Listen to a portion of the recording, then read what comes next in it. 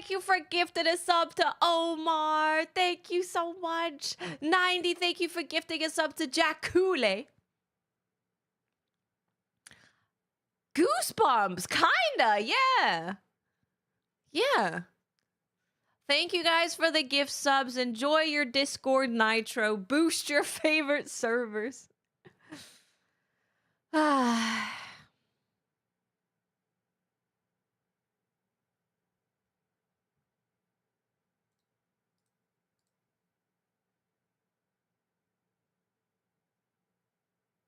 That's fine. Yeah, we're looking at the art.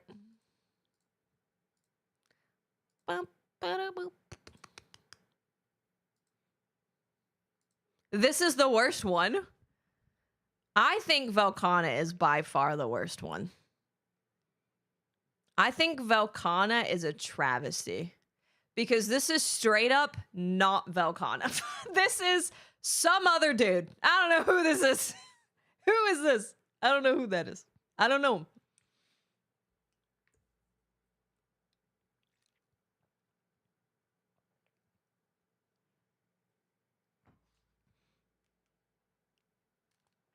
What's up, Ale? How you doing? It literally doesn't, it's not her face. Like, it's really not. And the pose is weird. And like the composition and the proportions are just, it's just kind of weird, man. It's just kind of weird. It's kind of strange. Is it actually AI? I would hope not. Did they credit them? Did they credit the artist?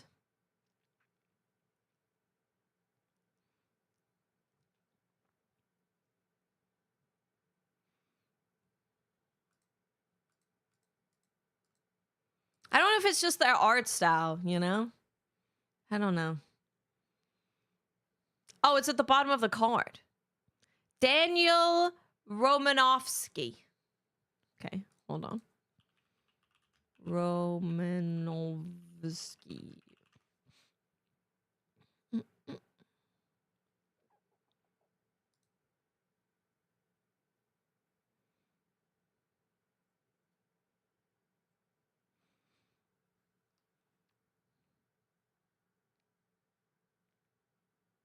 I appreciate the collab. I was gonna get some. I was gonna get a couple.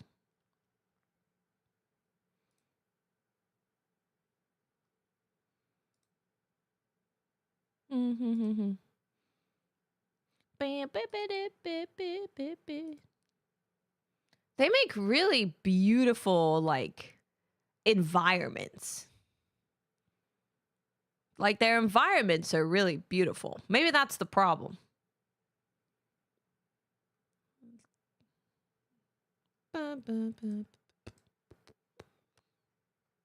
Yeah, like, the environments are really, really dope.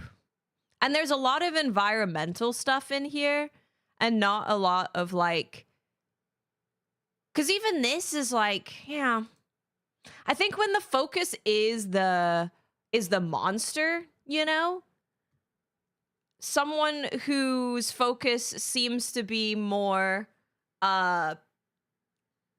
environments or like big things going on, I think it's a little bit hard. I think it's maybe just not a good match. You got people asking if it's AI. You see what I mean? Like, all of the, like, I really like this art, but there's not heavy details on their, like, characters. So when the focus is the monster, one monster, I think that's tricky.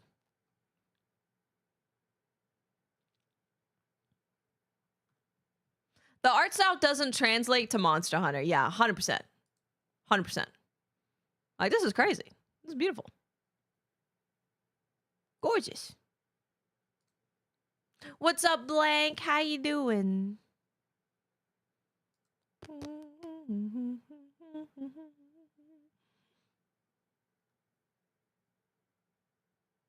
Hit your For You page? Dude, I haven't posted a TikTok in 7,000 years. That's a surprise. Oh, spill the tea. Hell yeah. Well, that's unfortunate because their art is really good. But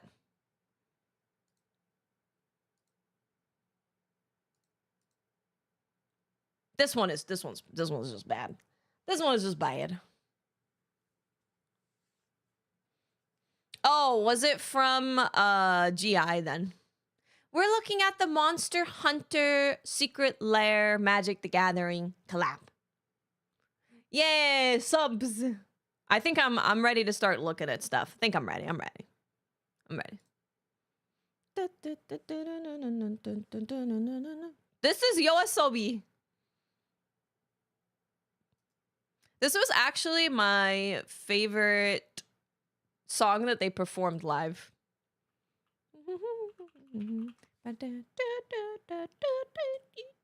Okay. It's loading. AT Volcana Hunt? Yeah, it'll be quick because you'll die in like half a second. You'll die in like 0.1 seconds and go, oh. Well, never mind. No, thank you. No updates. Bella she is eaten. So that's good. She has eaten some food. Ugh. She's eaten food, which is great because she didn't eat anything yesterday at all. And she's sleeping, which is also great because she didn't sleep at all yesterday because she was high as a kite. High as a kite looking for the water demon. So that's good. Maybe, no, we won't have music. We're gonna raw dog this bad boy. Okay. Welcome to thegameawards.com/nominees. We're gonna be going through the nominees and we're going to be voting. I think we just start voting right away. But they start with Game of the Year. Why do they start with Game of the Year? Game of the Year should be the last thing you vote for. We don't need to get mad already. It's too early. Game of the Year. We have Clair-Obscur Expedition 33, Death Stranding 2 on the Beach, Donkey Kong Bonanza, Hades 2, Silksong, and Kingdom Come Deliverance. This is exactly what I thought it would be. This was exactly what I thought it would be. I knew Yote wasn't going to be here. Obviously, our creators wasn't going to be here. I knew none of the games that I super duper duper enjoyed outside of Expedition 33 were going to be here. But clearly, like a shoo-in, Expedition 33, Death Stranding, Donkey Kong, Silksong. And then I was like, Kingdom Come makes a lot of sense. Hades was one of the highest rated games. Like, this makes sense. Do I have to log in? Please hold. I have to sign in. Please hold. One moment. I'm signing in.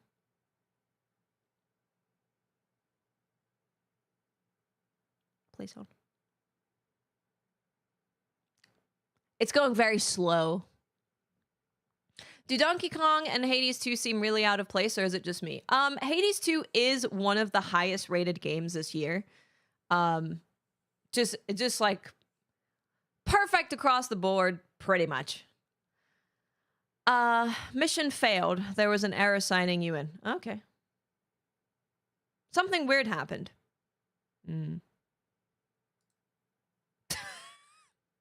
Okay. Maybe I can't vote right now. Maybe I have to vote later. Let me try logging in with a different thing. Connected. Aye, there we go. Okay, it worked. Donkey Kong, people were saying that this game was like the best thing ever when it came out. Trying to think is there anything that I would put that? I mean, personally, I would put Silent Hill there, but I understand.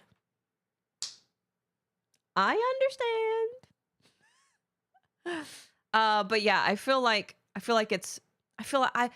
all of these were this is what I expected. This is definitely what I expected. Expedition 33 is my game of the year. It's been my game of the year since the day I played it. I knew nothing was going to top it. Bada bing, bada boom. There's things that have topped it in like specific categories, but nothing has topped it overall as an overall package. Next category.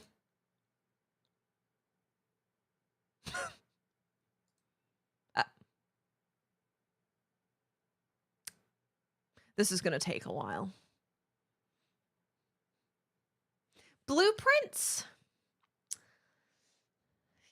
Am I surprised that Blueprints didn't get nominated? Hold on. Let me reload this. Okay. Tell others to vote. Okay, that's fine. Best Game Direction, awarded for outstanding creative vision and innovation in game direction and design. Game direction and design. Expedition 33, Destination True on the Beach, Ghost of Yote, Hades 2, and Split Fiction. See, creative vision, I actually think is really strong with Split Fiction for creative vision. Game direction and design, I think Death Stranding is super strong for that. Definitely not Ghost of Yote, I don't think. Because I don't think it hits creative vision. Yeah.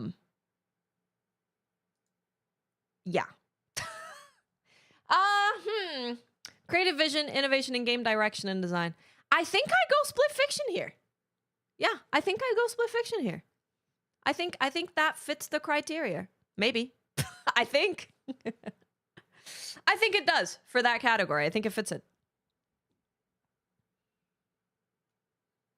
Early access took away some of the hype. Yeah. That's the thing. With Hades 1, that didn't end up being the case because people didn't really know about it until it hit 1.0 on like the mass scale. This one is really hard for me. Yeah, with Hades, people were really hyped about the next Hades, so they're really excited about early access, and then there was less of a buzz when it officially came out. Chaos, thank you for 83 months. Welcome back. Thank you so much. Thank you. Best narrative for outstanding storytelling and narrative development in a game. Cloud Obscure, Destination 2 on the Beach, Ghosts of Yote, Kingdom Come Deliverance, and Silent Hill F. I don't think Ghosts of Yote should be here. I haven't finished the game. I'm just saying where I'm at right now, I don't think that it has outstanding storytelling. This one is really, really, really hard for me because Claire Obscure's story is obviously phenomenal. Like, clearly, it made me cry. I thought about it for days. Silent Hill F, story is phenomenal. The way that it develops throughout your different playthroughs, the way that each playthrough focuses on a different thing, and then you're eventually unwrapping this whole thing, and it's a mystery that you are unwrapping playthrough after playthrough, and it's so fulfilling to do that. And I also think that the conversation that Silent Hill F is having in the game is, I think it's the more unique conversation because it's specific. It's talking about some rough things and they are not afraid to talk about it.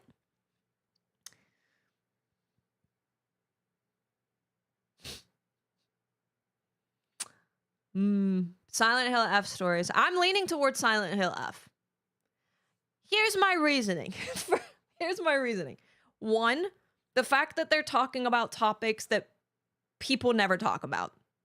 Two, the fact that they're talking about those topics in such an extreme and unabashedly afraid way. Three, the way that the narrative develops through the game is both good in both of these games. Both Expedition 33 and Silent Hill F are both incredible in those ways.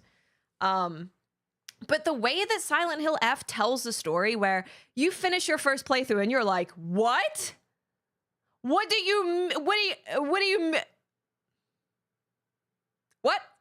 And then you start the next playthrough right away because you're like, what the hell? And then right away, as soon as you go into that new playthrough, the cutscene is different. The conversations are different. There's new areas that unlock. You find out more about like everything. I think it's phenomenal. I think I give it silent F. Obviously, I love both. But goddamn. Goddamn. Next, we have Best Art Direction for outstanding creative and or technical achievement in artistic design and animation. Expedition 33, Death Stranding 2, Ghost of Yote, Hades 2, Silksong.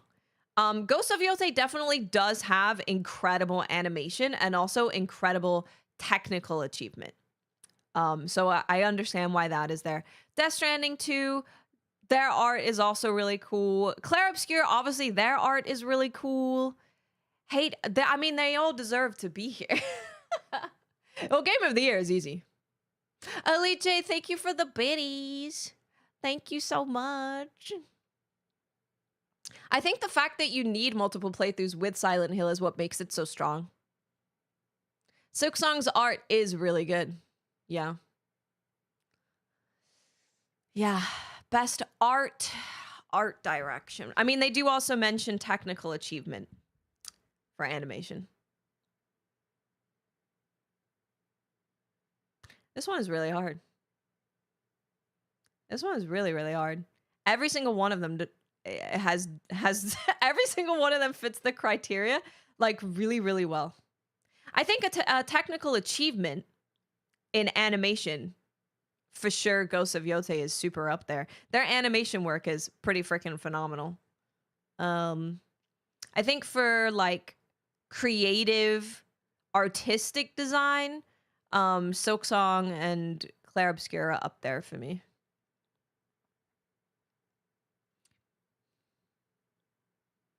Yeah, Death Stranding does. I know. It's literally, I can't even pick which one is necessarily the best. I don't know.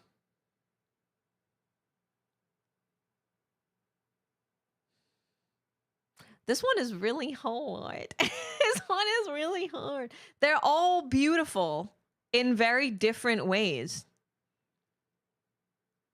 And animation-wise, Yote is nuts.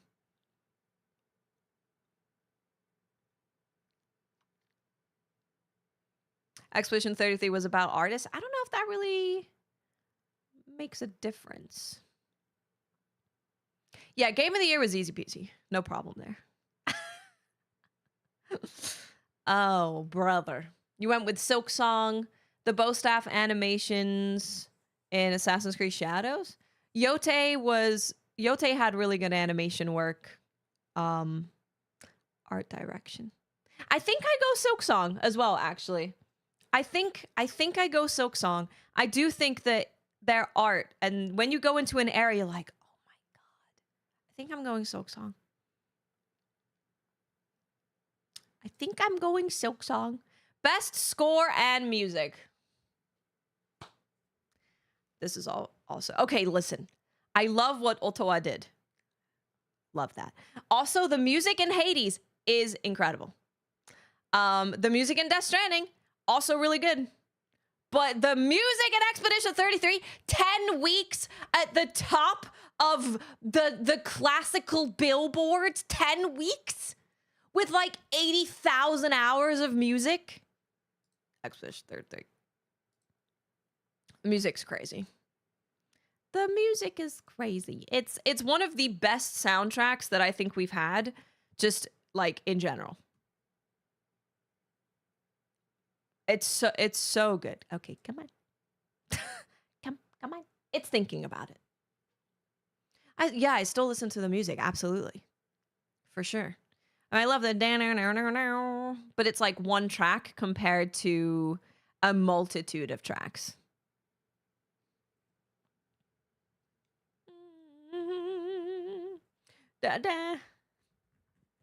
Maybe we try again.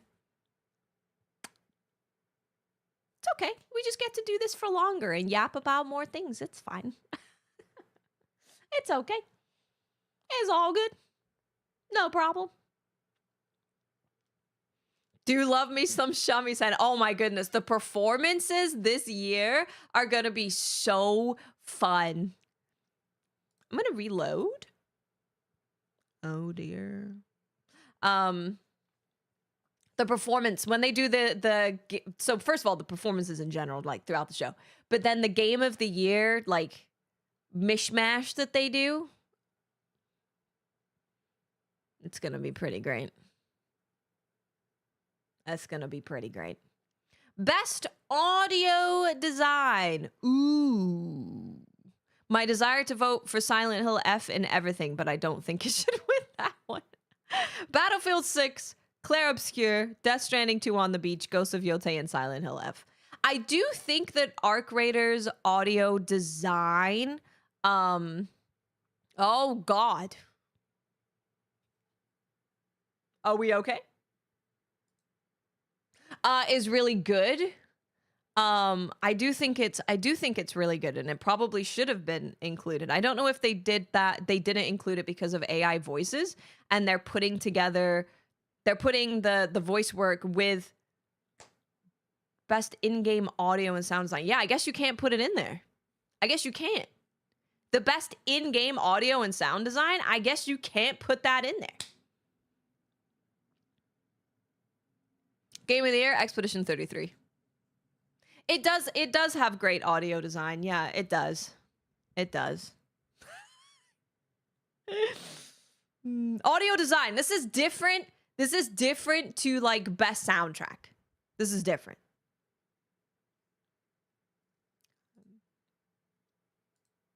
Next category. Best performance. Okay, how do you guys feel about the Expedition 33 cast having 3 slots in here? Personally, I understand why, but I don't think they should have 3 people in here. It's Ben or Jenna. It's not. It's not. It's not. Because like the alters, oh my God, definitely not Erica. I'm sorry. I really do like Erica, but not even in this stratosphere of performances, in my opinion. I think they should have put in the person who did the alters, because he's literally playing like 7,000 different people. They should have also put in someone from Dispatch here, I think. I think they should have put someone from Dispatch in here. Yeah. Well, the reason that the French VAs aren't in here is because that's not like the default language of Expedition 33. Like the default language of Expedition 33 is English, just like the default language of Silent Hill is Japanese. Finally, we had like a non-English voice actor nominated, by the way, which never happens. Troy Baker did do a fantastic job as Indiana Jones. He absolutely did. He really did. This is an easy choice for me, actually. The choice is Konatsu Kato. Here's my reasoning. 1. So I know, okay, it does say best performance, and it's saying voiceover acting, motion, and or performance capture, right? So of course you don't have to do every single thing to be nominated or be worthy of winning. But Konatsu Kato is the face of Hinako in Silent Hill. She is the voice. She is the motion capture. She also had a really, really difficult role to do. Like, she was arguing with herself. And she was method acting so hard that she said that she kind of lost herself and started feeling a little bit crazy. And her performances are like visceral. You know how, so this is the same thing actually when we talked about Final Fantasy 16 and Ben Starr's performance in Final Fantasy 16. And there were moments in his voice acting in that game where you viscerally felt the emotion that he was portraying. It's the same thing here. Like, I personally would say it's between Jennifer English and Konatsu, but personally, because she had to portray more things than some of the others listed. But yeah, I think, man, if you listen to some of the work that she did in this game. It is crazy. The Erica is also the face, the motion capture, the voice, all of that. For Expedition 33, it was different people who did the motion capture. Again, I don't think that's like a bad thing. I'm just saying for overall and how incredible she did. Like Konatsu Kato is at the same level as all of the other people that are here. Absolutely. And I'm so sad that so many people haven't heard it because it is a smaller game and it is more niche and people don't tend to give flowers to horror games. And you have to do multiple playthroughs. But I'm so glad that she was recognized for what she did because it is some crazy stuff. What she did in that game is crazy. I mean, imagine method acting a role where you are arguing with two versions of yourself. Yeah, it's a lot. It's a lot. Konatsu. Still Wakes the Deep should have been nominated in the year it was. In this, I do believe we should have dropped some of the Expedition 33 cast. I think we should have put the alters in here. Definitely. He portrayed so many. He portrayed so many characters. Truly, like, crazy stuff. And he did it well. It sold better for a Silent Hill game. Yeah, it did. Oh my god, are we stuck again? While we're stuck, I'm gonna get this package. Give me a second. While we're stuck here forever.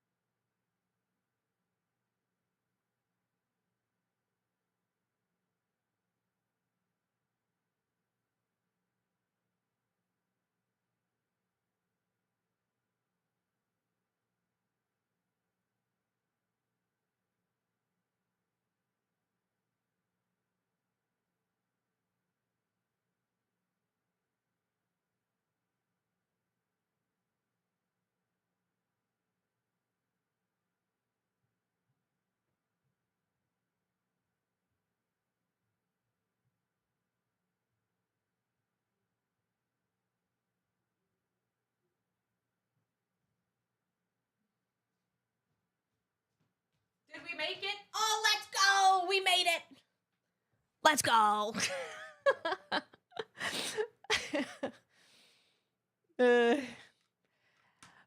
Okay, innovation in accessibility. As I left, that's okay. I was checking on Bella too. I saw okay. This is the Game Awards. Just voting for the Game Awards stuff.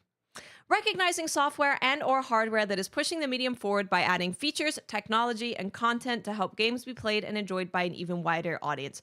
I do have the need to vote for South of Midnight for just anything because I thought it was actually a pretty unique and cool game, especially artistically. Artistically, it was really freaking good. And also soundtrack, by the way. Soundtrack as well. I don't actually know. See, this is the problem, right?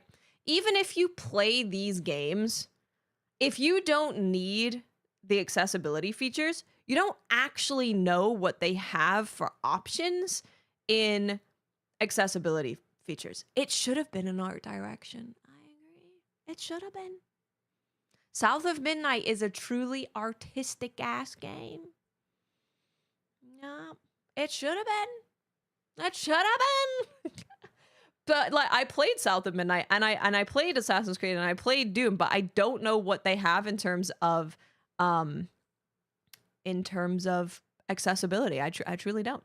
So as much as it's maybe bad to do this, I think I will vote for South of Midnight just because I do think it deserves a vote for something. So the weather effects and AC shadows are the best weather effects, but we're talking about accessibility though. Yeah. Yeah. Innovation and accessibility. Maybe they had something going on. I don't know. I don't freaking know. I didn't check the accessibility. South of Midnight. Oh, true. Ninja Gaiden for the one-handed mode. True. True. True that.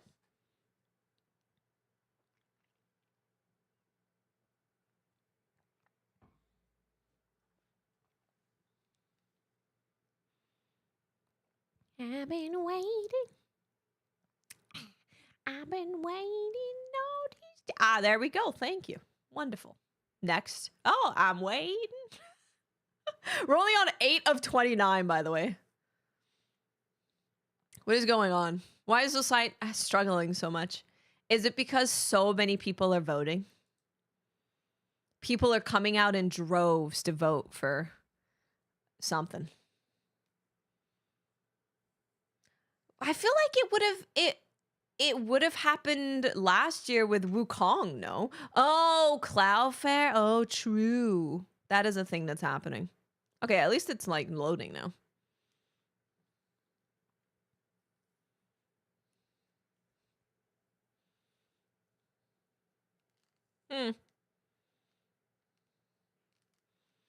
Ba ba ba da da. Woo! We made it. Games for Impact. Okay.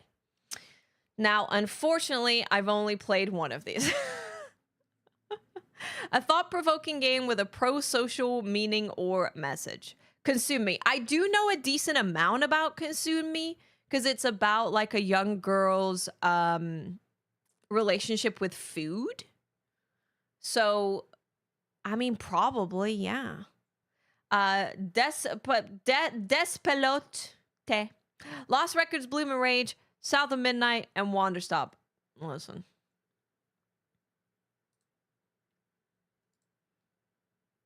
Best Ongoing. Awarded to a game for outstanding development of ongoing content that evolves the player experience over time.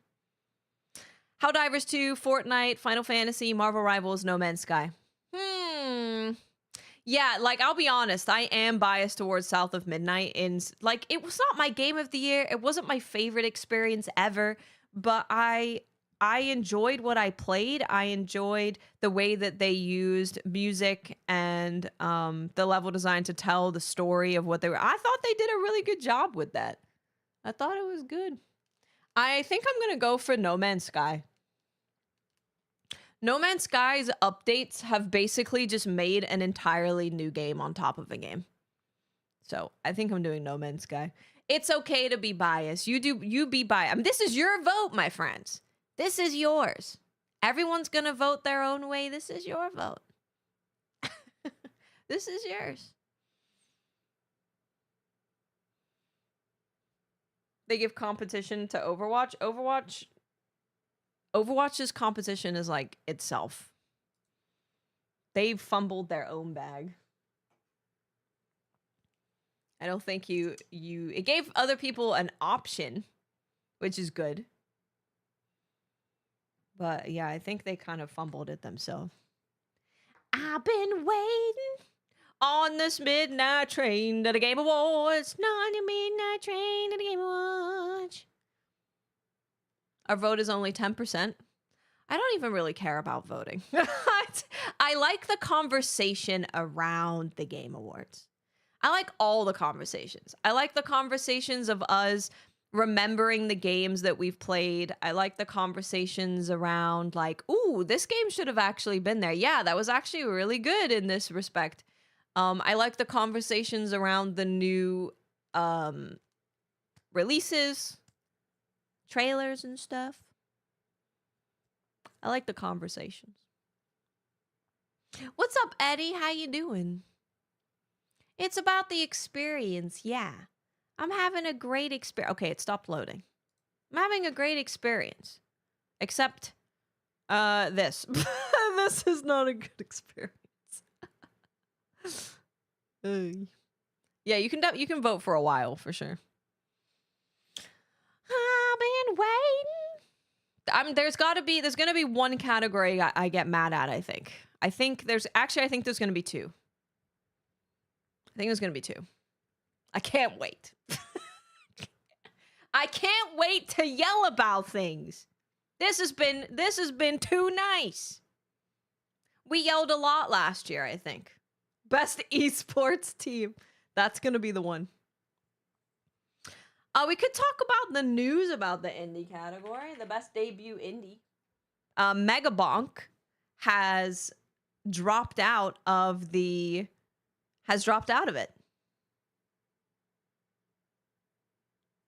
Yeah. Because they're like, this is not my first game. So no more Megabonk. Best community support. Recognizing a game for outstanding community support, transparency, and responsiveness. Ooh. I think I go Final Fantasy here. Oh, yeah. No, I actually don't care about the indie section at all. This year. Baldur's Gate? Yeah. Yeah, that's true. That is true. These are kind of, well, no, they're not the same. They're similar. The last two categories, they're kind of similar. Definitely not Fortnite. What are they doing? What are they responding to? Freaking nothing. Would do Baldur's Gate. That's very true. They're just doing their own thing and they're like, freaking enjoy it or don't enjoy it. We don't care. Well, I guess they do care.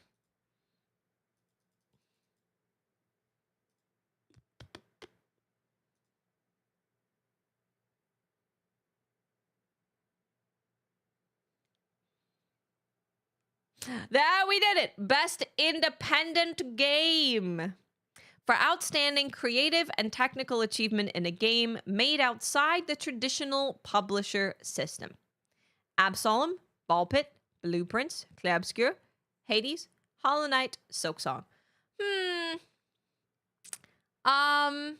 actually kind of hard because like a lot of these are they're all very good.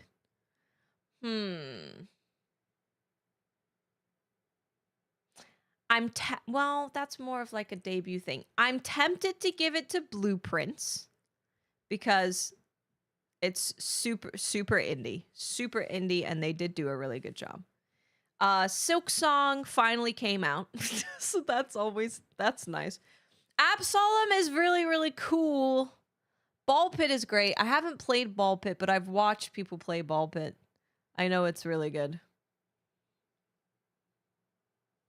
The conversation of like indie and having a publisher is so weird because like Grime, for example, that's a studio with 4 people and they had a publisher, and saying that they're not indie because they just straight up have a publisher is kind of crazy to me. Because a lot of the time when it comes to you acquiring a publisher, you acquire a publisher after you've done the vast majority of work on the game, and then a publisher puts in money usually for marketing. Yeah. It's usually marketing.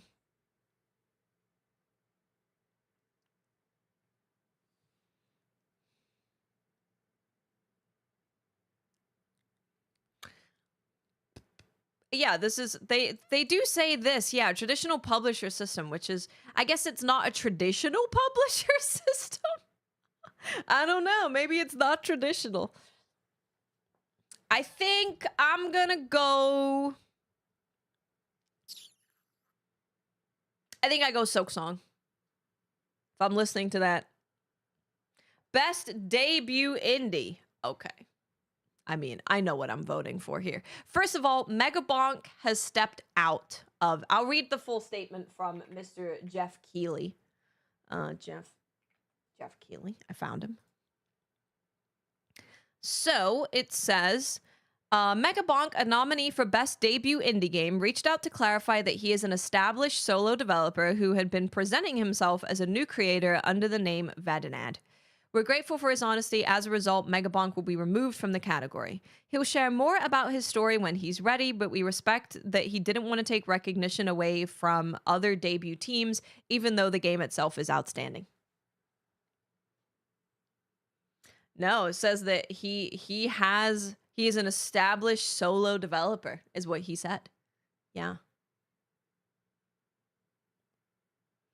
I'm voting for Dispatch.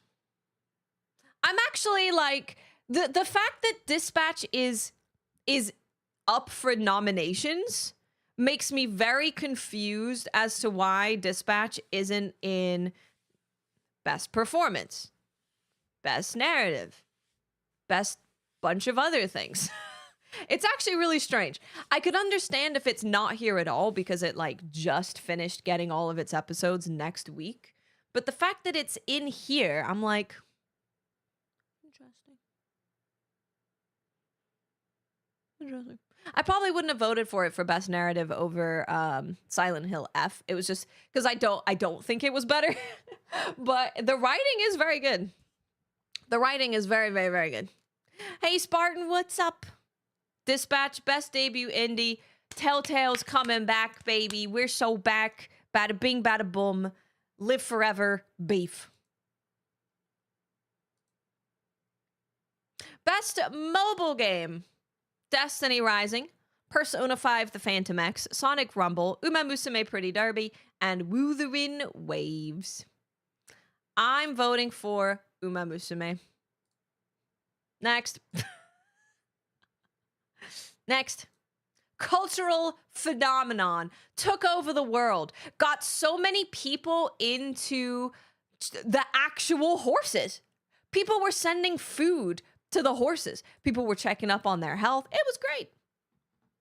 Yeah, it was wonderful. It was wonderful. We're stuck again. We were smoothie, easy breezy for like a couple seconds there. It did deserve a nomination. Yeah, it also deserved a nomination for performance. Absolutely. Definitely did. Definitely. But weird.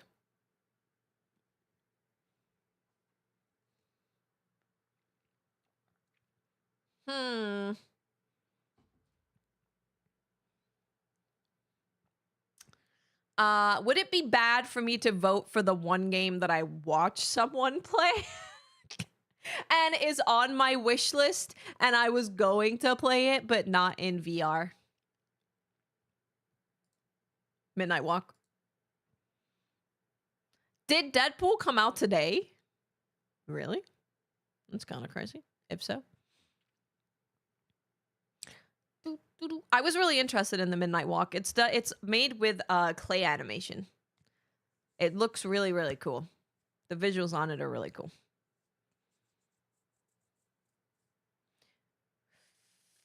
Best action game.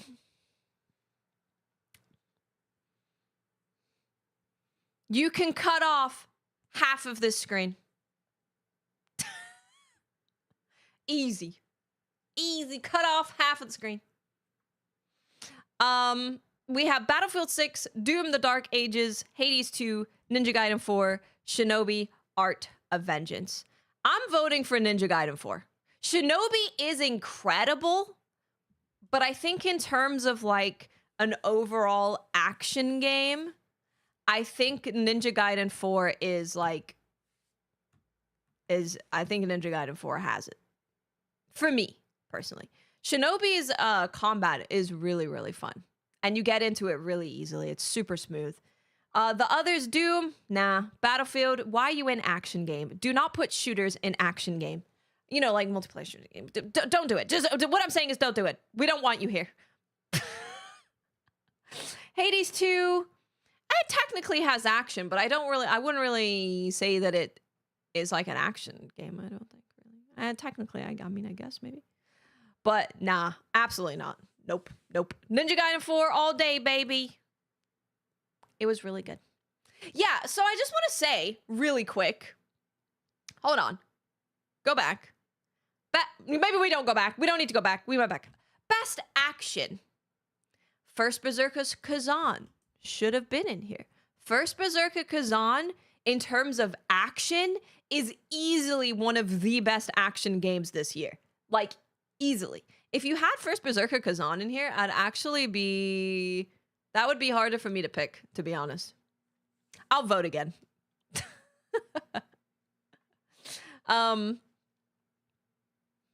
Wu Chang Fallen Feathers. No, I don't think that needs to be there. But I do think First Berserker Kazan needs to be there. Yeah. First Berserker Kazan should be in there. If we're throwing in multiplayer games in here, then yeah, Night Rain should be in there. In terms of action. Yeah. Yeah, true. True.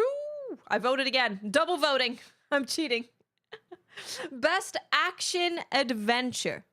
For the best action adventure game combining combat with traversal and puzzle solving. Death Stranding 2 On the Beach, Ghosts of Yote, Hollow Knight Silksong, Indiana Jones and the Great Circle, Split Fiction. I think I just go Silksong here. I think I go Silksong. In terms of like peak combat, traversal, puzzle solving, yeah, I think I would go Silksong. Yote makes sense, absolutely. Yeah, Yote definitely makes sense. For sure. Absolutely. But I think I go Silksong. Next, maybe.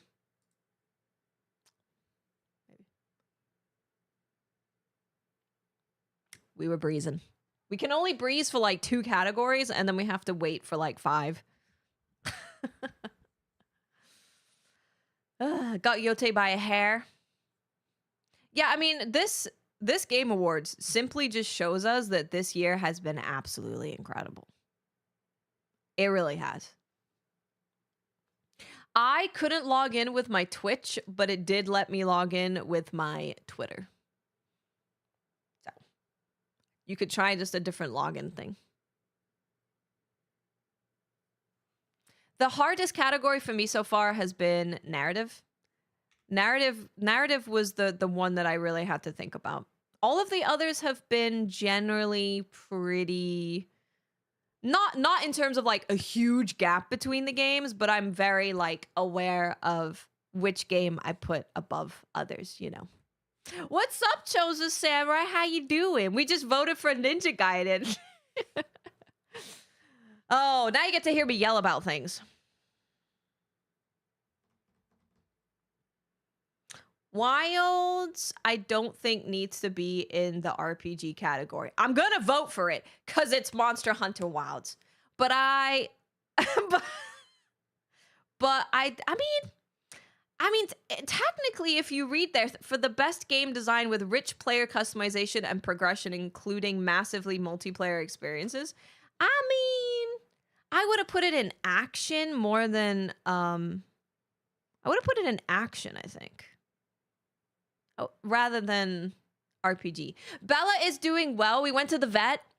We went to the vet yesterday. They gave her some liquids under her skin and some B12 and stuff. She was high. She was really high. If you're in our Discords, you saw pictures of Bella is just swirling her paw in various bodies of water. Yeah, but she actually ate food this morning. She's more comfortable, so I'm hoping we don't have to do anything else. I hope we don't have to. Yeah, I also think it should be in the action category. I mean, it's not technically wrong. What happened? Oh, okay. Uh-oh. Uh-oh. I didn't touch anything. I didn't do it. I didn't do anything. I took my hand off the mouse. I didn't do it. I didn't do it. I didn't do it. They don't want me to vote for Wilds. Oh my God. I don't believe it. Yeah, I'm not like super mad about it. I just don't think Wilds really fits in RPG. I think it fits in action or action adventure more. I think it just fits in those more. That's all.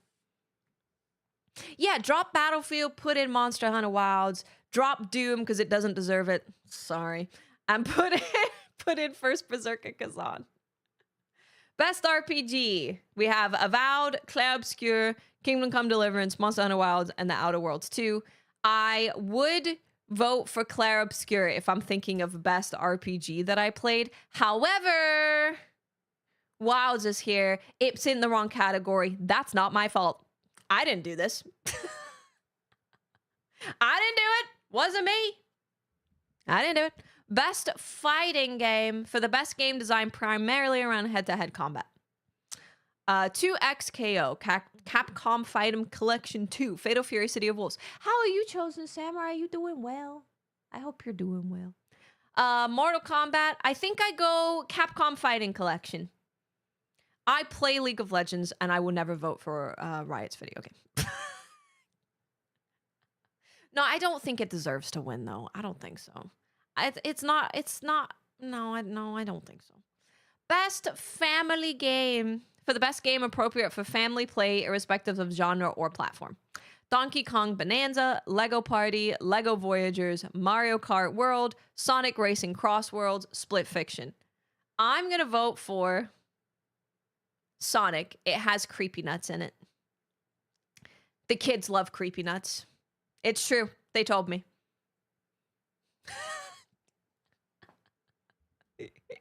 You can skip them if you want to. The kids love creepy nuts. Oh, we did it. Best sim/strategy. Creepy nuts? I'll play a song you probably haven't heard. Because you've heard some of their songs for sure. I'll play you this one.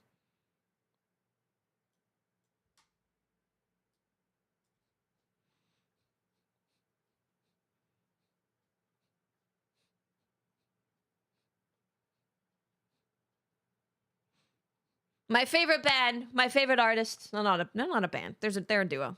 It's not a band. My favorite artists.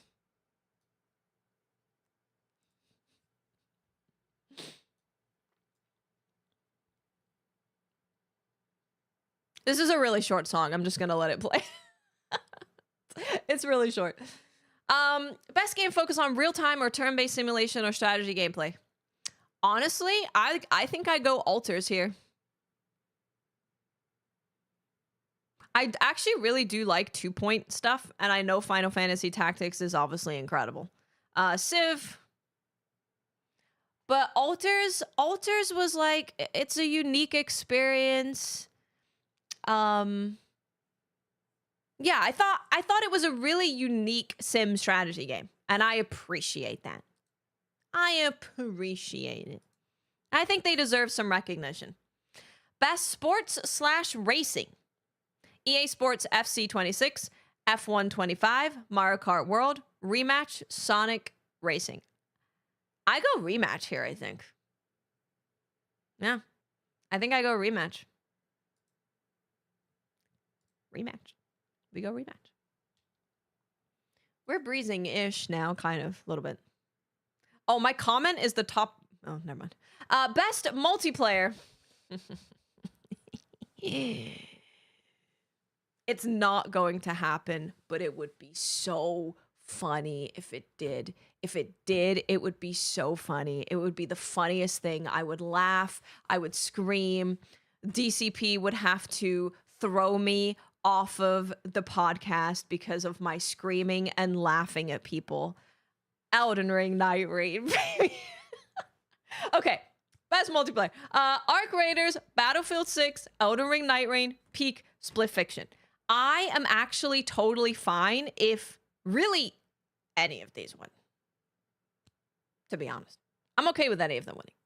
Like, yeah, I think they've all actually done, like, incredible things. Arc Raiders has brought a new audience to extraction shooters. Battlefield 6 has revitalized Battlefield. Elden Ring Night Rain is so much better than I ever expected it to be. I'm addicted. I want to play it all the time. I have so much fun. I love it. I love it so much. Peak is... Well, I think peak is actually why people started calling things friendship slop. No, I'm not saying it's friendship slop. Peak is really good. Peak did an incredible, like, in-game voice thing that was just so hilarious. Your friends can just be saying regular-ass stuff, and it's so funny. And then Split Fiction, like, Hazelight just make incredible co-op experiences. So, Elden Ring Night Rain, baby, bring it home.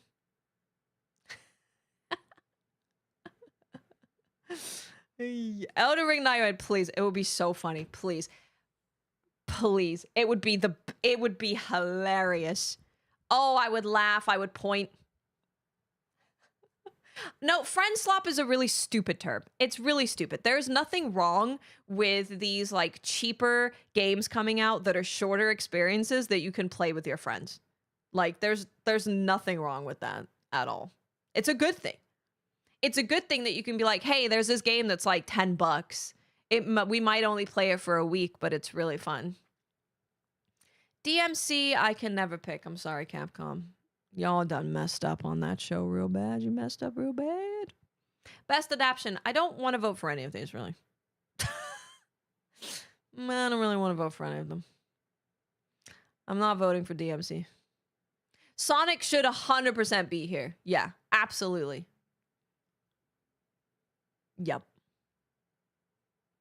Do we... The Last of Us because Pedro. It's a skip. Yeah, the word slop is weird. It's just a thing that people now attach to anything that there is a lot of. It's silly. It's silly. Silly billies. Until Dawn. Sounds like we vote for Until Dawn.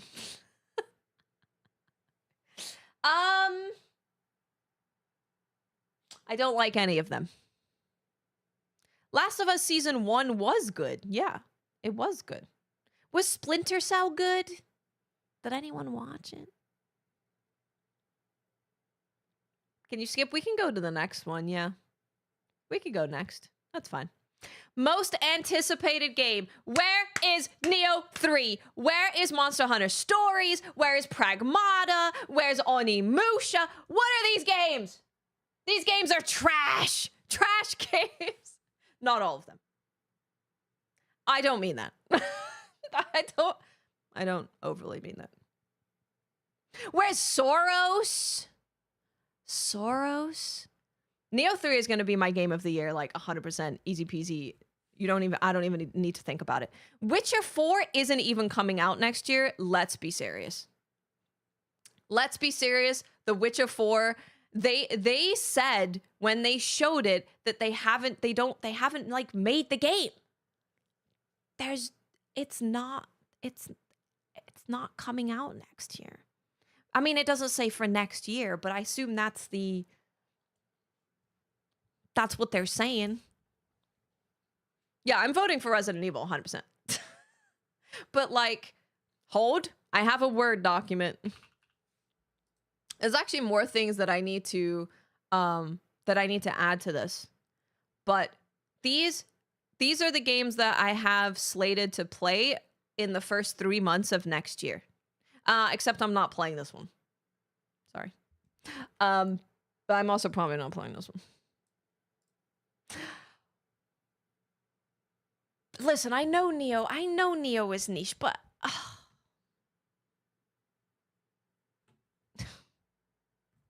Onimusha, come on. Onimusha's niche too.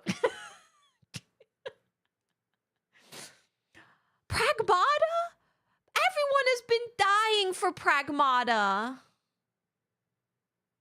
Everyone's been dying for Pragmata. Come on. I'm voting for Resident Evil. I'm not going to play 007. I actually think it looks pretty cool. Grand Theft Auto, I don't really care about Grand Theft Auto. I understand what they've done on a large scale. It's just like not my kind of thing. Wolverine, same thing, not my kind of thing. The Witcher 4 is not coming out next year. It's not coming out the year after. I would be surprised if this game comes out in 2027 for sure. I would be surprised. I'd be very surprised. Yeah, we're super close to Soros. Why does no one care? I don't get it. It is Hitman. Yeah, it is. It is Hitman. Resident Evil, because I will be playing it. Out of all of these games listed, I will be playing it. Pragmata is really cool, man. Pragmata is genuinely really freaking cool. Like that is a game that just works, and it is very unique.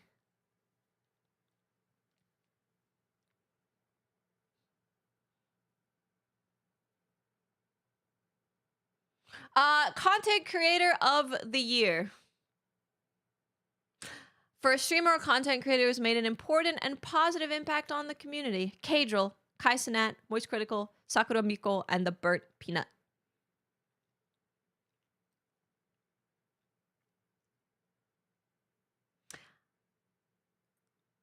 I'm between Kadril and Sakura Miko. She's so funny. She's so freaking funny. She's so funny. The reason that I am thinking of Kadril is his league streams that he does are crazy. Like, you get so much more insight into the game and what's going on. And like, genuinely, he does a really fantastic job at what he does. He does a really, really good job. I voted for Moist because he's in Dispatch. That is very fair. That is fair. No Iron Mouse. I think, was Iron Mouse in there last year? I think she was, right? Dude, she's so funny. I'm gonna vote for Kadril. I think he did some pretty nuts stuff this year, and I thought that was cool. Best esports game. Counter-Strike 2, Dota 2, League of Legends, Mobile Legends, Bang Bang, Valorant. Now, I normally just vote for League of Legends because it's the one thing that I watch and play. However, Dota 2 has a Monster Hunter collab.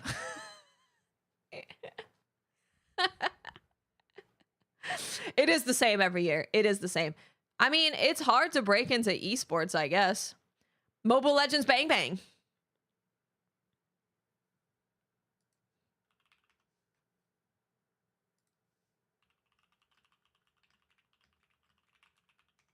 Gameplay, it's French.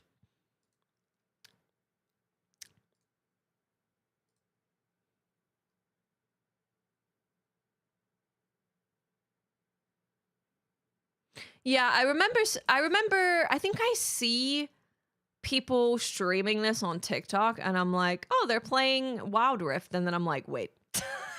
Wait a second. Wait, that's not Wild Rift. Wait, that's not League of Legends.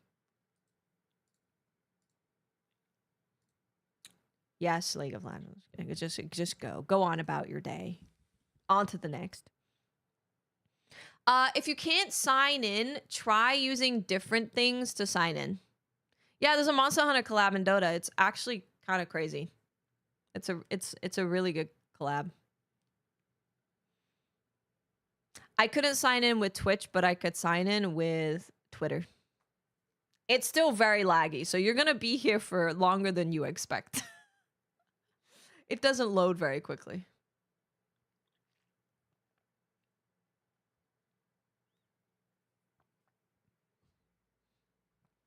Okay, more creepy nuts, I guess.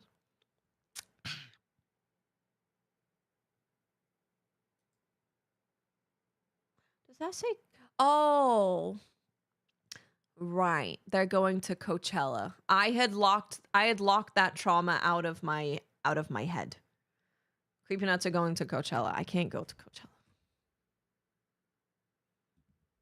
Best esports athlete: Brock, Chovy, Forsaken, Kakaru, Menard, Ziwu. I'm voting for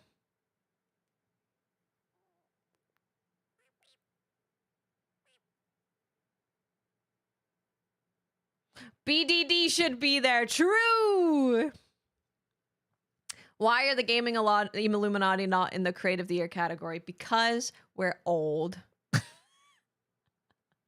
Because we're old. I'm voting for Chovy. Voting for Chovy. Sorry.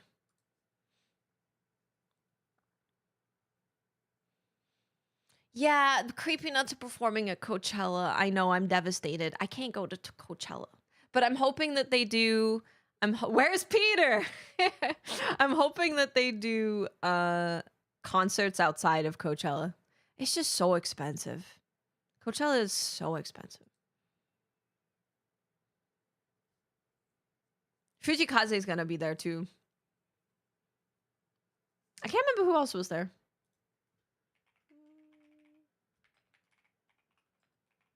let's see, that I was interested in seeing, I should say. Best esports team: Genji, Energy, Team Falcons, Team Liquid PH, and Team Vitality. Just vote for Genji and move on. Oh no! Oh, it broke. It's gone. Okay, well, good, great, fantastic, wonderful. Start again. It says success. Hey, Pamcha, what's up? We're gonna be here for 18 hours trying to cast our votes.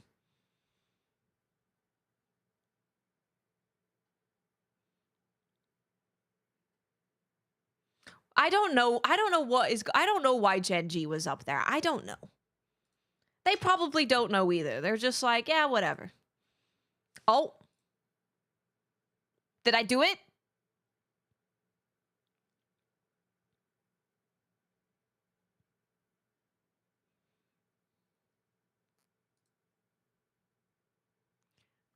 I voted. Hopefully they know that I voted, maybe. Kakadu is very handsome. Soros is the first thing you see when you boot up PS5? Nice. I hope more people play it than people played Returnal.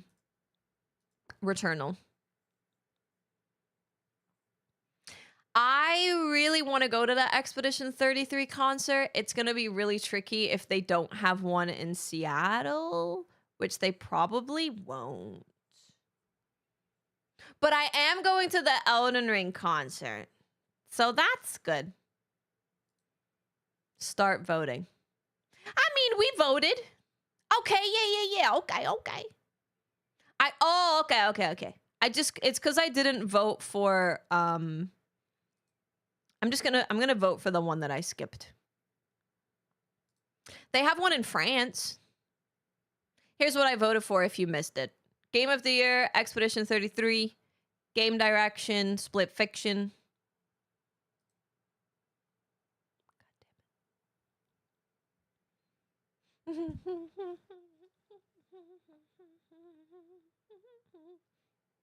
Best Art Direction, Silk Song. Oh, brother. Best Score and Music, Expedition 33. 12 nominations is the most nominations anyone has ever had. Yeah. I got my tickets for the Elden Ring concert. I am going to be so happy that day. God, I hope they have themed cocktails because that's fun. That's fun. How many did Baldur's Gate 3 get? How many nominations did Baldur's Gate 3 get? They know what I mean, Sherlyn. 11. Oh, 9. 9 at the Game Awards. Expedition 33 was 12 at the Game Awards. Oh yeah, Aeon 2 got announced, huh? I played Aeon 1 and then the first one, and I stopped playing it because everyone had just started botting, so you literally couldn't do any PvP at all because it was just all bots. All bots, only bots. It was only bots. So you're like, oh, well. Empire Polo Club.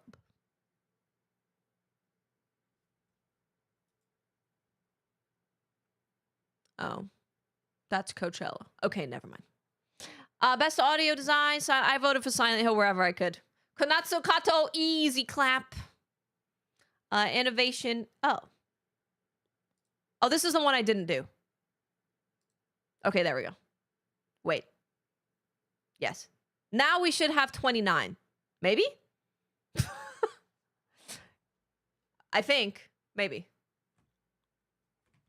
Dispatch should have been nominated for more categories. Yeah. Yep. Yeah, I was surprised to see it nominated. And then I was like, oh, well, if it could be nominated for debut indie, then could it not be nominated for narrative, voice acting?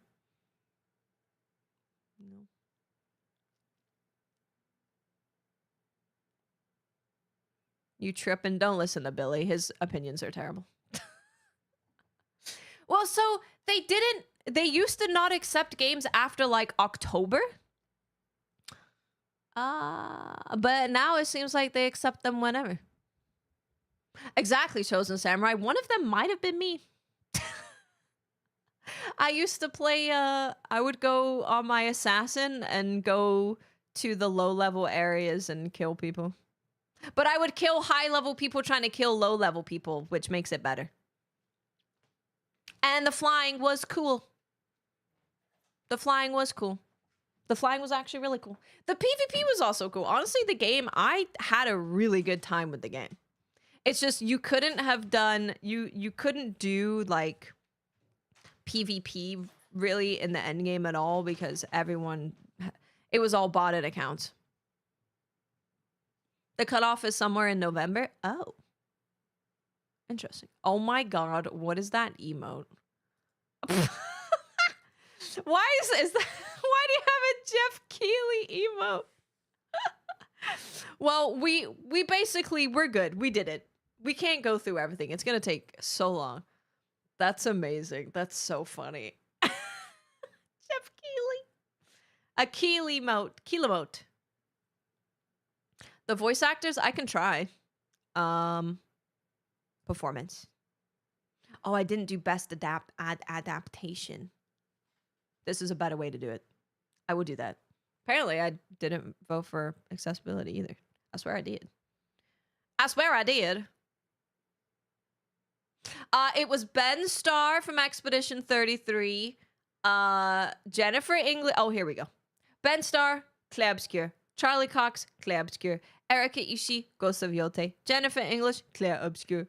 Konatsu Kato, Silent Hill F. Troy Baker, Indiana Jones and the Great Circle. We're going to be finishing our Silent Hill playthrough today, by the way. I'm very excited. It's our fourth ending. Our fourth and final ending, story ending. And we're going to talk about the story. Prepare to be traumatized. Or not. I don't know. Maybe something happy will happen. Yeah, no, Troy Baker, he did a fantastic job at being Harrison Ford. It was very impressive. It was very impressive stuff. What's up, Dave? How you doing? What's that chat badge? Fright Fest, of course. I voted for Sonic Racing. Yeah, I voted for Sonic Racing for Family Game. I'm gonna give this to... Man, I want to just vote for Devil May Cry, but the... I'm voting for Splinter Cell. I heard it's great. It's really great. It's actually the best thing ever, I believe. Yeah, people were really stoked about it.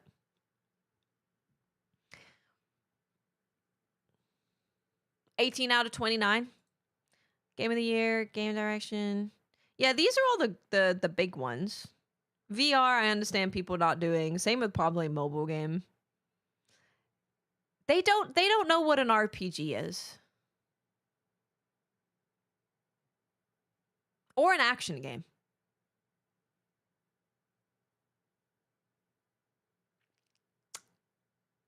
Unfortunate. They don't know what categories mean. At least we got a great Evanescence song from DMC. True. That's a good point. That's a really good point.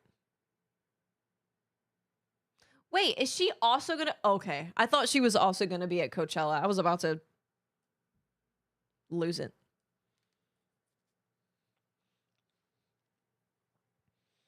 Sam Fisher needs to come back in video game format. That would be awesome. Yeah, they don't have a best FPS. Dude. It's not gonna happen, but it would be so funny. Where is best multiplayer? Can you imagine? Oh my god, it would be so funny. It would be a great day on the internet. It would be and we'd probably be watching the Game Awards with Mylan.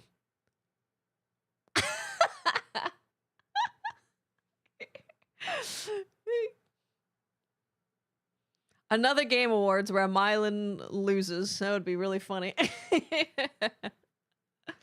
So the audio design thing, where is it? Audio design.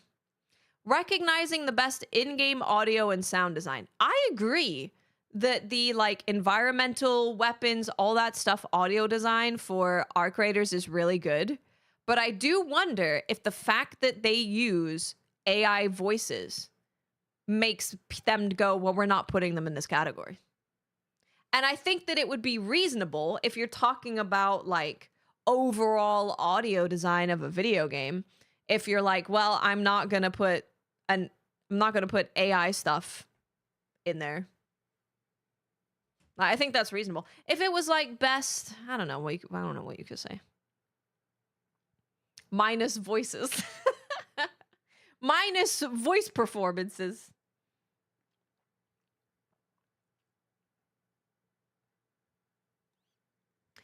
Well, exactly. That's my thinking, is that like when they're talking about audio design, because the other one where it's like soundtrack or whatever they said, that is specifically about like the music of the game. This is about the overall audio design of the entire game. So, yeah, I think if you use AI, you don't get to be in a category for being the best at a thing. And I'm like, okay. But I mean, I agree. I think it's really unfortunate, and I think it's really stupid that they use AI. I think it's just all really stupid because their quality is so high. Can you just stop it? Stop it. Because yeah, their audio design is really, really, really good. It's really. Next year will be interesting as AI becomes more prevalent. Yeah, there's gonna be some fighting. There's gonna be some fighting for sure. There's gonna be some fighting. Comment from a dev company about AI use? I don't think I did. I don't think so.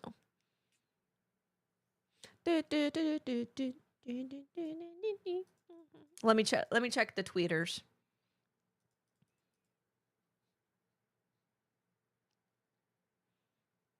Oh, Monster Hunter community on Twitter are freaking pissed about the Magic the Gathering stuff.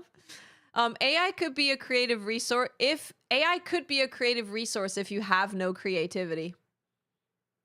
Yeah, like, dude, there's so much that you can have AI do for you that actually helps you in your creative endeavors. You don't need to have it doing the creativity for you. And this is the thing that really sucks, is that Arc Raiders is really, really good. Like gameplay, their enemy AI, their sound design, it's all so well done that when you hear the AI voices, it kind of is just like, the hell was that? The hell was that? It brings you out of it, and it cheapens the overall experience. I wish people would understand that. Using AI cheapens your product. Like, if you have a company that's selling something and they're using AI for their poster, it makes me assume that you're a broke ass bitch and your product sucks.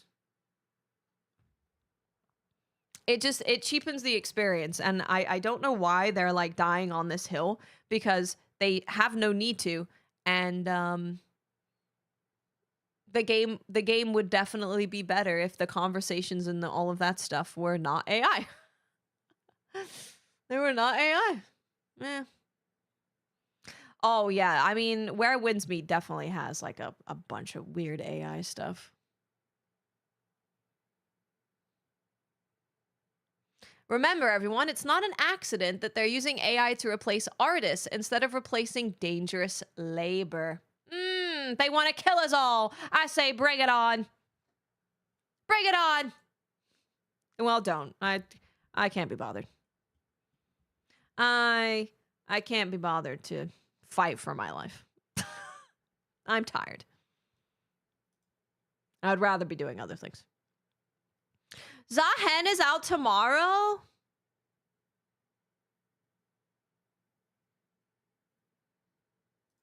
Dimitri, are you playing Zahen top? Oh, you don't want me there. You don't want my resistance. My resistance will be, we're going, yeah, you know what? Nah, I can't be bothered. It's fine. Just go on about.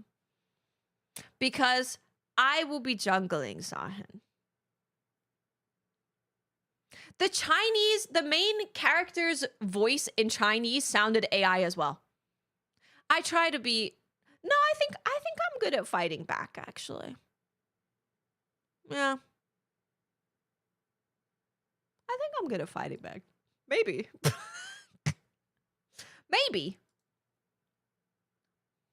Maybe. How long before they get rid of the revive? I hope that because they got rid of a revive before on a champion, that they wouldn't do it again until it was like good. It's not that they want to kill us all, it's that they want an acceptable percentage to die so that you're afraid to rock the boat.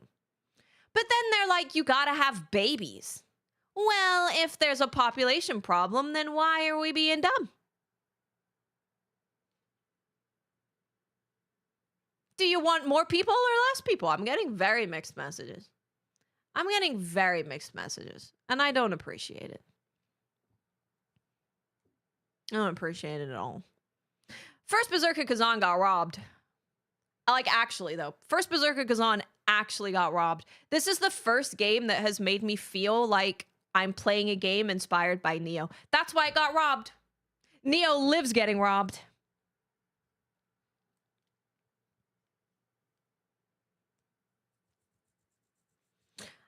It wasn't in Best Action. No, a lot of people are very not smart. A lot of people are very not smart. Yeah.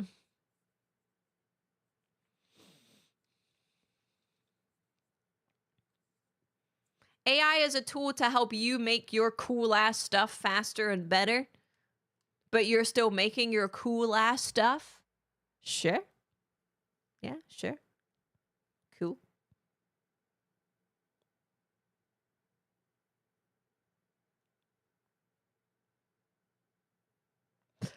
Oh, excuse me. Cronus and Helizuz is not up there enough with the quality of games that we had this year. It's not up there.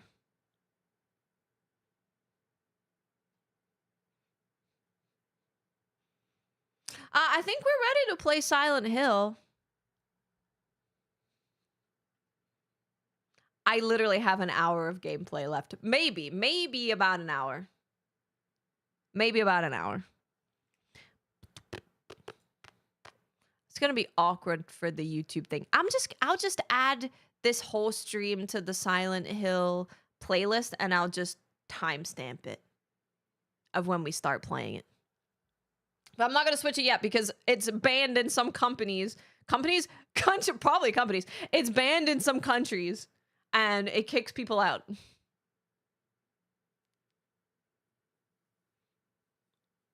Ice cream for Silent Hill ending seems pretty good too. I'll give you guys lots of heads up. We've done 3 endings. We're doing our 4th ending. This is the true ending. It's the ending for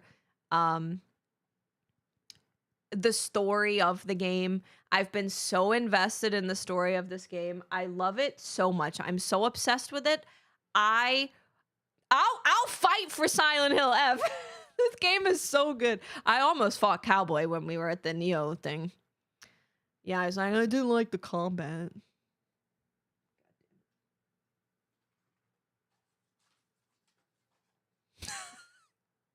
Didn't like the combat.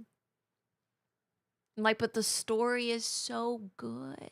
And now they brought in a lower difficulty. They brought in a lower difficulty that skips a bunch of combat encounters if you don't bother it. Dude, this game, okay, so this game, I'll give you a little TLDR as to why I love it so much. First of all, they're telling a story that is never really told. It's set in 1960s Japan. Yeah, me fighting Cowboy doesn't go well. He's a tall man.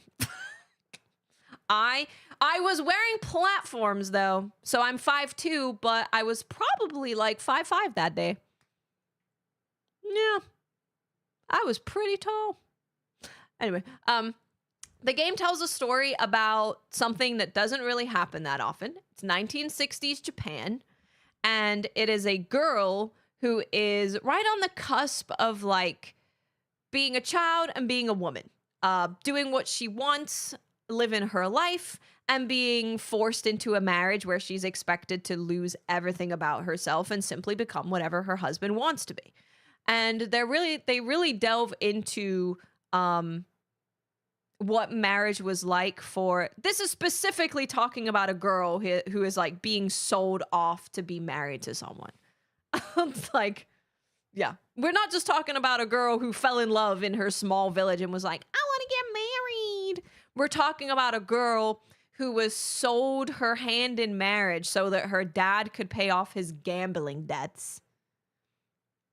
And she doesn't even know if she wants to be married in general, because everything she knows about marriage is men beating their wives and their kids. And she's seen a lot of traumatic, like, pregnancy and birth. So she's got a very bad thought about all things involving marriage and babies. And she is being forced into that by a bunch of people in her life. And she doesn't know what she wants to do. She's like, I don't know if I want to do that. And you got some people being like, oh, well, you should just stay with me and like play Space Wars with me forever. And then they're like, well, but you have to get married though, because your friends are going to get married and then you're going to be all alone. And then you're not going to be happy forever. You have to make sure you find a rich man that can look after you, that you can just be the rich man's wife. And then the men are like, you have to become a rich man. Otherwise, you're also useless. It's a bunch of bad things. It's just all bad. Yeah, I not only, so I understand people not loving that you have to play multiple playthroughs of the game to get the full story, but the reason why I feel differently with Silent Hill is because of the way they do it. The fact that it is different right out the gate. The fact that you know that a cutscene is different because it will tell you at the bottom right of the screen. The fact that brand new areas that you've never been able to go to are available like right away. It's yeah, it's freaking incredible. It is an incredible, incredible story. Just incredible.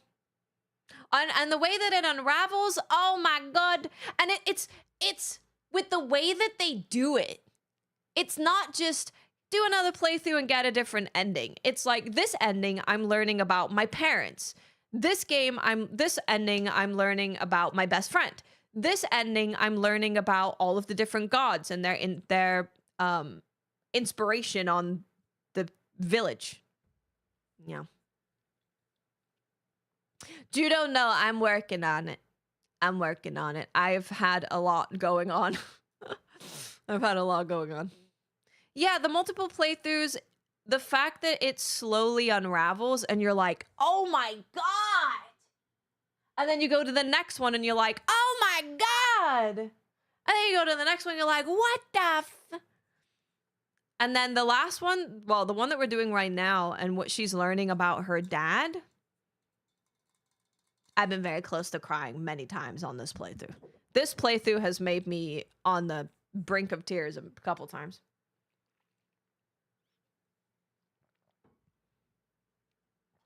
Elite J, thank you for the biddies. Silent Hill F2 ending.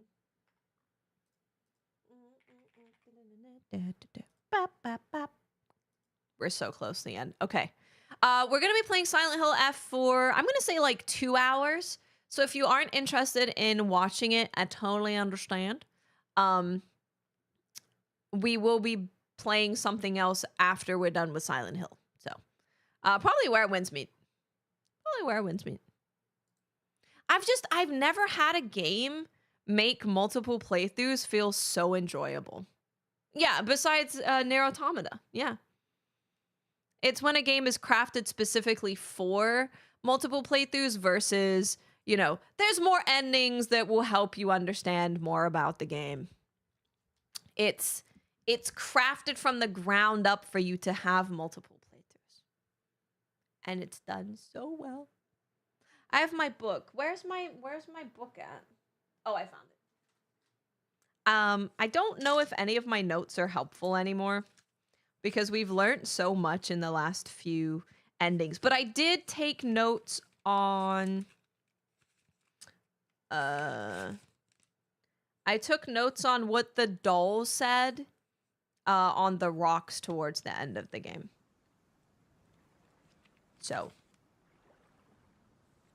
we're cursed by Oinari-sama. I don't know what that means yet either. Maybe our blood? I don't know. I don't know for sure.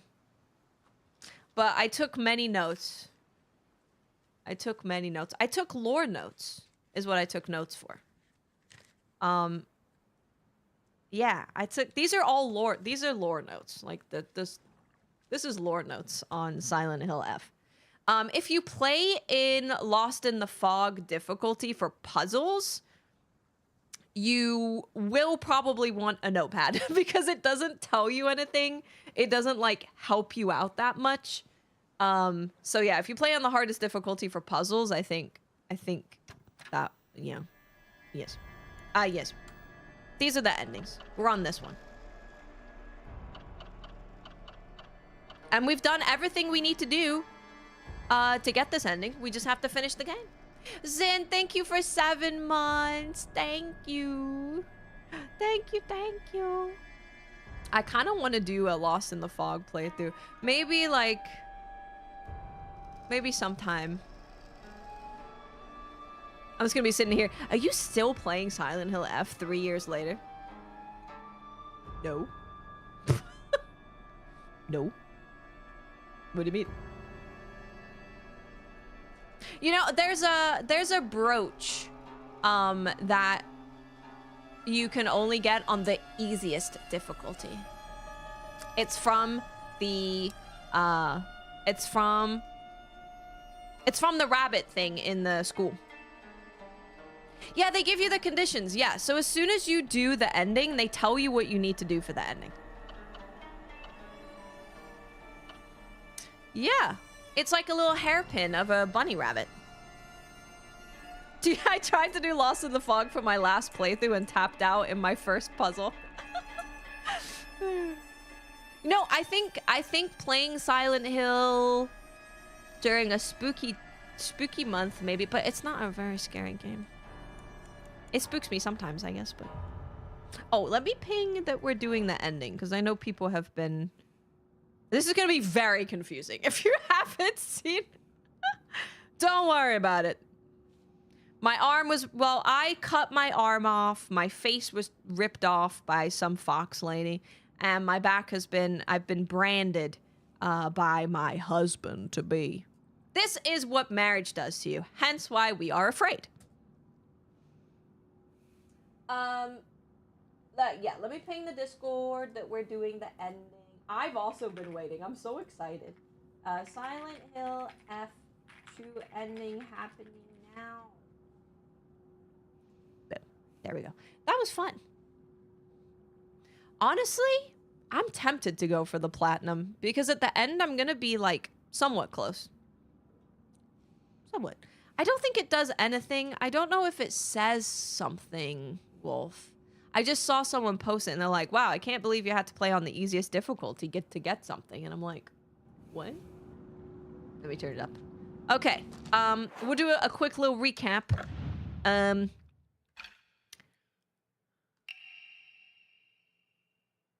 This is the last thing that we got. So currently, we're learning about our mom has cancer. Our dad wants to pay for the surgeries. He basically lost all of his money because a friend dipped out on him for a business adventure, and he also lost a bunch of money trying to save our mom. So that is why he kept trying to obtain more money. And this is why we're being sold to be married, because he has no money. But the reason that he has no money, we're starting to learn these things. Like we're basically in the situation of, it's not okay what our dad has done to our mom and to his children. but we are learning a little bit more about the reasoning as to why these things have happened. Yes. Mom's bag of prescriptions. She's on a bunch of drugs. We're in the understanding phase. Yeah. We're in the understanding phase.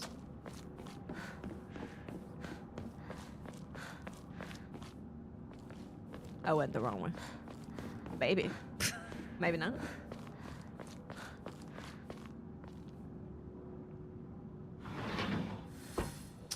Oh, we're back again. This puzzle was different, though. This puzzle will be different. Two chicks confide in one another in their shells. A fox watches over them in the light of his lantern. Nobody knows when or even if the eggs will hatch, not even the chicks themselves. Oh, also the journal. Oh my God, the journal. The journal is incredible. Look at this. If you haven't seen this game, the journal changes throughout your playthrough. It's got all of the characters in the game. As you learn different things about each character, it fills out the journal. Oh, it's so good. And look at the art in this. Ah, it's so good. It's so good. I really want a recreation of the journal. I want it really, really bad. Dude, it's just so sick. And then you have all this information about different things that you learn. Dude, I know the page sound. I love the page sound. It tells you all about everything. And you fill this out through multiple playthroughs. So say, for example, if the first playthrough we got stuff about Hote-sama, we would keep what we have about Hote-sama. And then it would keep filling it out. So when you go to your next playthrough, none of this goes away. You get to keep all of this. And it just fills it out and adds new pages to it. You know, you're so right about the page and the audio design. You're so right. You're so right. You're so right. And then they also tell you about all the puzzles in here. So this is how they give you information about the puzzles. And then this is also your tutorial. Is this the alien ending? No. This is the true ending. It's the story ending. Pretty freaking great. Pretty.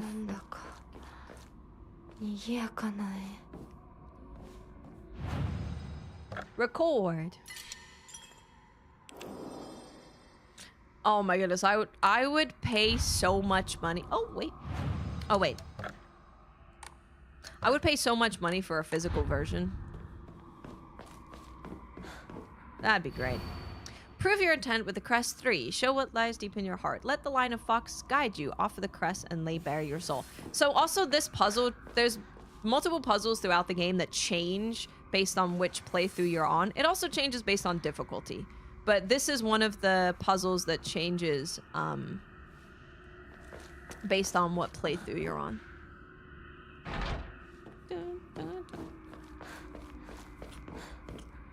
Let's go. God, it feels like I did this yesterday.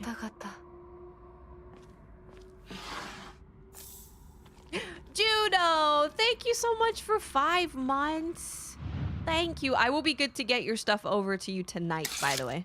I'm sending it directly through Amazon.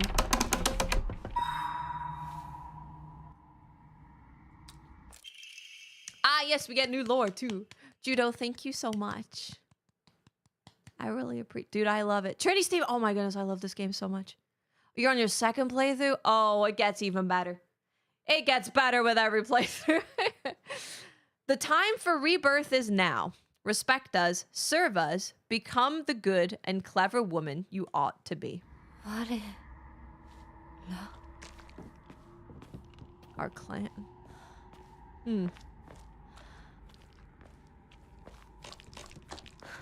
Crunchy. You know, you're so right. The audio design is banging. I don't feel bad about that at all. I know you from Frankie 2 times. Oh. Oh, god damn it. Let me turn it down a little bit. She's really loud. Neko Beach, thank you for gifting us some. Thank you so much. I hear you. Have no fear.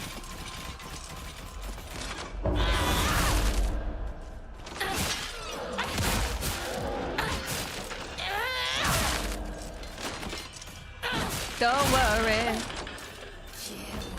about a thing, 'cause every little thing. I did play Silent Hill Remake, yeah. I liked it a lot. I like this more. I'm a little biased. In many ways. I'm biased in many ways. And you get Discord Nitro for 3 months. Hey. 3 months Discord Nitro. They're definitely making it worth as time goes on.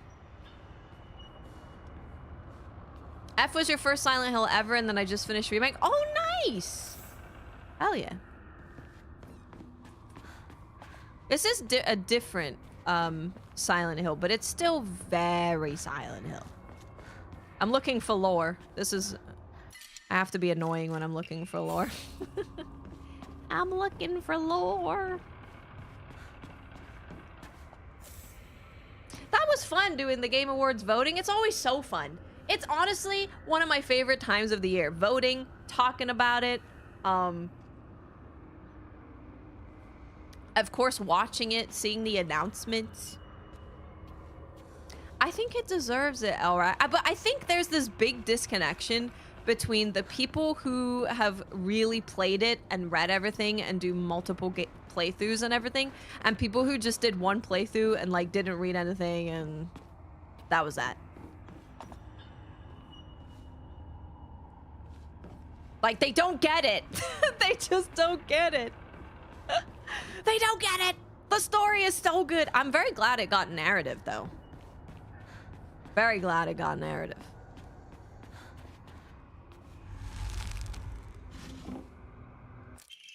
Black Sparrow.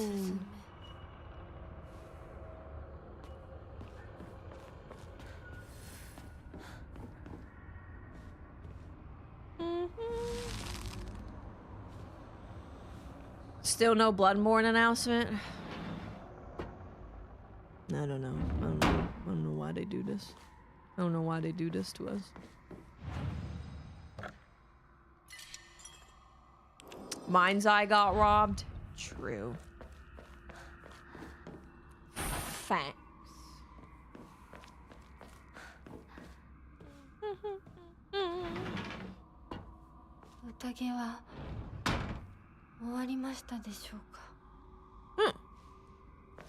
No statues in here. This kind of stuff also changes throughout different playthroughs. By the studio head. FBC fire break. Oh man. I could have told him it was a bad idea. I could have told him.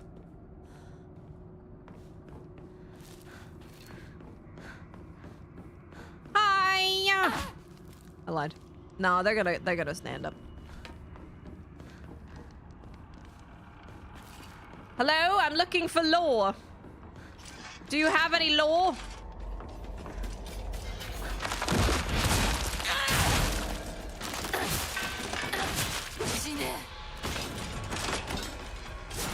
I hit it.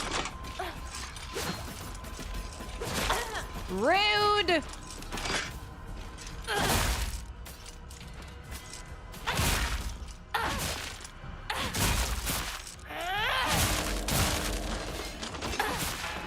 I feel really bad for people who wanted to be in that universe more. And they got FBC Firebreak. I feel bad about that. Because that's not what you even wanted if you were like wanted to be in that universe more. It's not it, man. Not it at all. Yeah, this is the you took the wrong door room.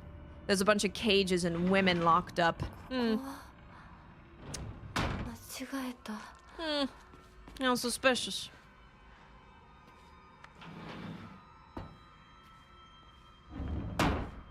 Okay. I do like the tea. I would prefer that over the higashi.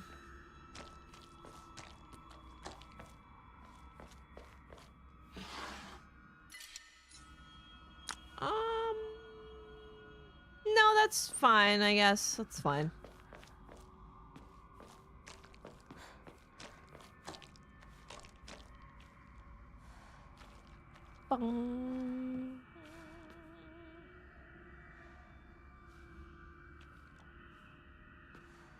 Is that Dad? Is that Dad? Could be. Yellow. I'm ready. Oh wait, hold on. Chocolate. Chocolate. Chocolate. Tea.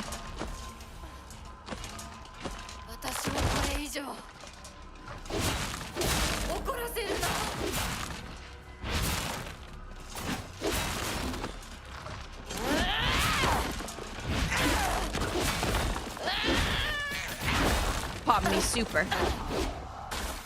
Very important. Gotta pop my super on these guys.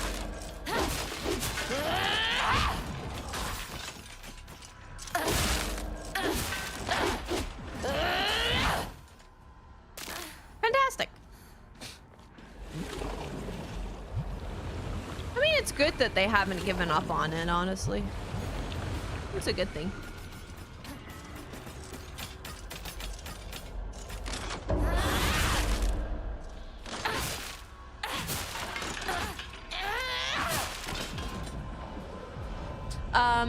Hinako is the only special woman the fox ever took, right? Like, the others were forced by the fox, while Hinako was pursued traditionally by the fox. I think he was just kidnapping them, wasn't he? I think they just implied that he was just freaking kidnapping them. But with Hinako, what he did differently was he tried to pursue her in, like, human ways. Sending her gifts and, like, all of this stuff, whereas the others, he just disappeared them.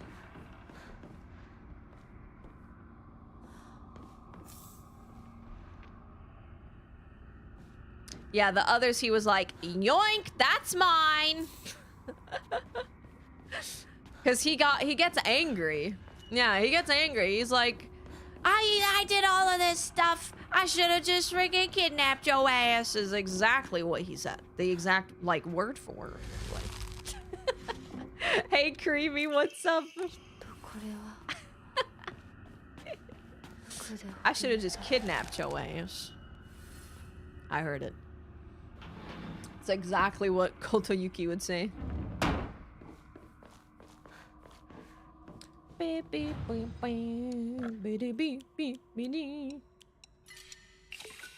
Want more controls so bad. I hated Alan Wake, but I haven't tried Alan Wake 2. Does the fox listen to the Fresh and Fit podcast? Yes.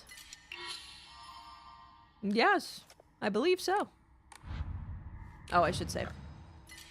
Remember, we crash once per day.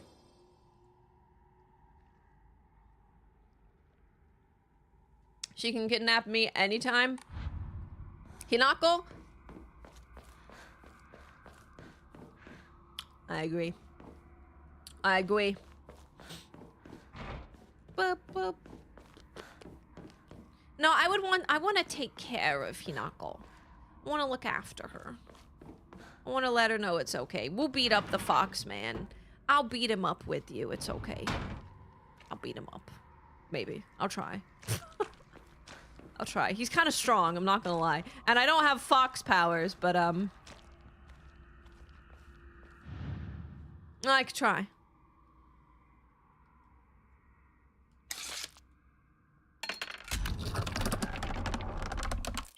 Scroll of Discipline. Come close. Women must submit to men. Kotoyuki is still but a fledgling. Come, and we shall treat you as we see fit. Look into my eyes.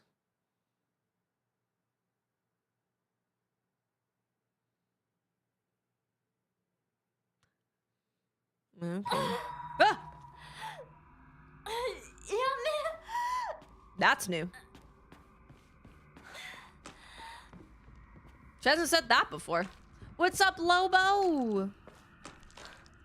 How you doing? Sorry, you're probably getting dizzy, but I'm just... I gotta look around the foxes. I gotta look at all the foxes. If I miss lore, I cry. A lot of goddamn foxes. A lot of blood in here. Haircut and tacos? Yeah, that sounds great. We did our voting for Game of the Year stuff. Game Awards stuff. Game stuff. Okay. Aha! Divine water. Kill the fox man. We have already. Not in this playthrough. Okay, I think I'm satisfied. I was surprised that Wilds was in Best RPG. Yeah. Like, out of all the categories that it was in RPG. I was like, I mean, I guess. Based on their criteria, I guess maybe, but...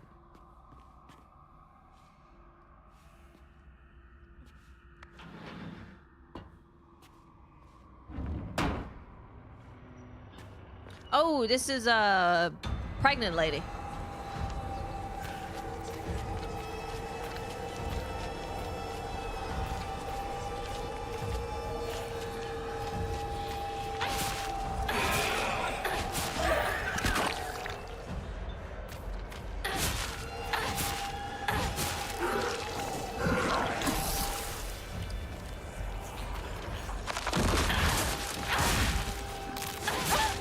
Bitch!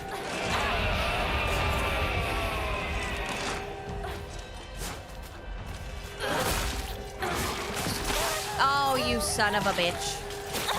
Oh, it's all bad.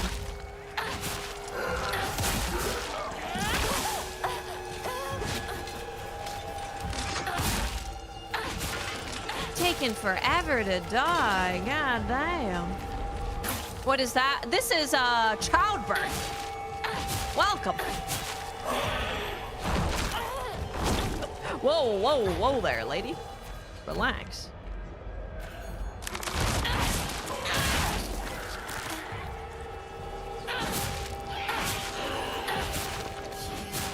Yeah. Childbirth. Yeah.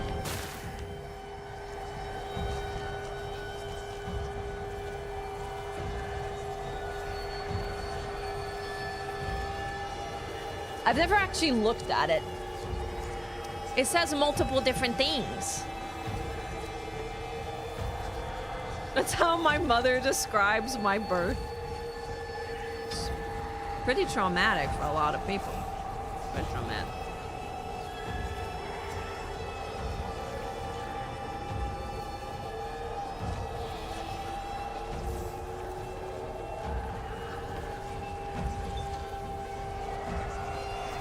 Sorry, I'm exploring. Cutscene. Junko-san. Turn it up. お取り込み中ごめんなさい。ひなことほんの少しだけ話がしたいのだけれど、よろしいかしら。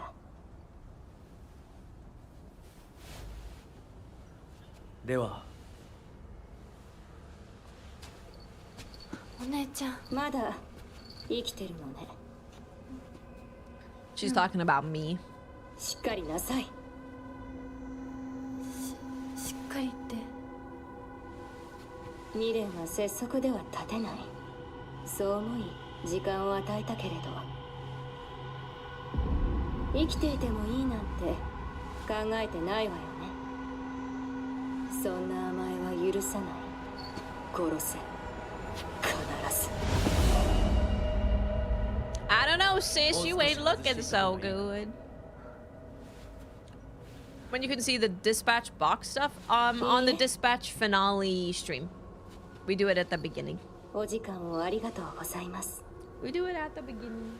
I don't have anything そ with れで me. はこれにて。 Actually,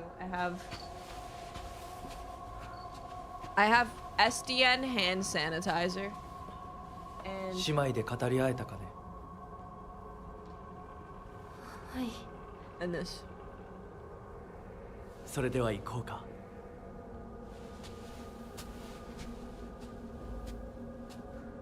It didn't say anything was new, but it's not gonna say it's new if things have been, like, omitted.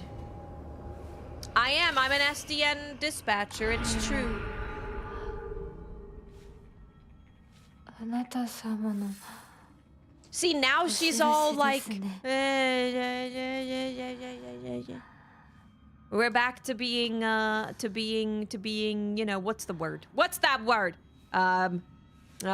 Dispatched. We're back to being dispatched. Yeah. Mm-hmm. Mind controlled.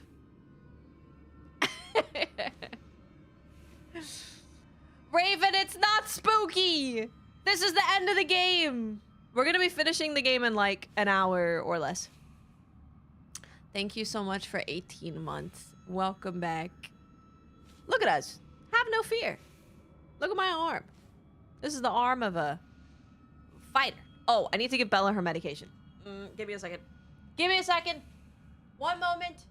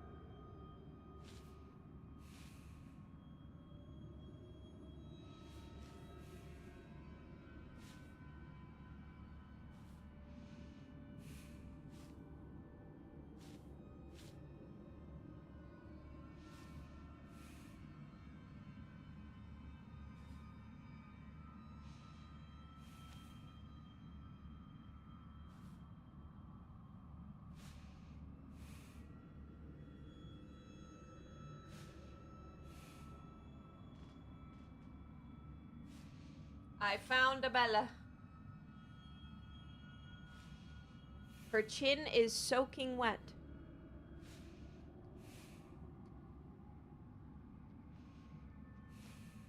I don't know how she feels about being in here, though. So, we'll see. We'll see what she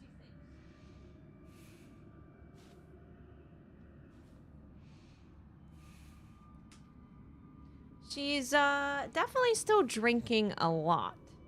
Hi, Miss Bella. Oh, she's leaving. I put the fire on for her, so we'll see what she thinks about that. She's a little drunk still. She's not on buprenorphine anymore. She's on a little bit of gabapentin. But yeah, she's still a little drunk. Very drunk. Very, very drunk. Not drunk. Drugged. Okay, I'm ready.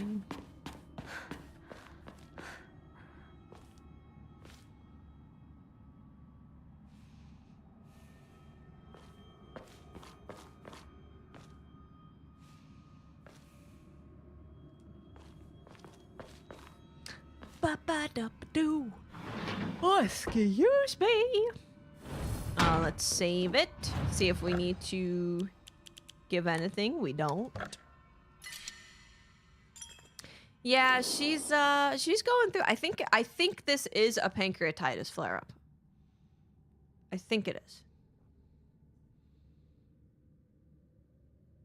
I believe so. Okay, let's solve the puzzle. All right. Puzzle time. Okay. Two chicks confide in one another in their shells. Okay. I mean, I assume that it would be, well, in their shells. My first assumption would be them being in here. But, I don't know. We'll see. We'll find out.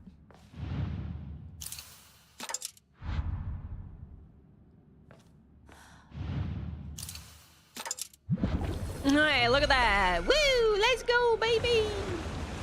I'll read it to you.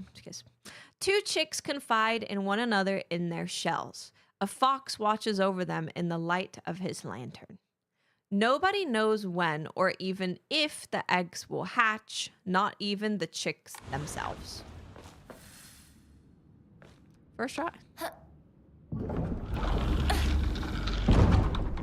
No, boo! Boo this man! This is new! New cutscene!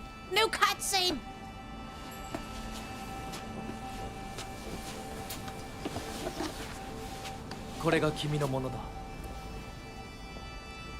These are the rings?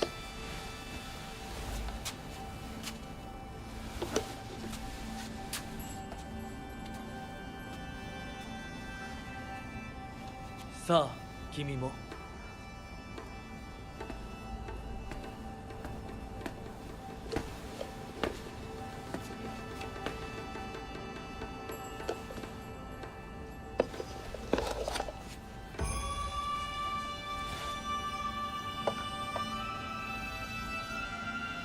Definitely was more uncertain at walking over there.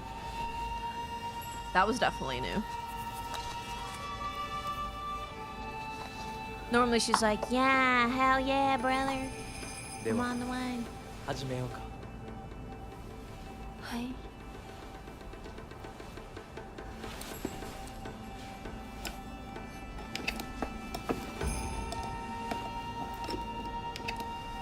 There's new stuff that happens in here.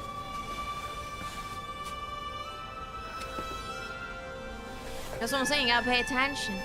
Small differences. She definitely hesitated more for sure. Definitely. I'm pretty sure she didn't hesitate at all in the other ones. Where's Boo this man from? I don't know. I don't know where it initially came from. これで最後だ。よくここまでついてきてくれた。一緒だからここまで来られました。もうわずかの辛抱だ。はい。最後まで Technically, the red wedding was the first ending, actually. It was very, very red. Oh.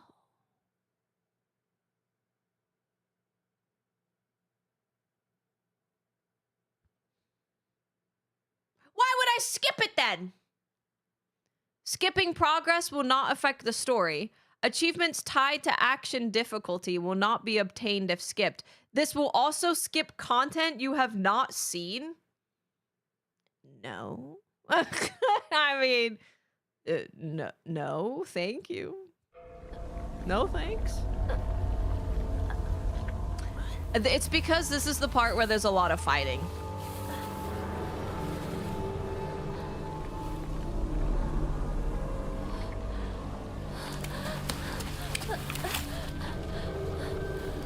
Nice, Creamy. This is a new cutscene! You bitches!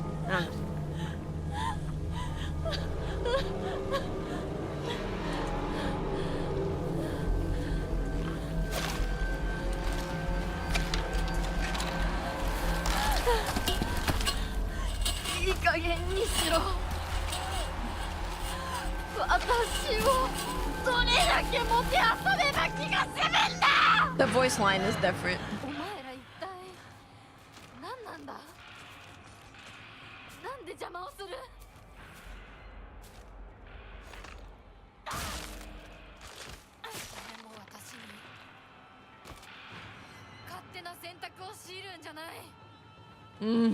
I don't want anyone making choices for me. Yeah, you tell them. You tell them.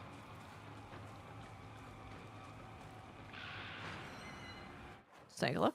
We're gonna go check over here. Do you want to skip? Do you want to skip things you haven't seen? No. No, thank you. I think I'm good on that. I think I'm good.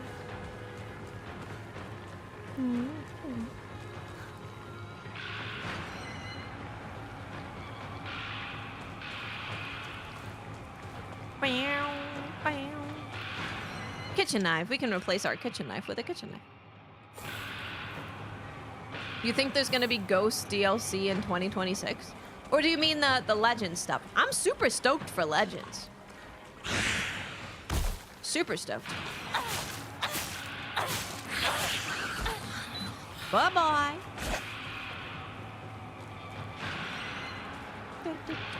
We have to do our lore look. This is what I call a lore look. A lore look. Yay! I don't really need to use a bandage.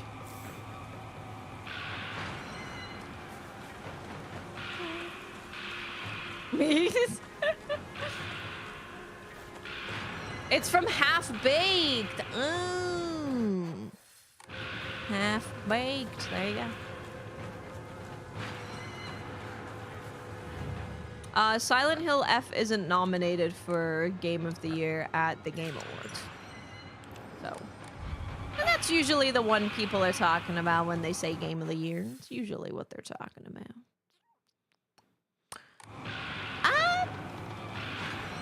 Go this way first. Check down here. Divine Water.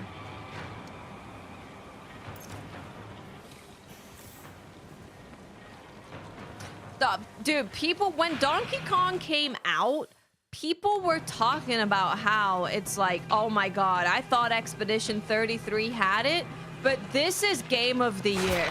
This one is Game of the Year. That's all I saw. I saw that constantly. Ooh. I'm gonna go turn that in real quick.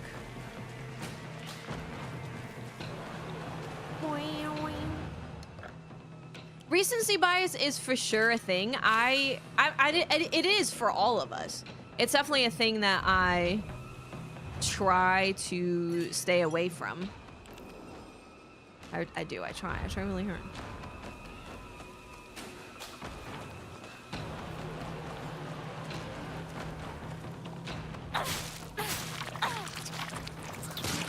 Disgusting. 私の世界を全部壊してどこまでもてあそぶ気？お前たちが何をしようと。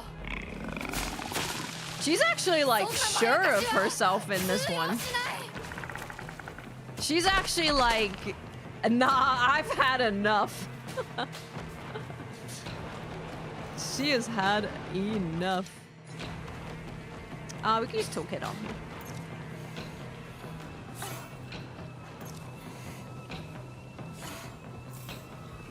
I'm just telling you what people were saying. Oh, damn it.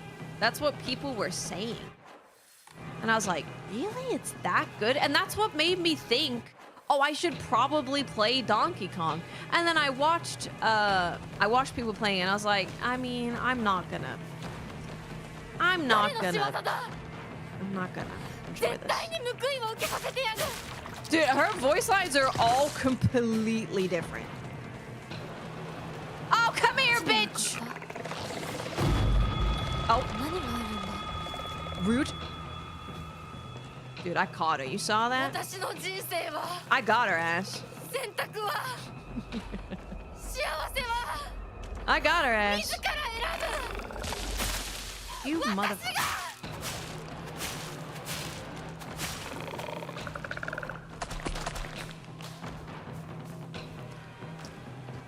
Oh, people definitely said it was good. That's why I was gonna play it, because I didn't plan on playing it. And then I was like, no. This isn't gonna be my thing. Never mind.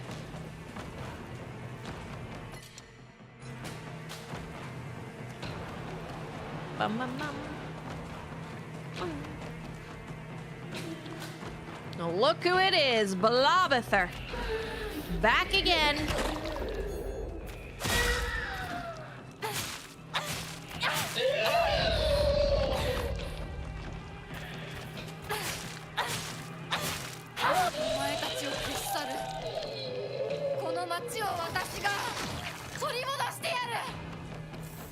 Oh yeah, I'm waiting for Dust Bloods. Yup. I am waiting for Dust Bloods. That's my Dust Bloods machine. Which I guess I kind of hate them for, but it's okay.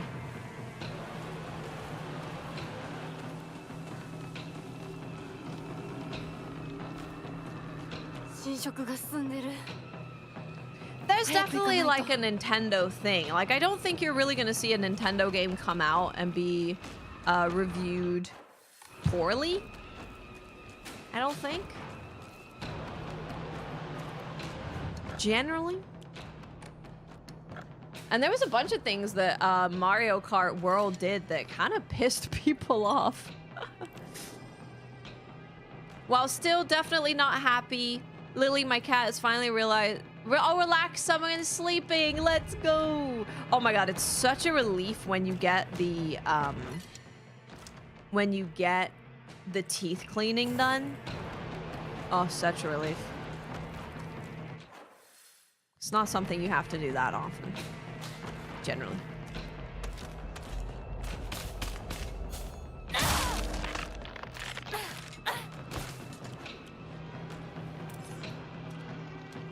Oh, kitchen knife. Perfect.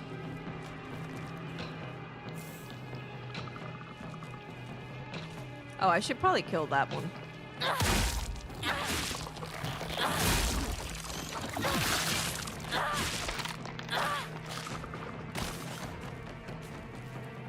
Okay. Shimizu Hinako, last seen wearing colored uniform, colored skirt. Left home, met with wearing that's the same. God damn. Dude, she's locked in now. She's locked in.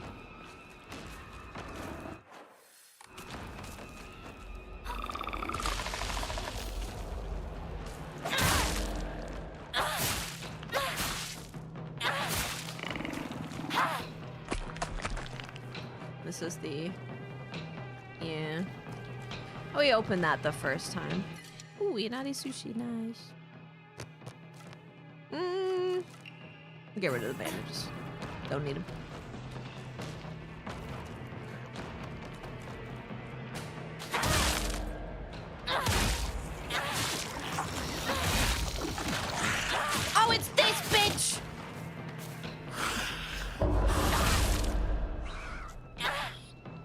stinky.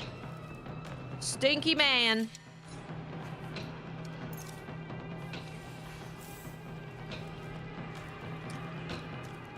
Pokemon takes all the hate away from other Nintendo titles. You're not wrong, though. That's pretty accurate. That's true. I want to go... Oh, whoopsies. Making my way downtown. Rocking face.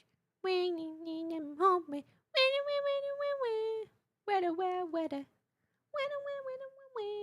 I'm just here looking for lore. I'm loring it up. Ooh, okay. I kind of want to turn in the thing that we just picked up.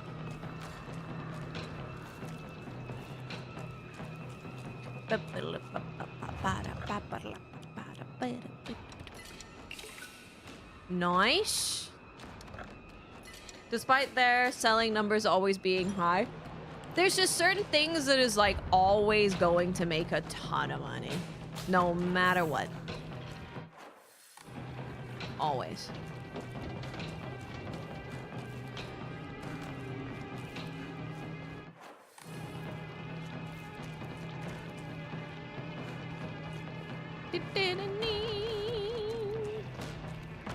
Sickle.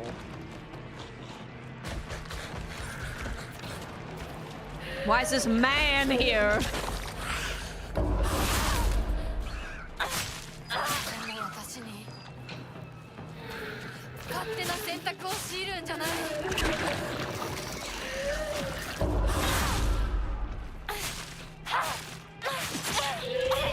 Just believe in yourself. Believe in yourself. Dude, this sword freaking sucks now. It's so bad. Got him. Double kill.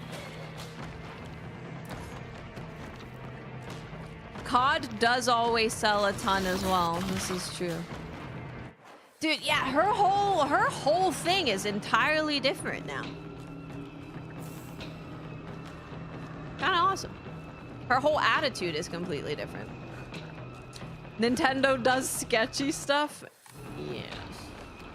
They're not very consumer or community friendly.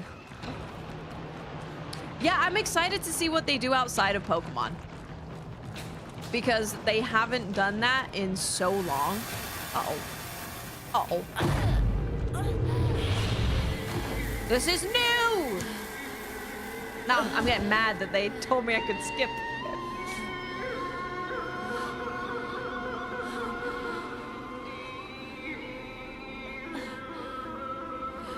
I might get some coffee. I'm pretty tired. 私たちはどこまでおもちゃにされなきゃならないんだ。私の怒りと悲しみを引き継いでくれ。Bam! That's very new. That's very new.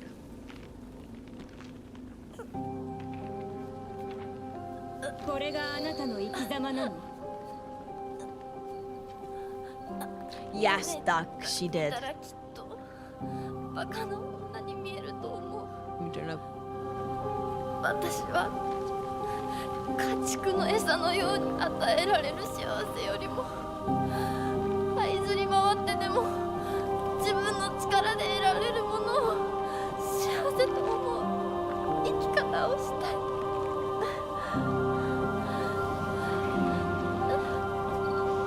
後悔はしませんね。その選択の結果を決して誰のせいにもしないと誓いますね。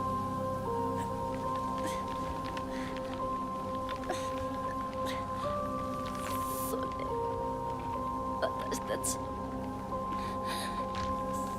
清水ひな子の選択。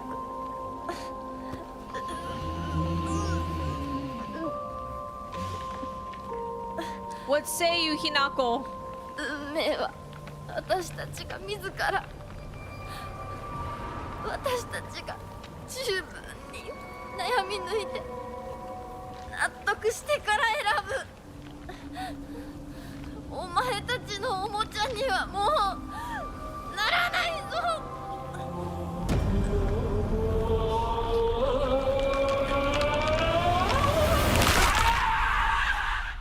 Married Hinako didn't like that.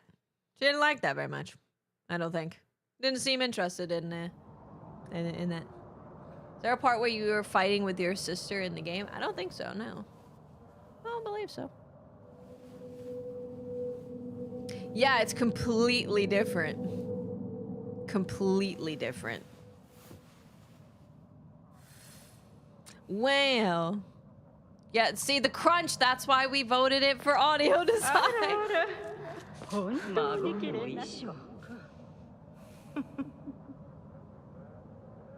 feel like they didn't say that before. Fine feathers make fine.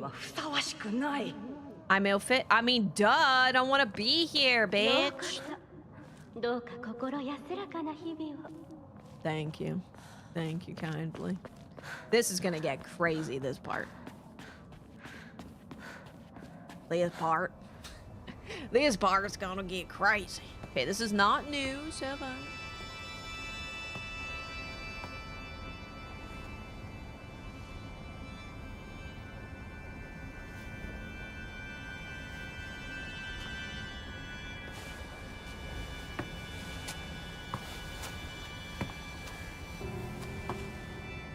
Yeah, I don't remember the fine birds make fine feathers thing. I don't remember them saying that.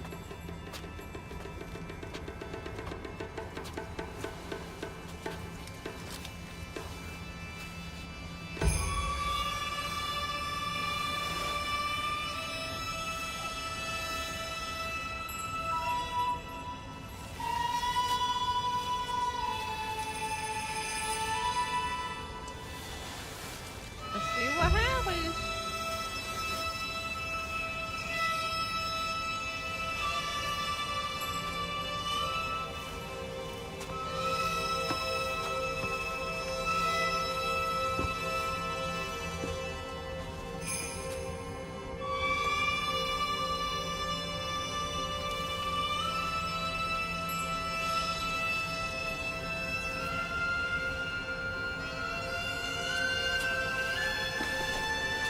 All of this is stuff that's happened before, that we've seen before. But something different's gonna happen soon, because we ain't getting married. I don't think. I'm not getting married. Are you guys? I'm not. I'm making my own decision. What if my own decision is to get married, though? It's not. It can't be. That would make no sense. I haven't seen any movies this year. Actually, that's a lie. I watched K-pop Demon Hunters. It's the only movie I've watched.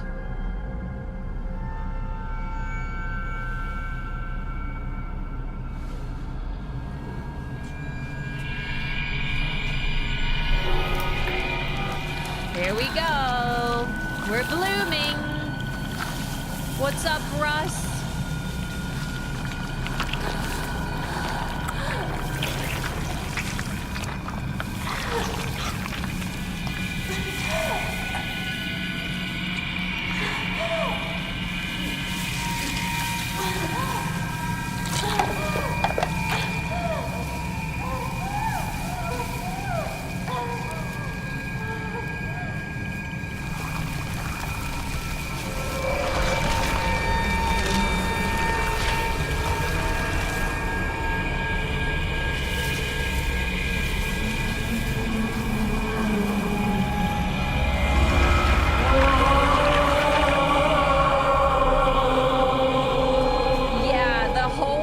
Imagine that probably messes you up.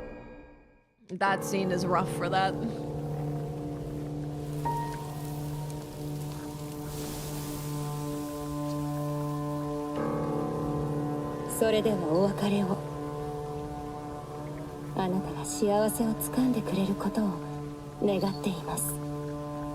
Back-to-back body horror. I guess that is body horror, huh? Blooming flowers out of your body? Yeah, that makes sense. I haven't watched the Chainsaw Man movie yet. I know, I want to. too.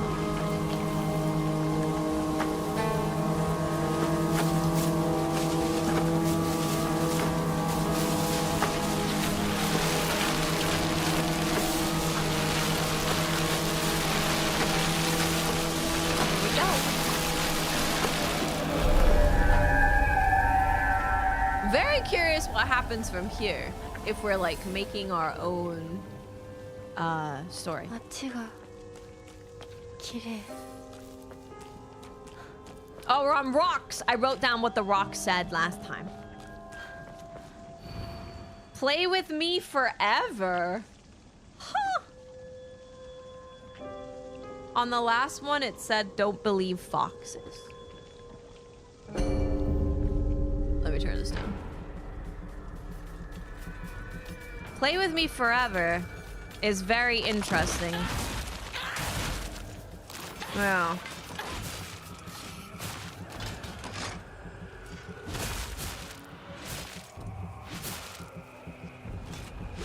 God damn it, I was trying to stun him with the soul siphon.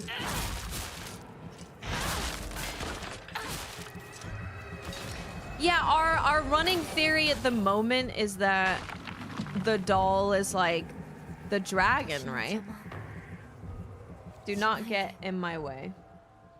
Okay, that's the same thing she said after that, but the rock was different. Hell's Paradise is coming back next season. This coming season. The upcoming season.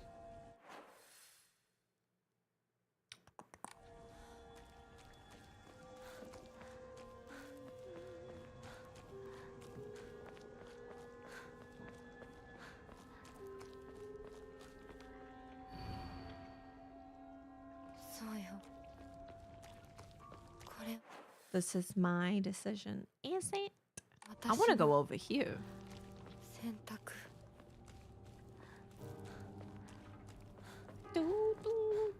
I don't think it's gonna let me, is it? Because it's blocked. That makes sense. No, you gotta do some exploring. You gotta look for the lore. Semi-reformed isekai enjoyer. Semi-reformed. I'm really enjoying The Flower That Blooms with Dignity.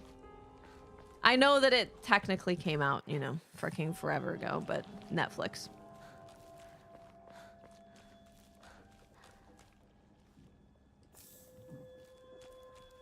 What do I do with all of my notebooks? I don't really do anything with them. I keep writing in them until they're full. And then I just keep them.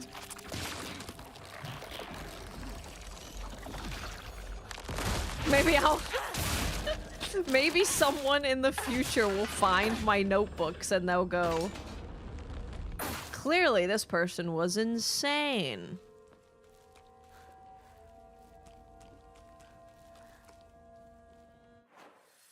I also like very specific isekai, yeah. Very specific.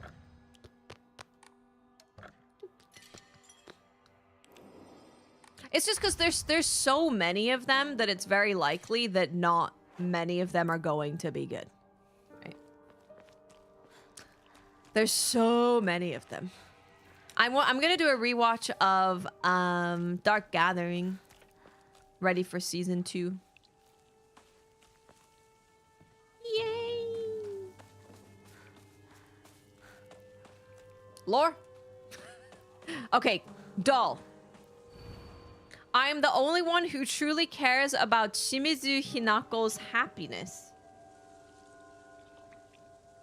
The other doll in the last playthrough said, "You're being manipulated, come back to your senses."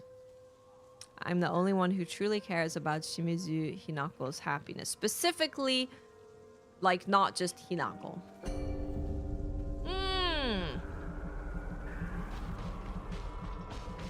Interesting.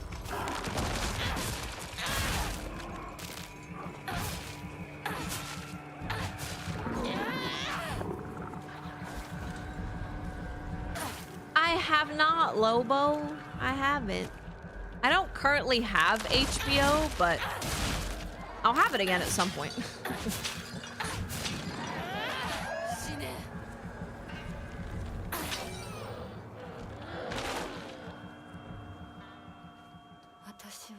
what's up, Con? How you doing? I hope you're doing good.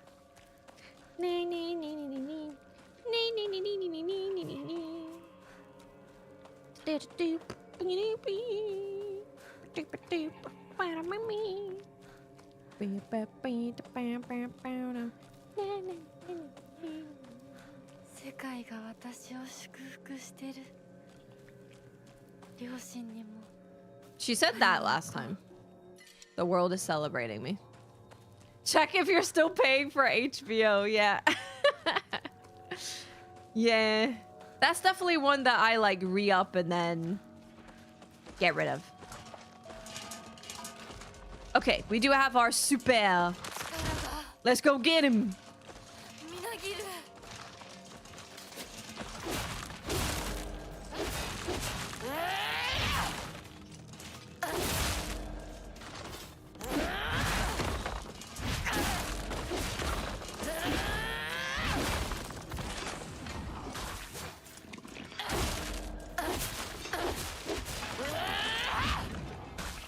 Fantastic. Watched the first 2 episodes and then forgot about that one. It makes me wonder if you release the next book in the series. Based on a trilogy of books by the same name. Yeah, I would, I'm always down for some good show recommendations. I'm always down. Guys, sometimes I just want to, like, watch quick YouTube videos, you know? I'm like, just give me a YouTube video, like, 20 minutes. Who am I kidding? 30 minutes to an hour. And then other times, I'm like, I want to get invested in an actual show. But, you know, YouTube videos are one-offs, you know? I drank the wrong thing.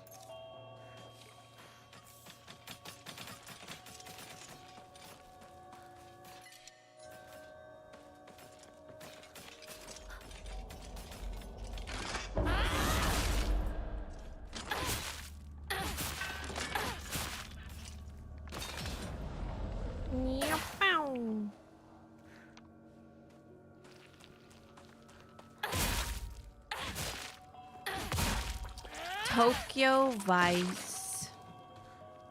I think I've watched Tokyo Vice. I think so. I don't need this many kits. Yeah, it's usually when I'm not wanting to get like invested in new characters and worlds and stuff, then it's like my brain just wants to watch a YouTube video. But sometimes I don't want to. I want to watch like a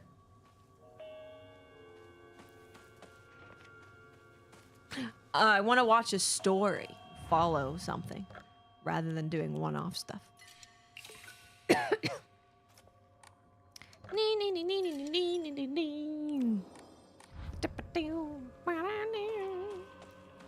was sussy.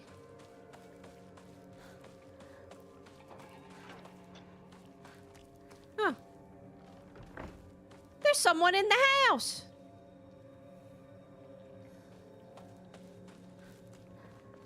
I've watched Frieden.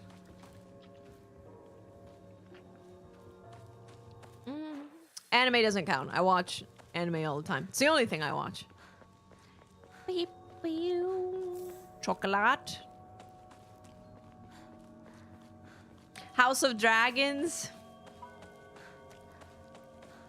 Aha. Okay, our next rock says, if you dare submit to the foxes, I shall curse you.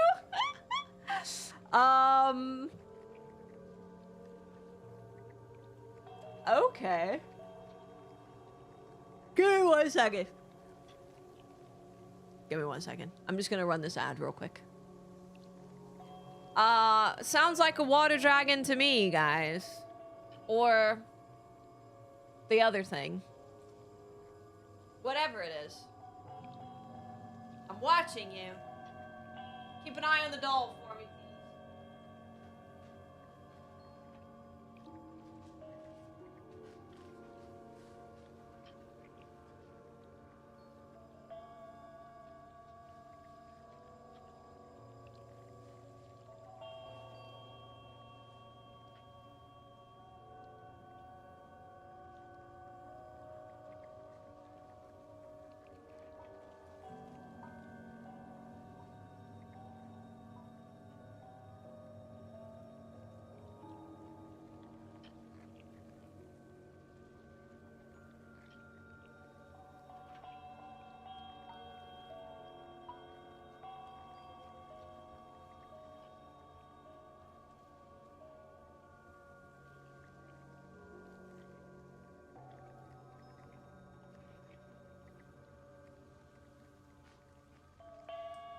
One moment, the new cat that has been coming here is outside, and I have to take pictures of him.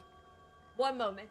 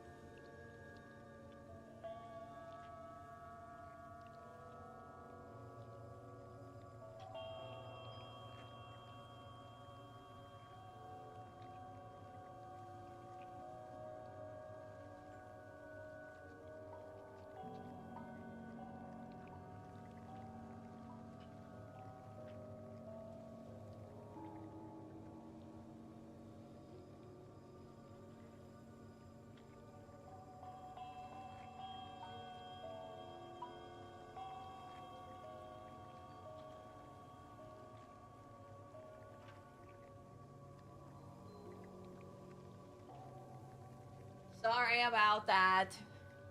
Sorry. I've been trying to get more pictures of this cat because this person was like, dude, if cats have homes, I want them to go back to their home. But I feel like every cat owner I've interacted with, who I'm like wondering if it's a stray or if they have a home and they're lost or something, they're just not very helpful.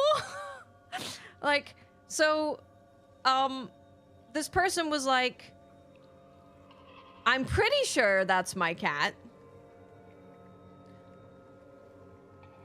So they're like, can you like take them to the vet and check if they have a microchip? Because, I would hate to accidentally take someone else's cat. And I'm like, but if you came here and saw the cat and you called out to the cat, I think you would know pretty quickly if that's your cat or not. And then you could take them if you were like, at that point, if you're like not sure, which is wild to me that you wouldn't be sure. If at that point you're not sure, then I guess you could take them to the vet to get microchipped. But I feel like you'd be pretty certain. So then it makes me suspicious. Then I'm like, are these people perusing lost cat Facebook pages? Because that's where this person, it was a long story. Bond's owner posted this cat on this Facebook thing. I'm not on Facebook. And got me in contact with them. Yeah, so they said that, because I asked them, I was like, what color was the collar? And they said when he went missing, he had a blue collar and a black and white harness, but it was a breakaway harness. And the blue collar looks like really messed up, and then there does look like there's a white collar. So I was like, that sounds pretty right. And he's been missing for a month. If that is...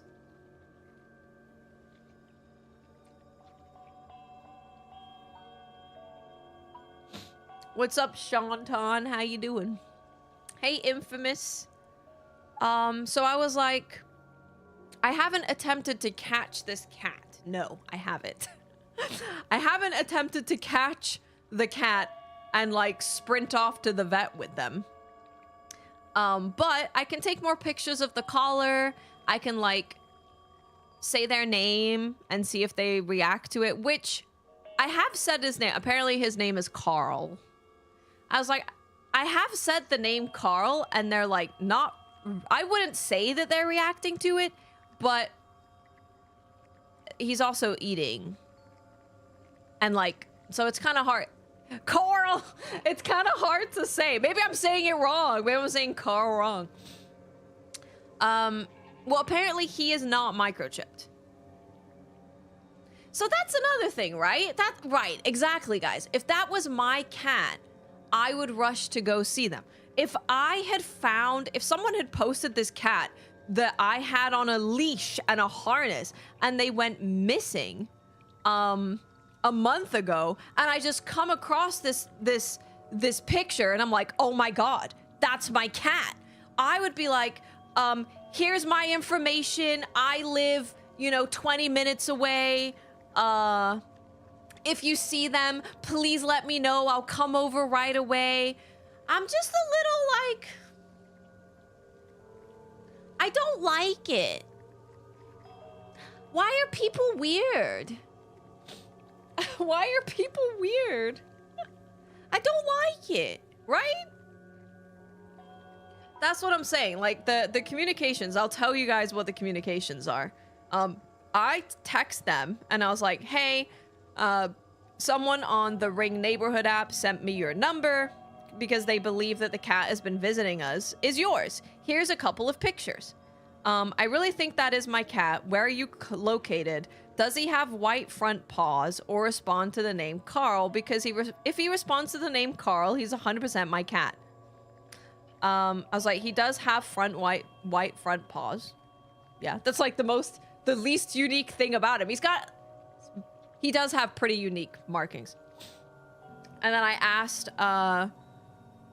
when I see him, I can definitely call his name. What collar is the collar that you had on him? And then they said, I'm missing. And I said, they do have a blue collar. And then I said, I'll send over my address so you have it. I know I'm giving my address to random people on the internet. I'll give you my address so you have it. And I'll keep you updated. And then they just said, please do. Thank you very much. And I said, when did he go missing? About a month ago. And they said, thank you. I do appreciate it. I don't know if you guys have had the cat scanned for a chip or not, but usually a local vet office will do it. I'm only asking because my cat is not chipped and I would hate to accidentally take somebody else's cat. I'm pretty sure this is Carl, but there's always that chance. And I'm just like, but there's not though. Like, let's be honest. Let's be honest. There's not though. Like if I saw, it's a weird response. It's weird. Now I want to let him in my house and not let him out. But he hisses at Bella, so that's I was like, yeah, maybe the cat is like super young or they literally just got the cat, but it's very suspicious. And the way that they're communicating with me isn't like, you know, it's not very immediate. It's not, there's no rush. There's no, it's a little stinky, right? It's a little stinky. It smells a little bit. It doesn't sound like they're urgent to find them. Yeah, and like I was expecting that they would be because they said that they were in a breakaway harness and I was like, oh, so you must have like been walking them and they disappeared. That's so traumatizing. But now I'm like,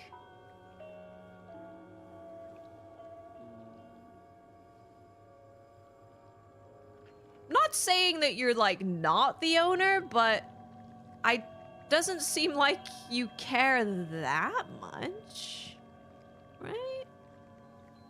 Doesn't seem like you care that much. And I guess they were looking at the lost cats in our county Facebook page. Yeah, I wouldn't tell some other person to take that cat to the vet and check if it's mine. I would be like, let me go. Let me go see the cat. I'm pretty sure this is my cat. Oh my god, I can't believe we found them after a month. Let me know when they're there and I will come over right away. Like Bond's owner, she came over immediately. She was here within 2 minutes of me telling her that he was here.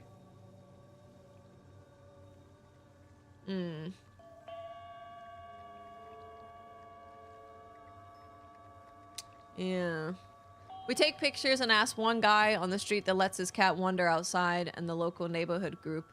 If no one responds, we try to catch him and call animal control or take it to the shelter. I don't know. I don't feel good about it. I don't feel good about it.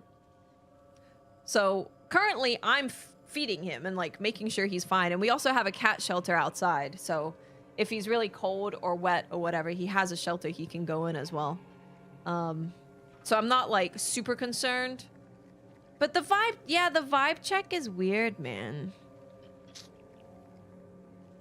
The vibe check is just a little weird.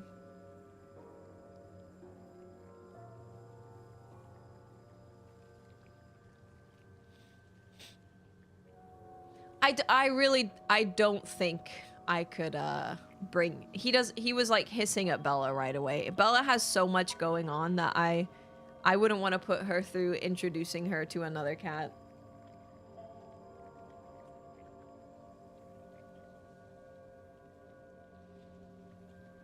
They want you to check for a chip so they can see if they can steal them. Maybe.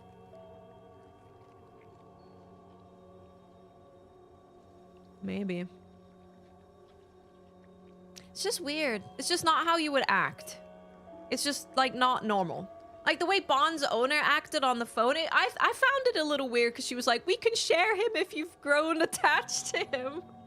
But she was like calling me right away and being like, how often is he there? She was like very gung-ho about seeing him again and making sure he's okay. She still texts me. She texts me random pictures of him.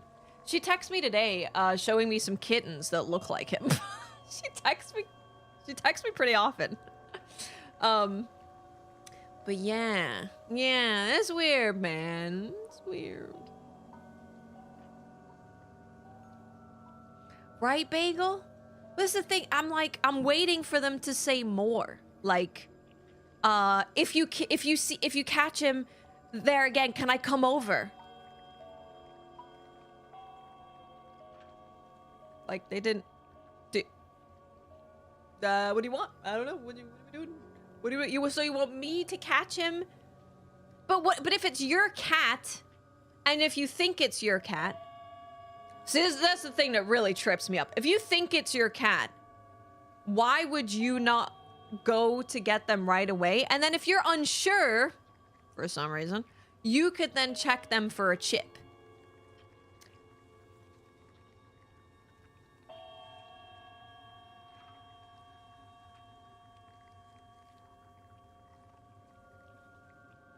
And it would be better if you do it. Because if you are the owner, he's going to be significantly happier that you're grabbing him rather than me. Like some random person he met a couple weeks ago. Anyway, I shall curse you! Okay, that's sussy.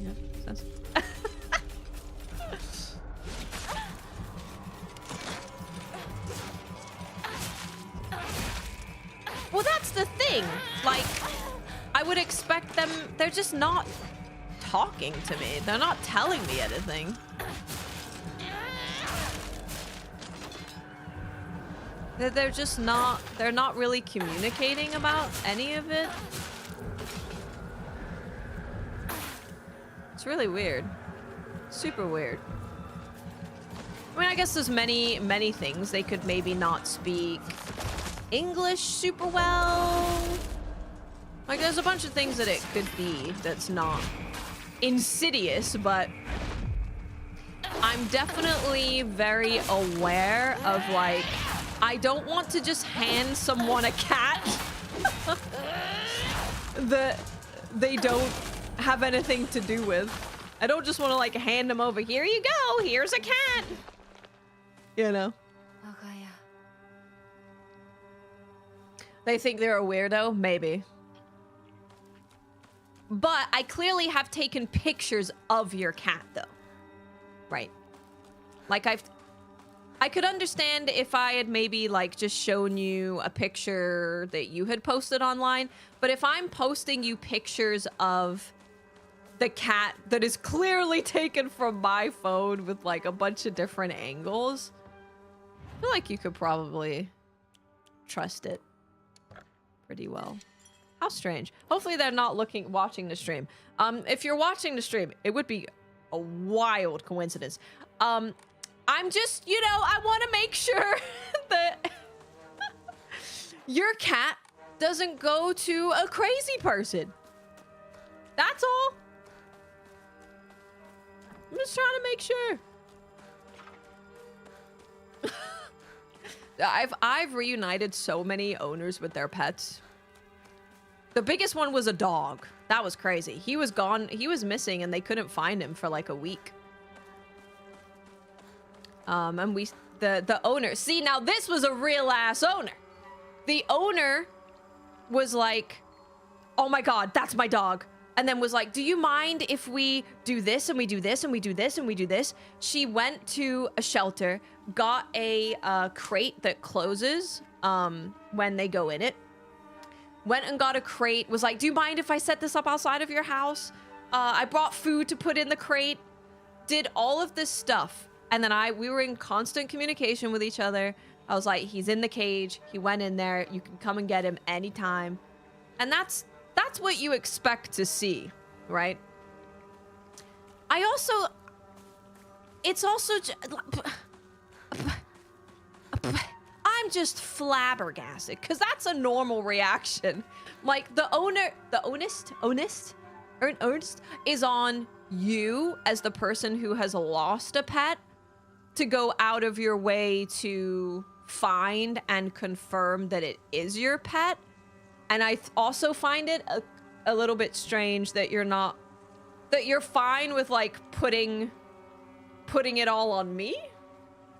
Because I wouldn't. I'd be like, I would literally just say, would you mind telling me when they're there? I'll come over and like, that's that. I wouldn't be like, have you done this, and this? Have you done a sex identification? Do you know if it's a boy, if it's a girl?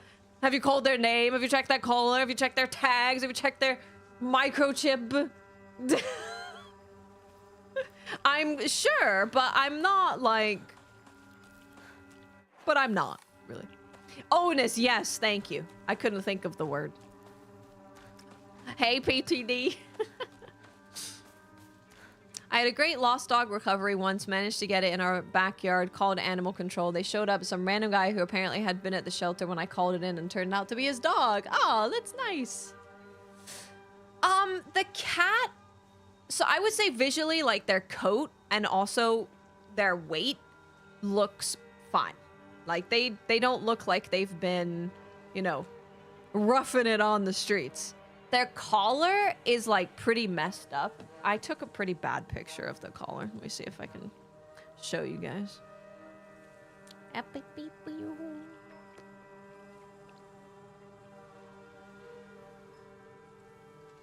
But this is the collar.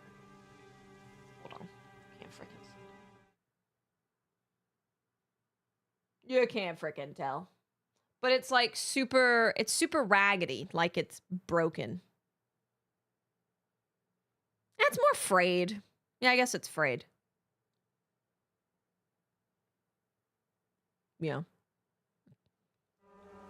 Not malnourished. If anything, he's getting fat. I actually had a thought that maybe it was a girl. Maybe I could check the danger. the gender. Yeah, like that definitely, the collar definitely looks like they've been outside, for sure.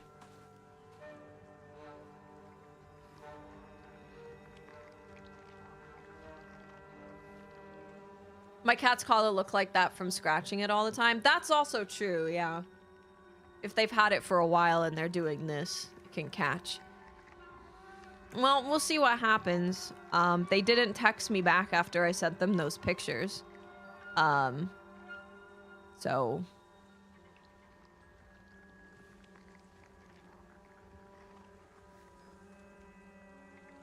I don't know. I think I can, let's watch the cutscene. It might literally just be that they don't speak really good English, so their communication is like limited on what they're saying to me. Well, Bond hasn't been here since this cat's been here. Wonder if he misses me. But at least I know he has a owner and a home and a cozy bed. What's up, Code 10? How you doing? Yeah, look at me. I'm getting married, yep. ここはもうお前の家ではない。一人で帰ってきても敷居をまたげると思うな。This is our fourth ending. Yeah, definitely, Cal. It's just it always confuses me if you've lost a pet and you don't have any urgency in finding them.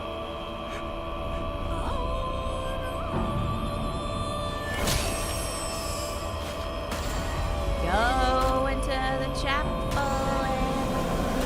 Oh.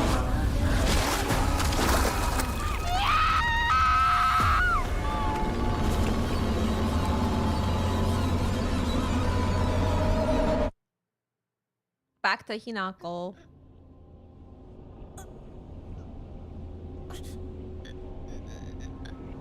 Oh, Seely, really? No, I can't handle it. Can't handle it.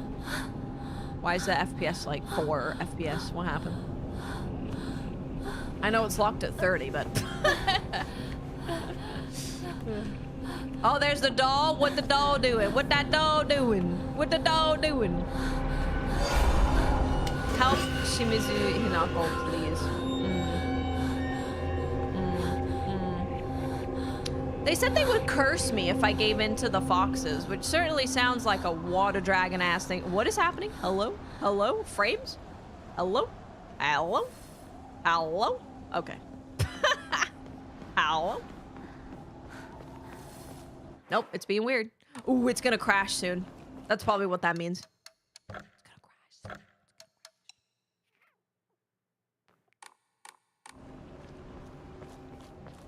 Should fix it.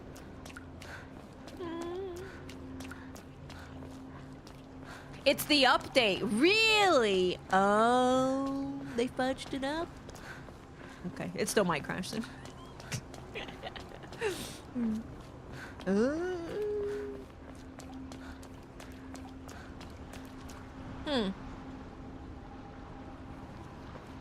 しめ縄が絡まって私の生き様みたい。今はとにかく進むんだ。 Water Dragon is. Dude, I got like 50 hours in this game. Isn't that crazy? I expected to play a Silent Hill game for like 20 hours max. And here I am. Here I go again on my own. Looking for the bed I've been on. What's up, Pepsi? How you doing? Okay, what's the doll got to say this time? Hello? あなたは誰？どうして私を操ろうとしていたの？ Oh, she! That is the first time that Hinako has actually, like, addressed the doll directly. Yeah, who are you? Why are you trying to control? Yeah, because they were like, "Ow, be careful, the fox man is scary." And that wasn't working. So now they're like, if you pick the fox, I'll curse you. And it kind of made us a little suspicious of the doll. A little suspicious. I never looked at the map.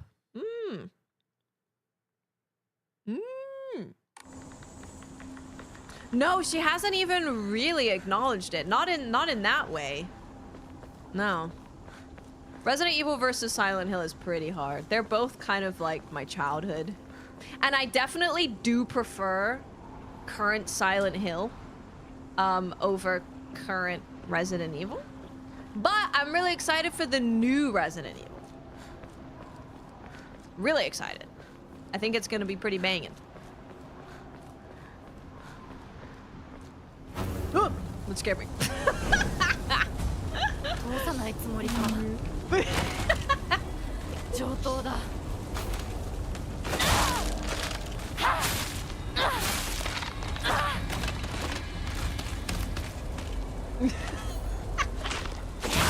Yeah, Resident Evil 9. 10 years, Pepsi? God damn. God damn. This cat, by the way, for sure wants to come in the house. Like, they're ready to go. They're ready to come home. I think it's more reasonable that they could come in over Bond. But I can't put the pressure on Bello. I can't put the pressure on Bello. She's a fragile baby.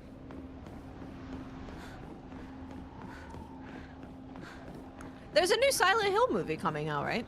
Dude, I would love a Silent Hill お前 F らの思い movie. 通りにはならないぞ。私はもう自分の望むものが何なのか分かってるから。 Interesting.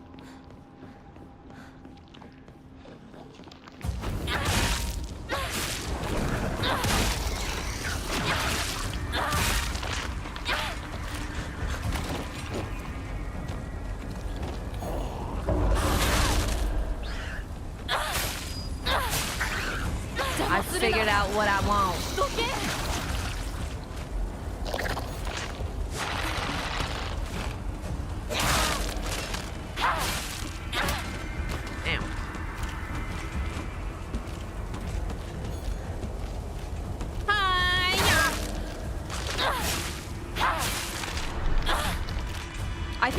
I need a laggy jewel, actually. I think I do. For one of the Omega armor pieces. For fashion. Fashion. I'm excited to play more Monster Hunter and Night Rain. Do you think Mylan will ever play Night Rain with me again? You can be honest. The answer's no. I know. I know it.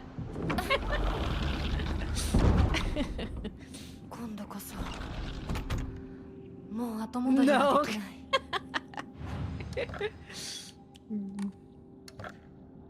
I'm gonna save it now just in case. We have a lot of things to pick up. Sorry, but no. I think he's only gonna play Arc Raiders for the rest of his life, huh? Hello, doll. Are you trying to get back in my good graces after saying you're gonna curse me? Kinda messed up. Damn it. Damn it. I could... Wait, how much do I need for the next one? 1,700. Ooh.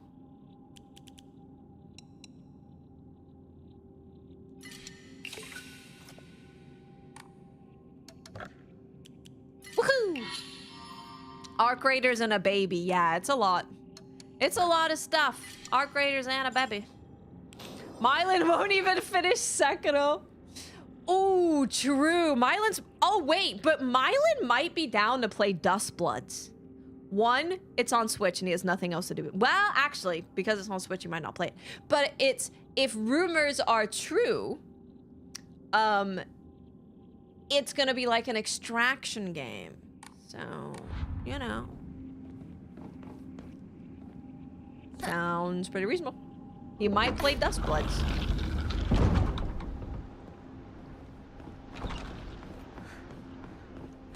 Hello?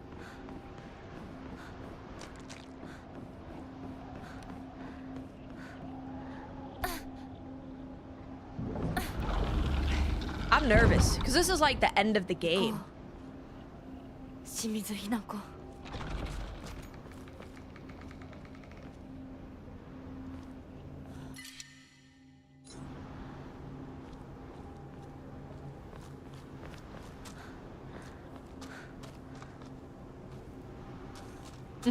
Yeah, I'm nervous. Dude, he's still in the backyard, by the way. Oh, wait, is that Bond?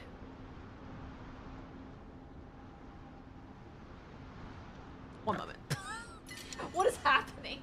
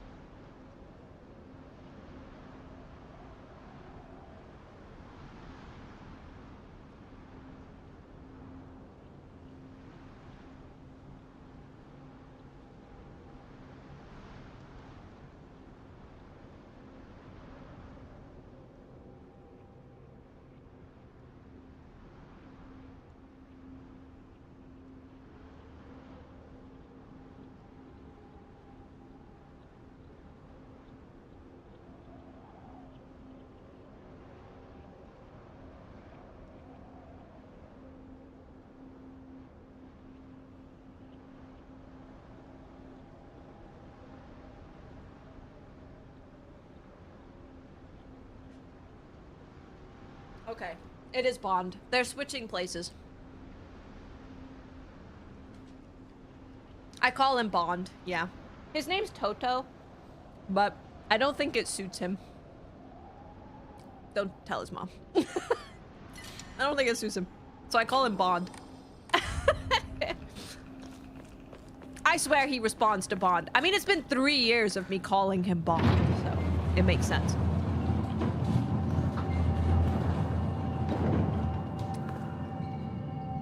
It's crazy. It's because we would feed Bond, and then there's food on the floor, and then another cat just comes and like eats the food, and then they're like, oh, this is where I can get fed. Now that cat's showing up all the time. Same with the raccoons. The raccoons show up, and there's leftover cat food, and they're like, oh, this is where we can get food. And now we get visited by raccoons every day as well.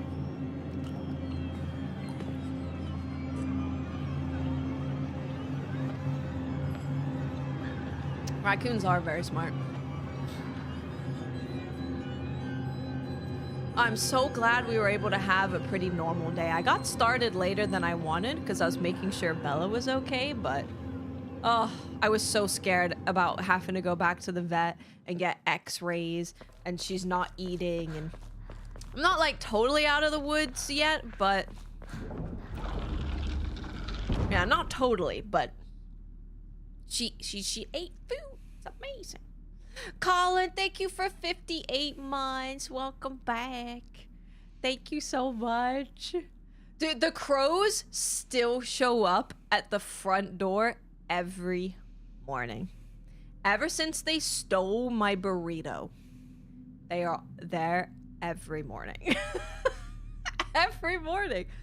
And then the raccoons, for those of you who don't know my backyard's current history, we have a group of 5 raccoons that roam around as a gang. Just roaming around. I couldn't believe it. They got me real good that time. Ooh, this feels new. Yeah, it is. Oh, it's Junko. Okay, pay attention. Hinako. Pay attention. あなた、Hinako なの? Nope, I'm Shimizu お姉 Hinako. ちゃん、私たちは誰かのおもちゃにされているの。どういうこと？私を嫁がせたい何者かと、それを妨害したい何者かが私を2つに引き裂いて戦わせている。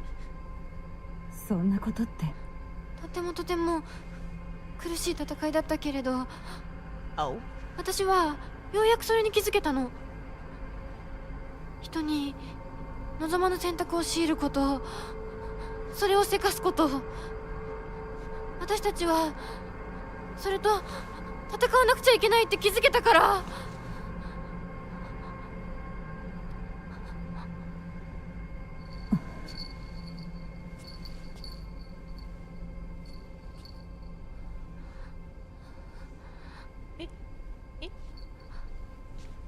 ごめんね、お姉ちゃん。ごめんね、お父さん、お母さん。私やっぱり親不孝者だと思う。でも本当に私の幸せを願っていてくれるなら、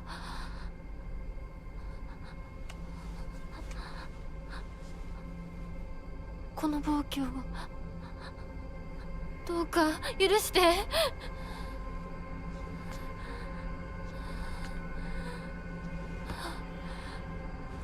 Junko's actually there watching it happen this time.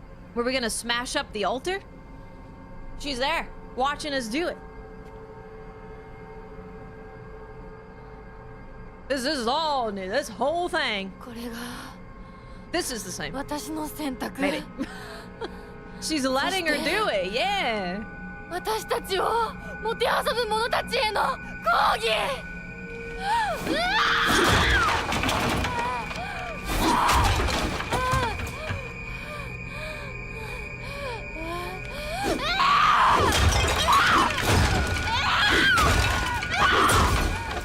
This is why we voted for for our girl.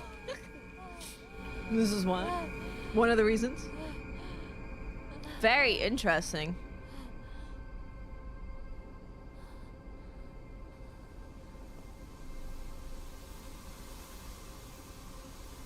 This is, well, by first playthrough, what do you mean? My first playthrough of all 4 endings? どちらかが殺されなければならないの。どうして私たちは殺し合うしか対話ができないの。 I turned it up pretty high.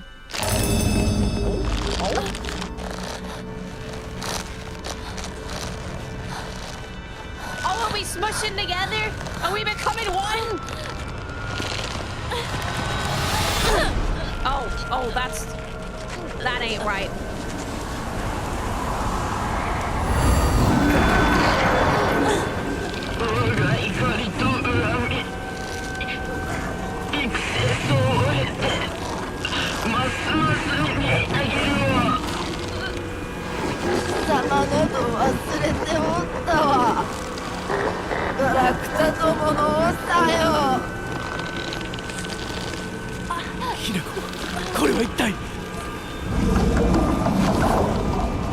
The dragon? That's not the dragon.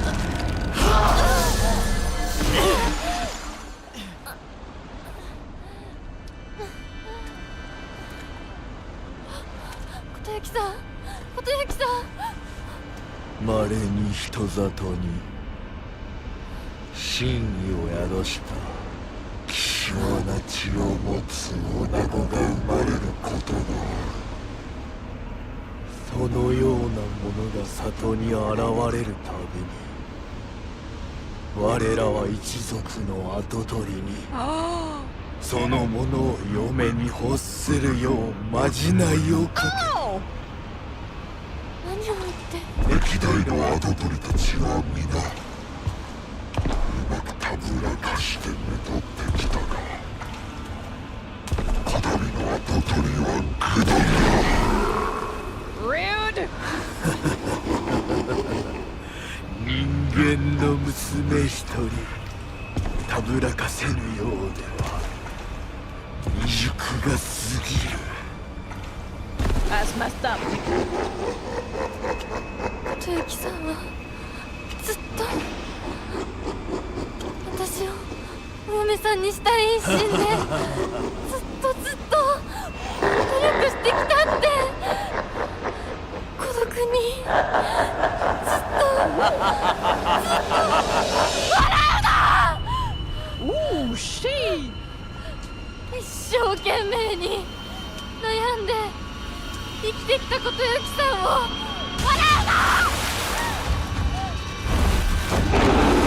Oh, bitch! God damn it! I gotta fight the dumbass. It's a different fox. I gotta fight the fox. Holy shit! Yeah, his face was really creepy. Oh my god. Okay.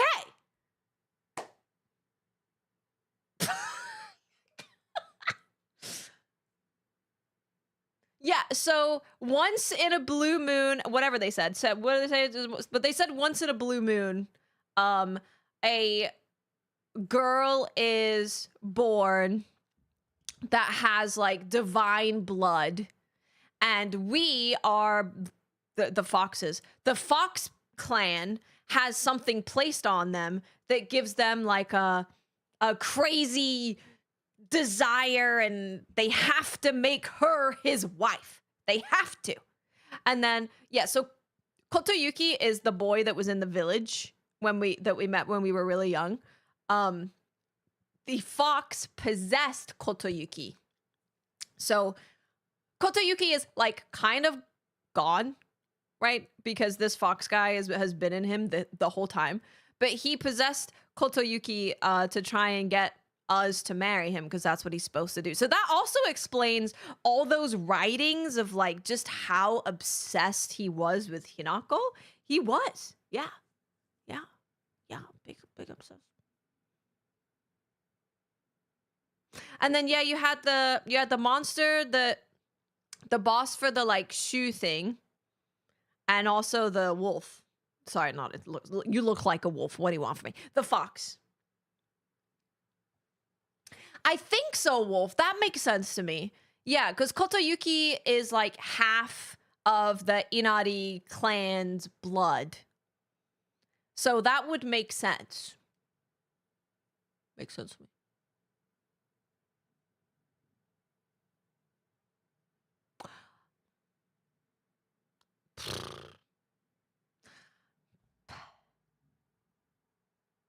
Okay. I think I'm ready to play, maybe. Maybe. Foxman is innocent. Kotoyuki's definitely innocent. I guess the well, foxes are really cunning, right? They're really cunning and they're very tricky and they're very deceitful. Because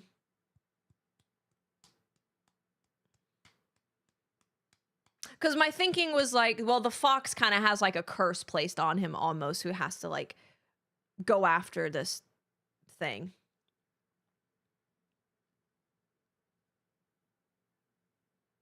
I'm pretty sure it was this guy. I think it was this fox.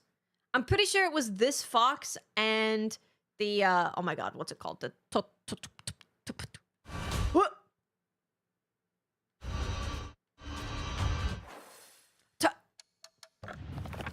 what are they called?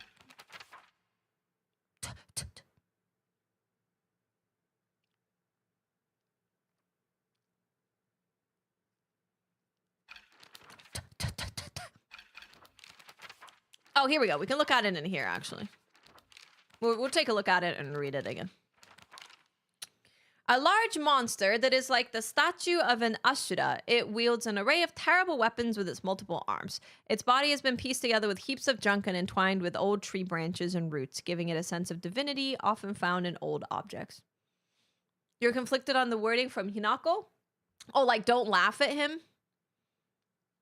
We haven't seen the dragon yet. We haven't seen the dragon. We've seen what happens when the dragon is set free. He basically swallows the entire town and everyone has to evacuate. But we haven't seen the dragon.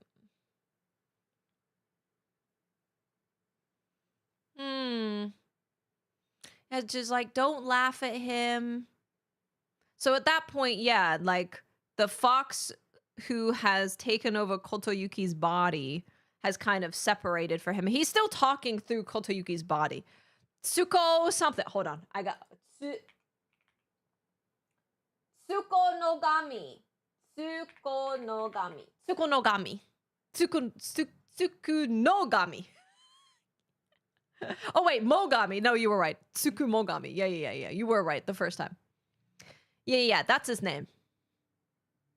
But that thing is used, like that term is used for a bunch of different yokai, like the umbrella yokai in Neo, if you've played it.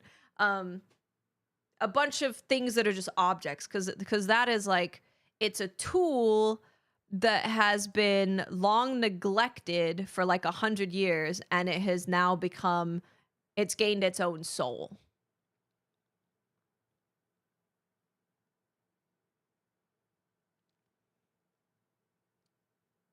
Yeah, within the game, it's the worship of like old tools, right? We can actually find it in isn't it here? Oh yeah. Let's read this. Okay, we're just gonna read this whole thing. Oh. A lonely little shrine situated on the outskirts of town. The name Senitsugi Shrine sure sounds fancy, but that's all it has going for it. Even though Ebisugaoka is full of elderly believers, this shrine rarely gets any visitors. They instead go to what's closest to them, and that's an Inari statue. Sakuko's family serves the shrine, including fulfilling the role of head priest. Sakuko is quite proud of this fact, but I don't know if the same could be said about her parents. I remember what Sakuko once said. Senitsugi Shrine didn't used to be the small shrine that we know. The real shrine was situated on the mountain, and it was much more impressive than it is now. Long ago, there was an actual 1,000-year cedar that was worshipped as a divine vessel. That's the tree where we can actually go there in the game that's been split by lightning. Long ago, I read that. Unfortunately, it was struck by lightning and burned to ash. Upon losing its divine vessel, the shrine was abandoned and became the small shrine it is today. So,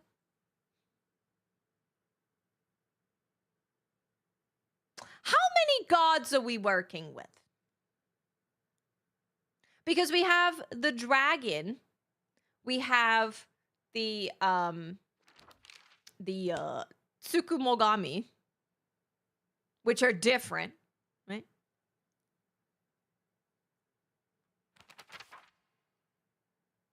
We have the tree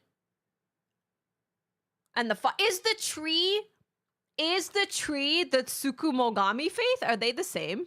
Yeah. So it's dragon, fox, tree, right? Are they the same?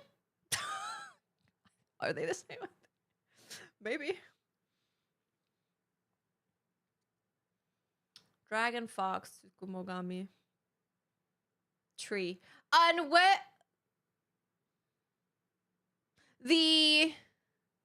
yeah.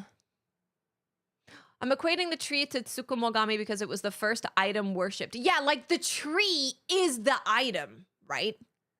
Like the tree is the item. And it kind of spells it out here a little bit because it says, upon losing its divine vessel, the shrine was abandoned. And the sword, oh my god.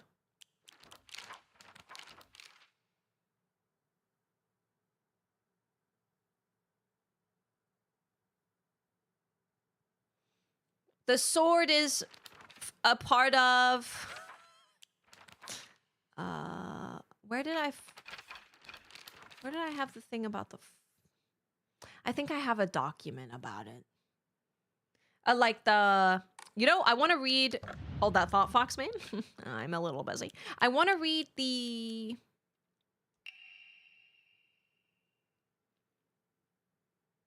we could read this. I think I'm missing one part of the Diary of Revenge.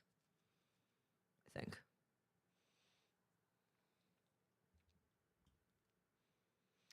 Dragon, tree, sword, fox. Yes. Yeah. I'm going to read this too. It's kind of long. I hope you don't mind, but it spells it out pretty well. According to the Nihon Shoki, one of Japan's most ancient history books, Yamato no Orochi, a colossal 8-headed dragon, demanded the sacrifice of beautiful young girls for it to devour. Upon hearing this, the wild deity Susanoo no Mikoto brought 8 barrels of sake to the dragon and lured it into drinking them. Once Yamato no Orochi had become intoxicated, he slew the dragon by chopping off all 8 heads. And according to Ebisugaoka's oldest historical records, after being decapitated, one of Yamato no Orochi's head flew far west and fell between the mountains of Higa no Kuni. The head eventually came back to life as a poisonous water dragon that plagued the land for many years to come.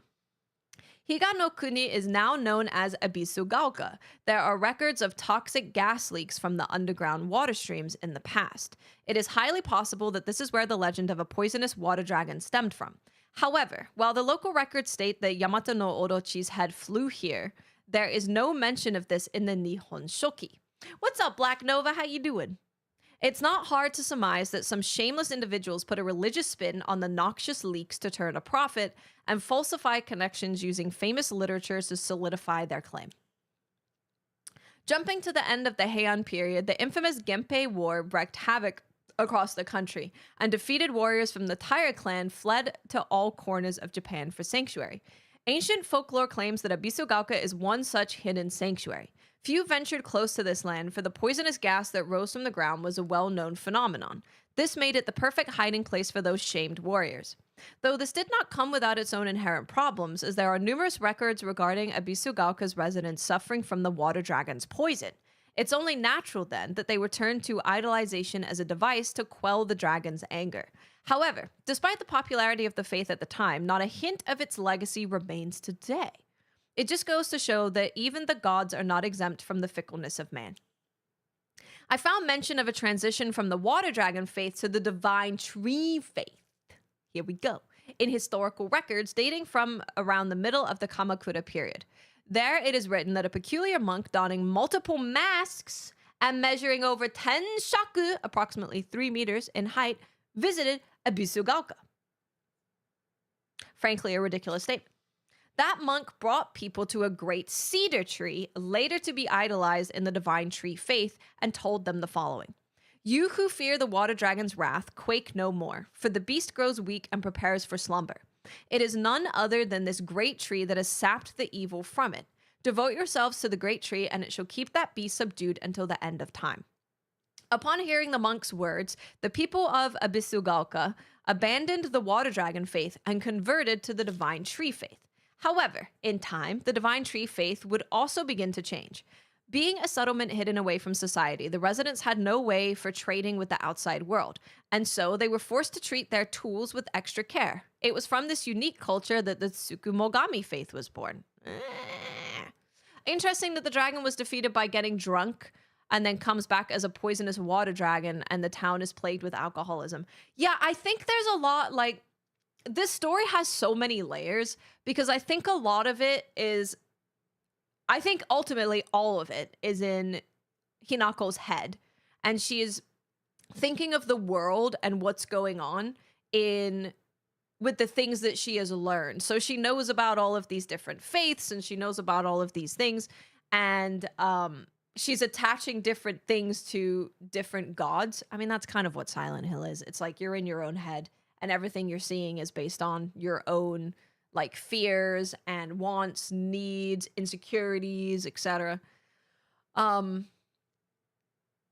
So the water dragon being like an alcoholism thing is also really interesting, like that connection.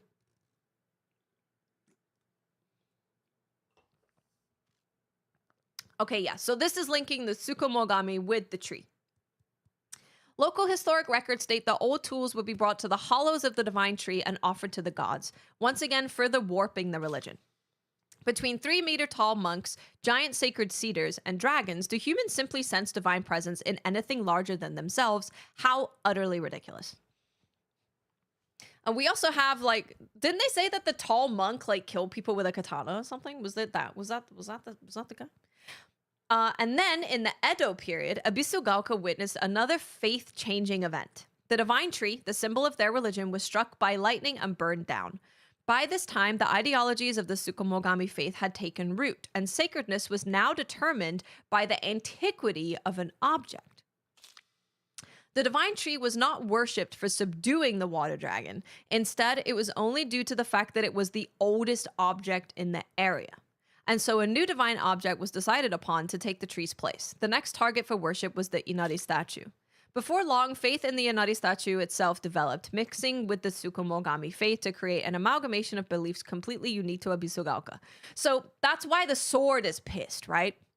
Because the sword is like, bitch, I'm old as hell. I'm older than this and fox ass motherfucker. Why are you just switching from the tree to the fox when I'm here? So he's pissed. Sword's pissed. To this effect, the Mongol Inari faith here in Abisugaoka has almost no likeness to that practice throughout the rest of Japan and boasts a pathetically superficial history. Even this changing of idols has been turned into some epic divine story by the priests. This is the nonsense they came up with. With the divine tree destroyed by lightning, the land lost its guardian, and the ancient evil water dragon attempts to rise from its slumber. Hearing the town's plight, a family of benevolent foxes traveled far from the west to subdue the dragon once more. The people's faith in them bolsters their power, but without enough power, the dragon shall awaken once more. I mean, it do be kind of true, though.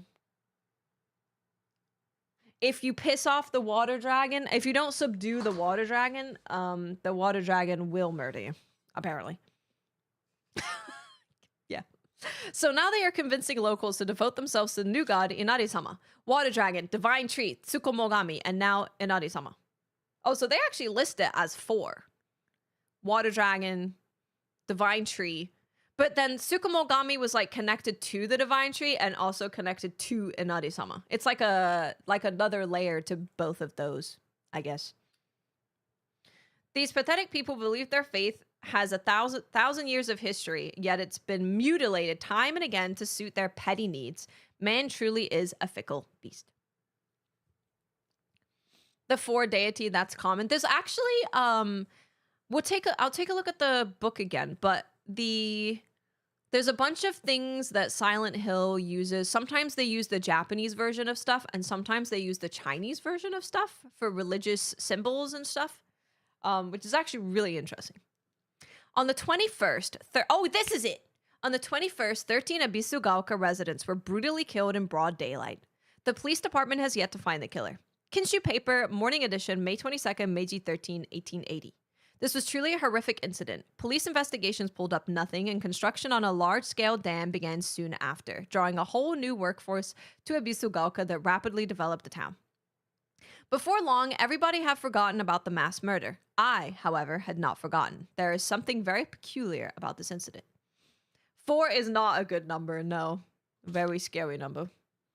Yeah, I don't know if they're like saying that there's 4 distinct ones, because I wouldn't say that Tsukumogami is like its own faith, because they were using Tsukumogami, like the act of giving your old tools to shrines. They were doing that with the tree and with the fox. No.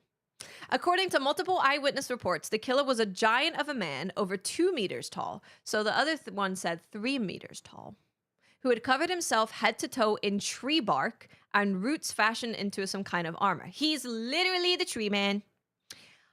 On top of all that, he also wore a no mask. He marched around the town preaching the following: "You worship false idols. The foxes led you astray. Destroy their foul statues. If reverence is not given to the divine tree, then the water dragon shall arise once more to bring calamity upon this land." True. Yes.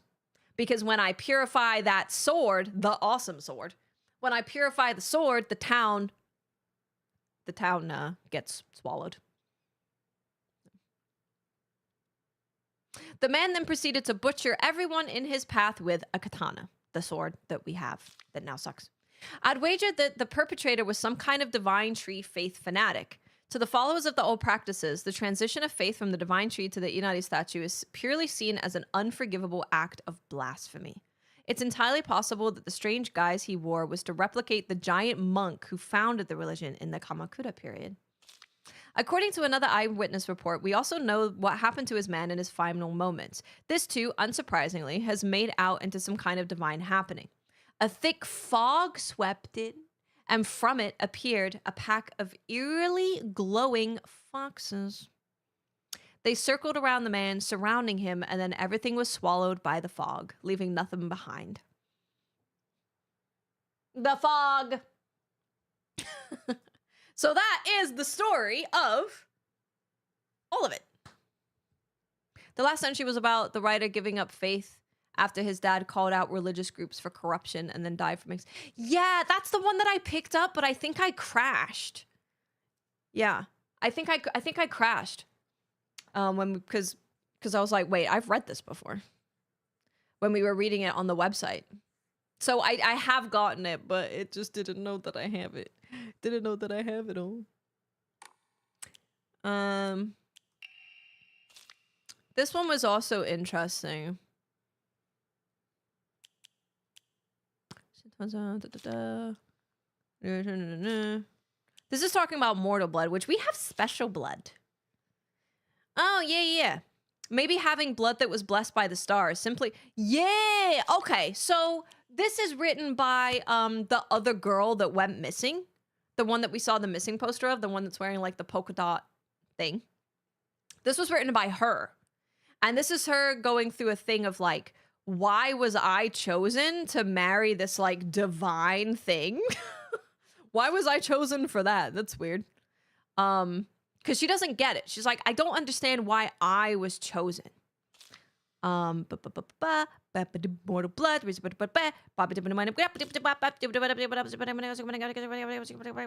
Why was I chosen? Okay. The other day, my honorable father-in-law told me that fate had smiled upon me, that my blood had been blessed by the stars.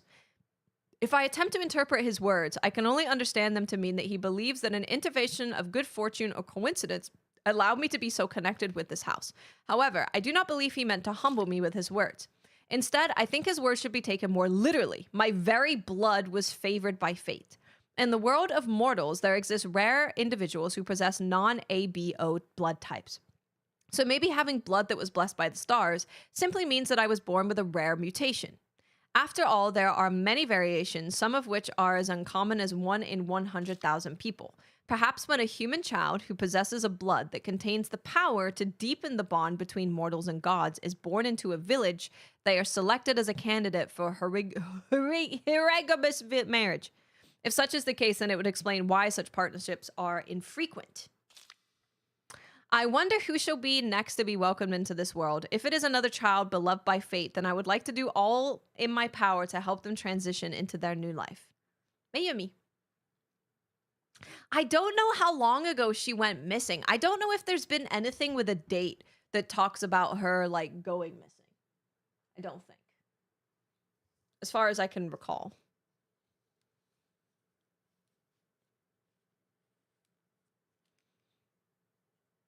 Perfect.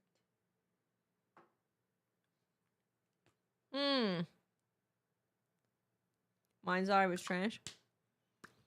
I didn't play it.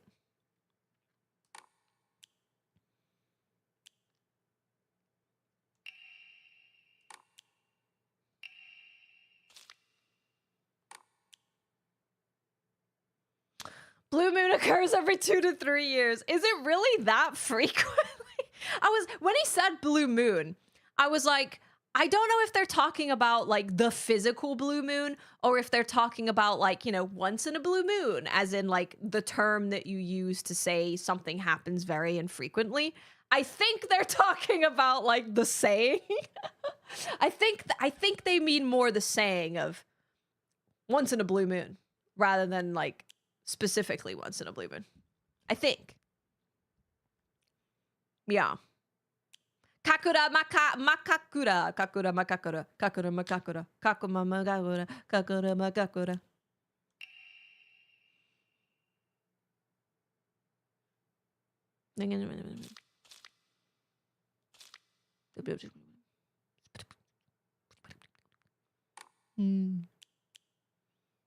Oh, is this one, right? No.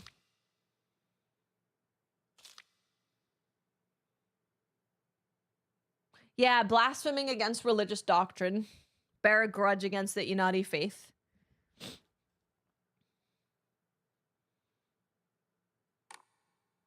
A literary once in a blue moon is much rarer, yeah. Yeah, much rarer. Oh, can we read this and then I'll do the fight? I swear to God. This is about the sword. It's long. I'm sorry. It is said that Abisugaoka was a hidden village that once served as refuge for defeated soldiers of the Taira clan. Unfortunately, evidence to support this tale has yet to be found. Still, Abisugaoka shares many cultural similarities with those of other hidden villages, and it is my belief that this tale is true. According to other local legends, the soldiers who fled here vowed to exact revenge upon the Minamoto clan and restore the Taira clan to its former glory. Upon swearing this oath, they buried the sword of their deceased leader at the base of a great tree that serves to protect this land. It would be a historical breakthrough if we could ever find that sword.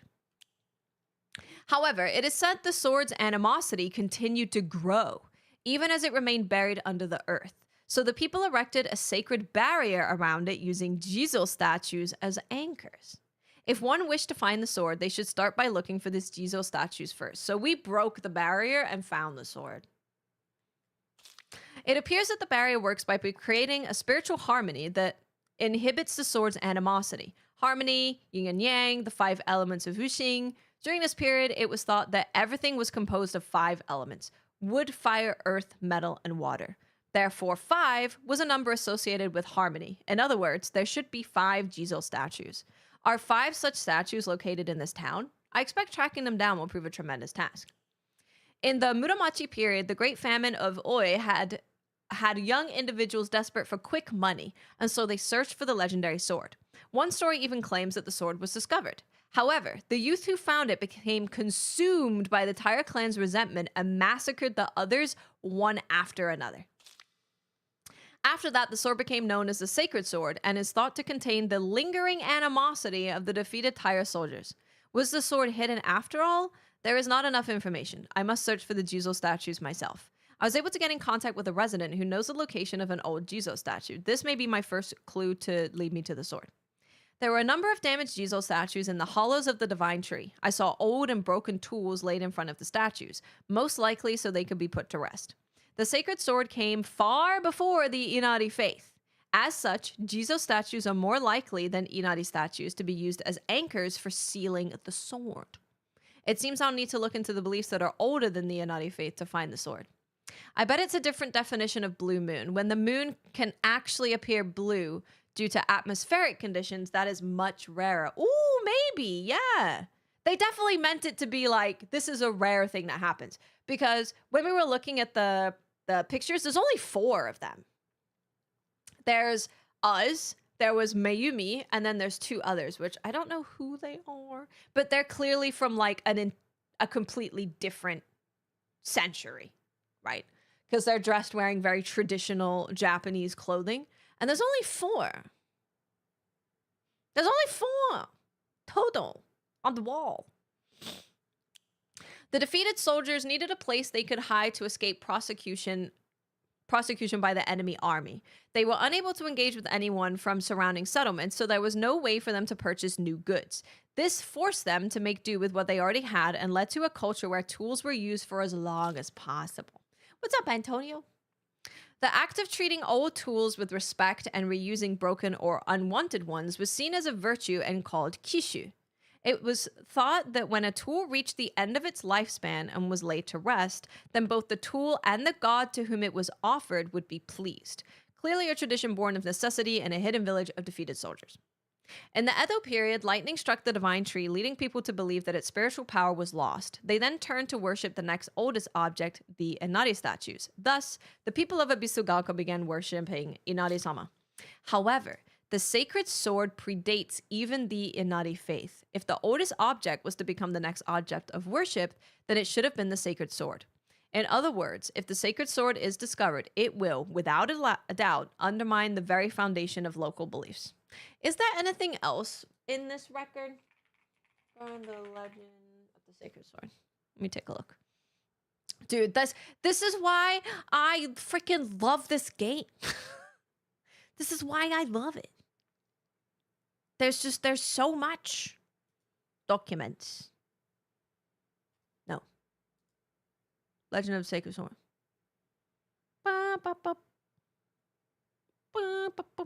So the dragon isn't in the picture as much as the other gods. It seems as though the dragon is just attacking the people on a surface level.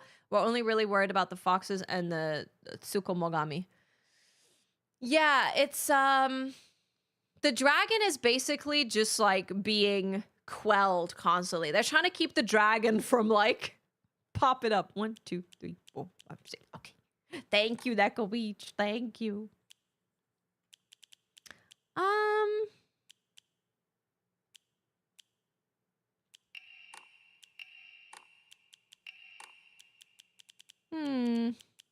I don't know. I mean, there's probably something else that I can read and get something from because there's so much in here. But yeah, I think it's boss time. Okay, I'm doing it. We will need to listen to the audio that's, well, I guess read what they're saying because there's probably going to be lots of voice stuff. Yes. So let's pay attention. Oh, it's loud. 私は初め全然乗り気じゃなかった。でも彼の気持ちを知るうちに私も同じくらい一生懸命考えなくちゃならないって思ったの。Bitch.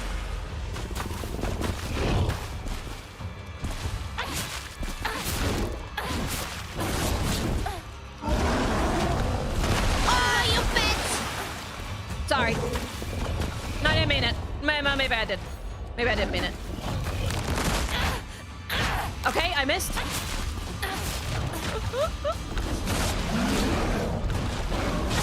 Ow!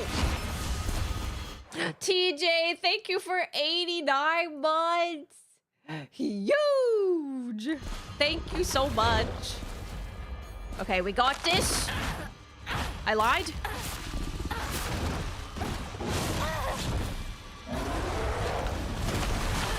Ow, he's beating my ass. God damn.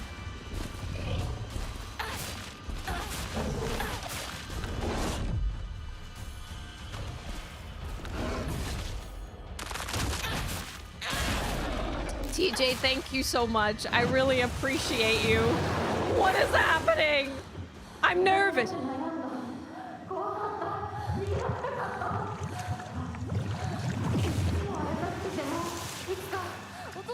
Oh, shit! The doll! The doll is in the breast! Sorry.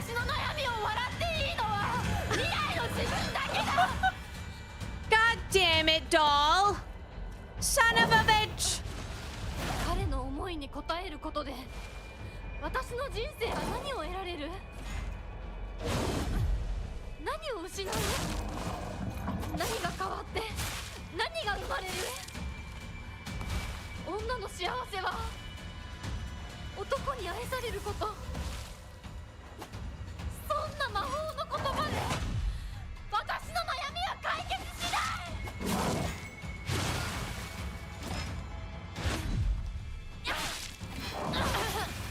Those magic words don't make me feel bad. Also, wait.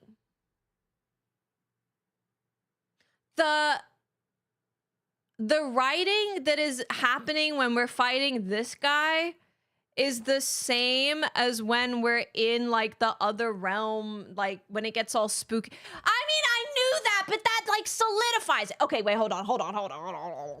Okay, so I can't remember if it was this playthrough or the last playthrough, but there was one playthrough that you finally get to see who was like chasing Hinako, and it was the doll. So that's why I was like, wait, is the doll the freaking water dragon? But now I see this, and every time, you know, when everything goes red and your sanity is draining and she's like, oh my God, it's always got this stuff in it. Always. I'm so lost right now. Yes. There's a lot going on. No, it's like when we were fighting like the pregnant lady in the area, that it had this stuff all around it. It had this stuff everywhere. Yeah, Cal, that was really sick. That was really cool. I was wondering if that was the doll. Yeah, the doll is the one that doesn't want us to... The doll took over... Wait, this thing took over Shu. No, I must think about this. This thing took over Shu. Like, Shu's head was basically where the doll is. So now we're seeing, like, the true form of the doll. The true identity of the doll. I mean, it makes sense, because it's an object. Tsukomogami. Object. It's a doll. Makes sense. Fought a pregnant lady? Many. I fought so many pregnant ladies. I don't know if I'll call them ladies. I don't know if I would call them ladies. I was thinking the doll was a representation of Hinako not wanting to grow up, leave her childhood behind. Yeah, right? Same. This one is like, I will curse you if you marry the fox. So the doll is the pissed off sword tree? I was thinking it when the doll said, "Don't stop playing with me." Yeah, it said, "Don't play with me forever."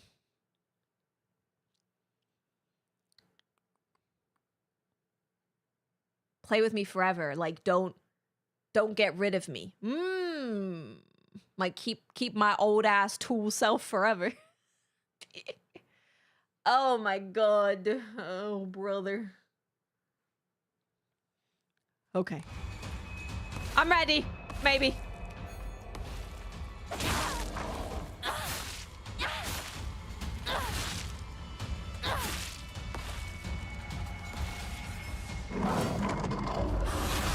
Ooh!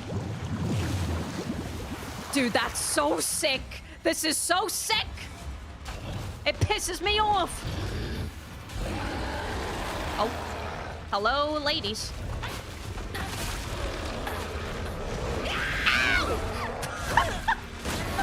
Oh, he got me good.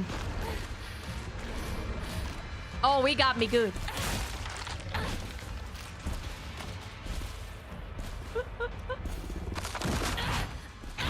can't hit him from the front with that move. I want to kill all of them. Ow, Jesus Christ, brother. God damn.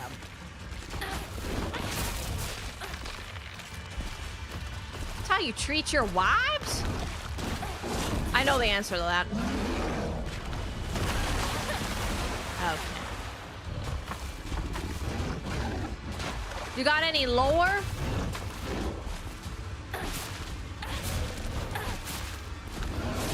You got any lore in there? Any lore?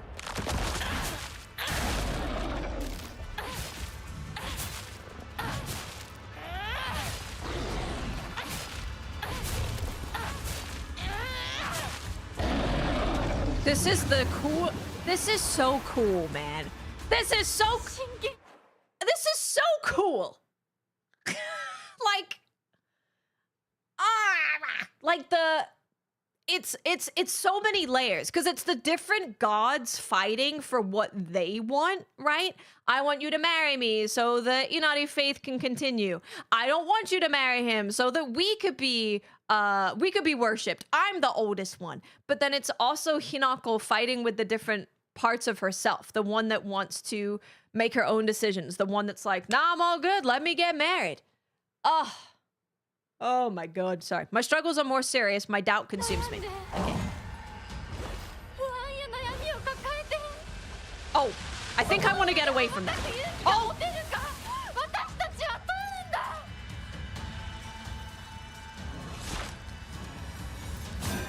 Oh! Ow! Ow! Oh, bitch!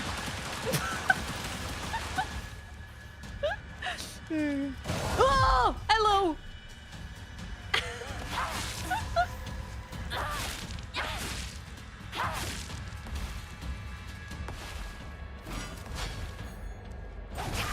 Oh, god damn it.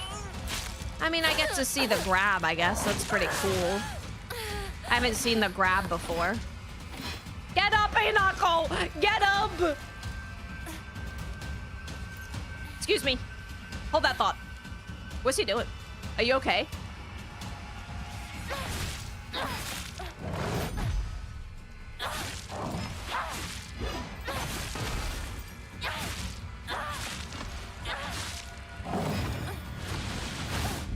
Woo! I'm gonna use a knife, if you don't mind.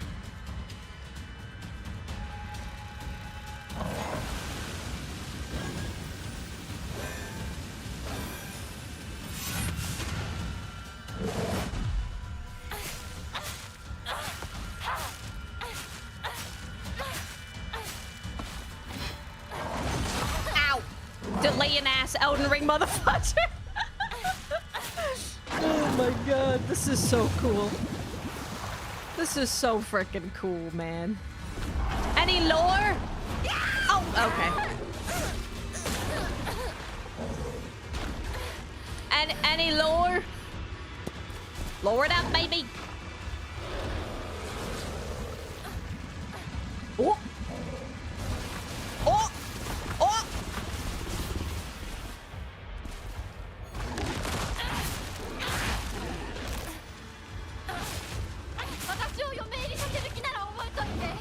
You really want to marry me? Know this.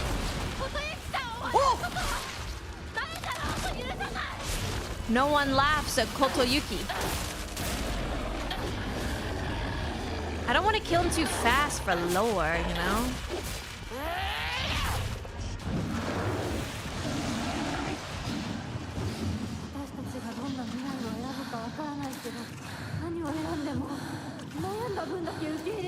That's other Hinako talking to this Hinako.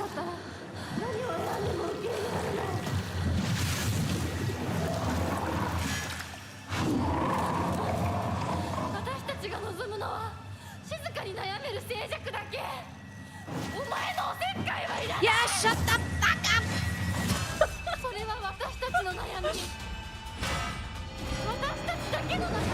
Oh!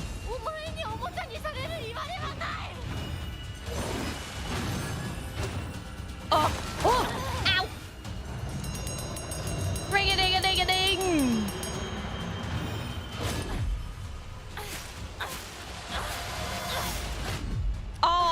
Freaking get wrecked, brother. Freaking perfect dodge these nuts, you know what I'm saying? Well, I don't know who I'm rooting for. I'm rooting for me. That's who I'm rooting for. I'm rooting for me.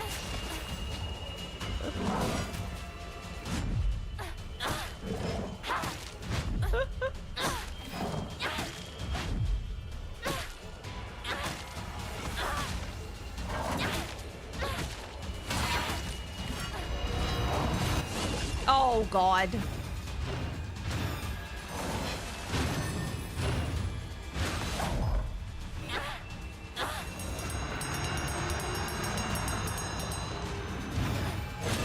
Oh, okay, I got hit by that one.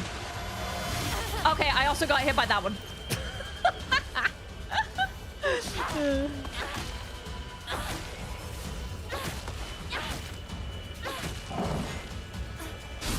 Ow. Hi-ya.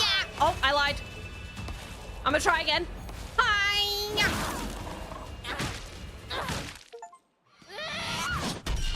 Within 10 minutes? Oh. Doll's out. I'll look at that later. Achievements. Doll's face is beat up. Let me turn it up. Good night, Doom. 必ず供養するからね。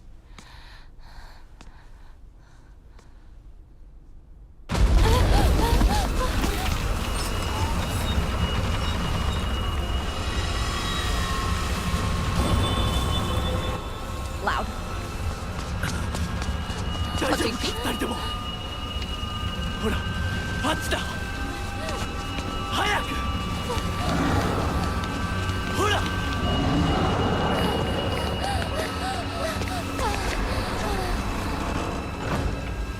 Okay, okay, okay. 本当にすまない久しぶりの祝言に酒が過ぎたのだろう普段は温和な方なのだどうすればいいの？この場は私が何とかしておく琴雪さん But this is Kotoyuki without the fox? Question mark? すまなかった私は君に全てを与えたつもりで君が一番欲していたものに気づけなかった私も君と同じものが欲しくなったのだ君への愛は酔狂なまじないによって生み出されたものではないと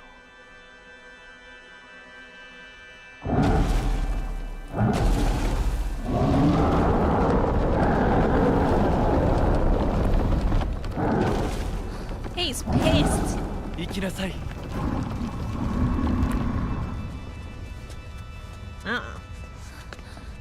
もし私たちへの愛が本物だったならまた会いましょう私たちもしっかり悩んで答えを用意しておきます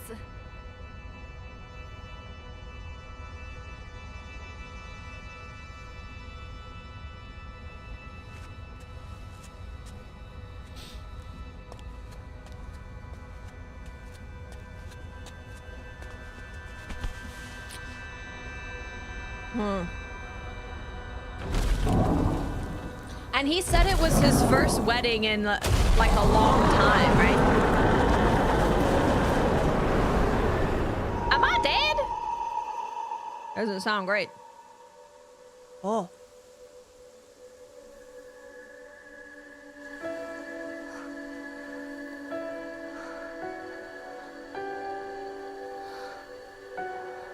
Silence.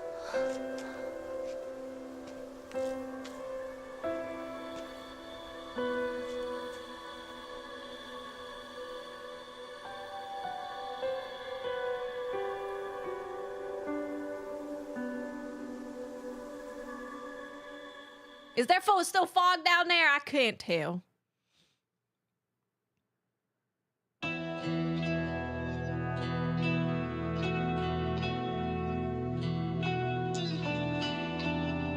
Telling you, the game is literally about Hinako just like, can you all just shut up and let me figure out what I want to do. Yeah, you want me to get married. You don't want me to get married. You want me to marry this guy. You want me to marry this guy. You want me to... Can everyone just shut up and let me think about what I want? And that's what is at the end there. It's Hinako is just alone and it's quiet and she can just figure it out herself. There should be another cutscene, but yeah, this is the true ending. Yeah, this playthrough was all about her finally having the confidence to stand up for herself and really be like, I'm trying to figure out what I want. Stop telling me what to do. Stop trying to put me here, put me there. I also really like that Creamy, I like that. That was funny. I like that, sorry, not Rinko, Junko. I like that her sister listened to her and let Hinako destroy the altar. Because it seemed like Junko was finally like, okay, you actually seem like you know what you want, and what you want is to make up your own mind. It does paint Kotoyuki in a different light. It does. Now I feel kind of bad for him. He's had to deal with this pissed off fox for God knows how long.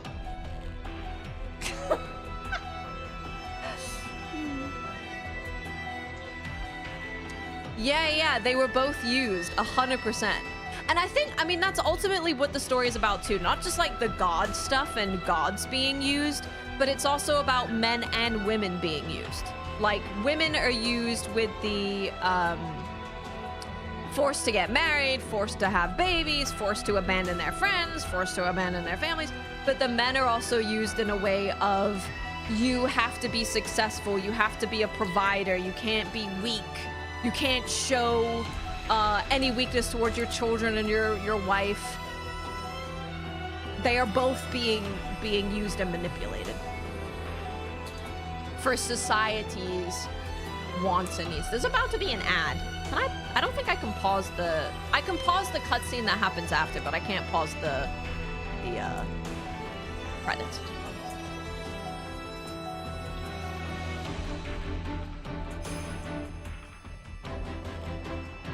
The way society uses us all. Yeah, I like that of, if you actually like me, if you actually love me, then find me again and we'll talk about it. Not some weird, like, some curse because I got special blood or whatever.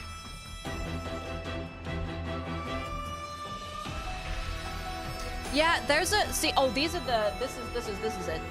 These are the scenes that we saw towards the end.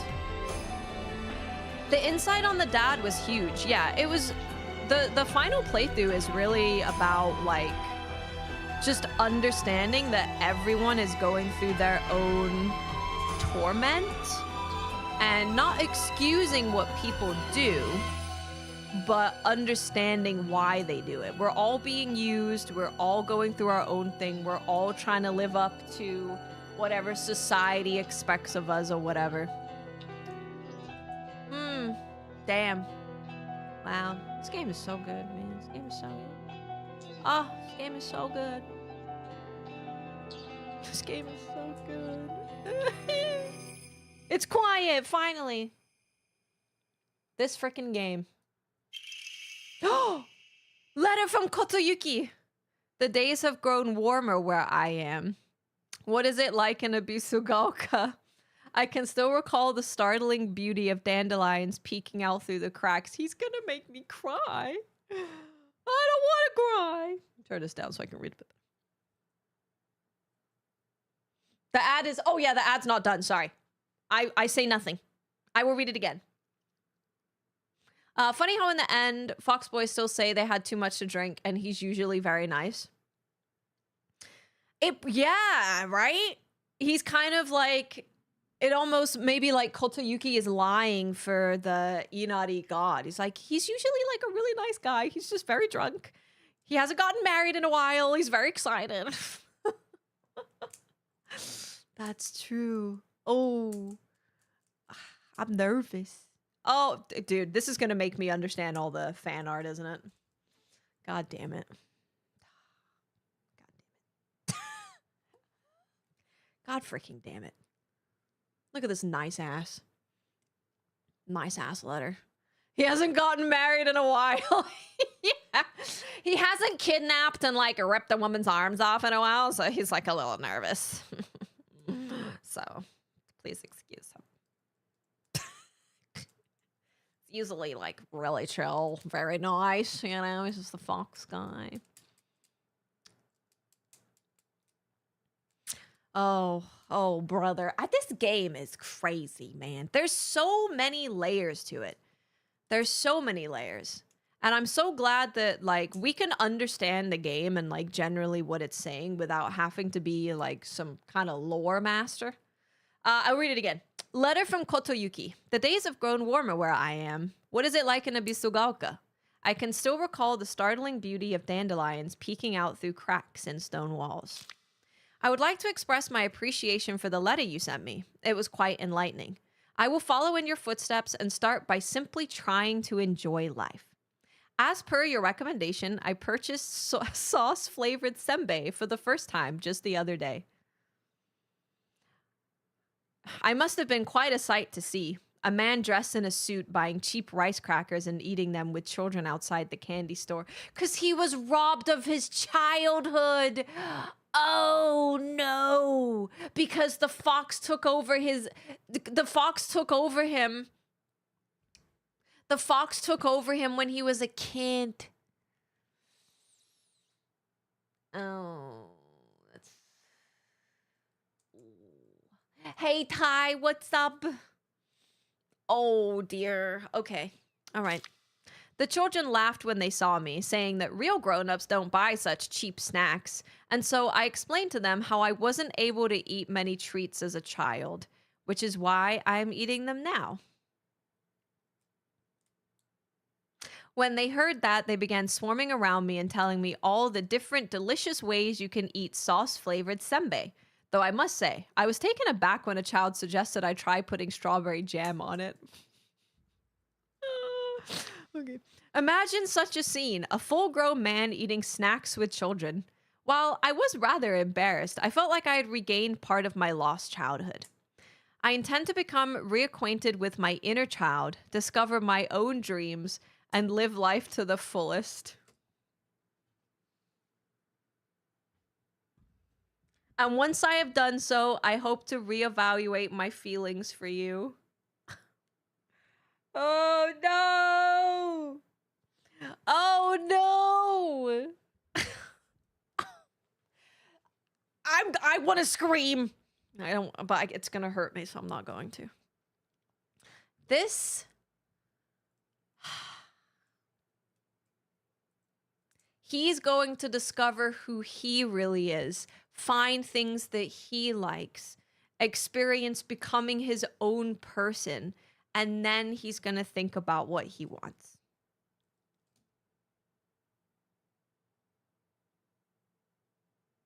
You shouldn't put out fan art of Kotoyuki. It takes people 50 hours to read this. It's unreasonable.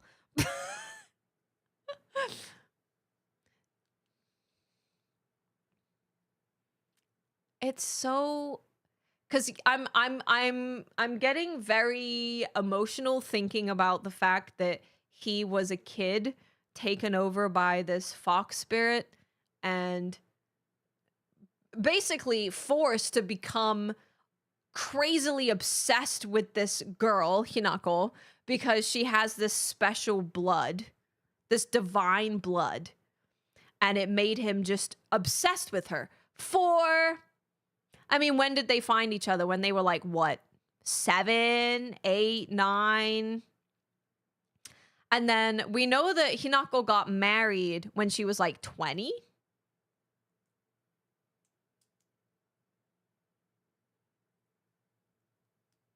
So, a long time. A very, very long time. Well, it's heartwarming, but it's really sad. He only met once. Yeah.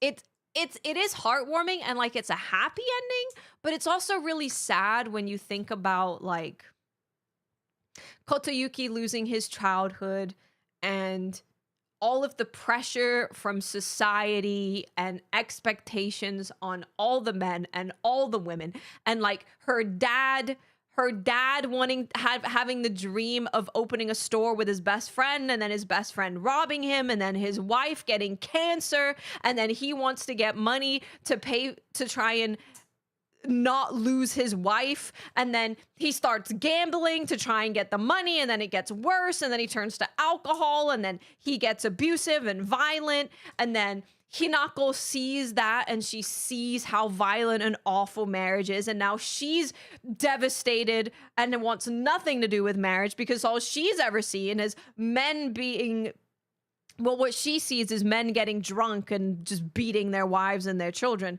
But it's because the men are under so much pressure to be successful, because the only worth that a man has in this world, and in a lot of worlds, and in lots of worlds that have been and continue to be, is if they are making money.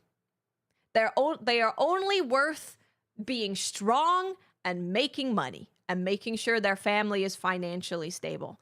And then women have the pressure of being the perfect wife. You're not allowed to have your own opinions or thoughts or dreams or anything. You have to just be perfect, because this man is going to keep you.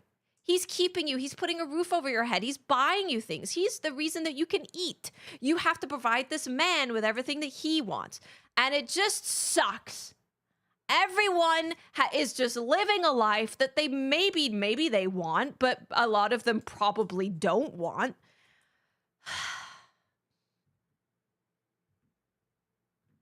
I'm going to watch a lot of Silent Hill F story videos.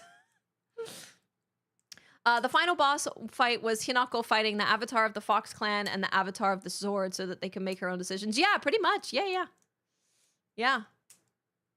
I might just do the UFO ending. I might look it up and we'll just follow a guide for the UFO ending, and we can just get the UFO ending ourselves. Because it doesn't take very long.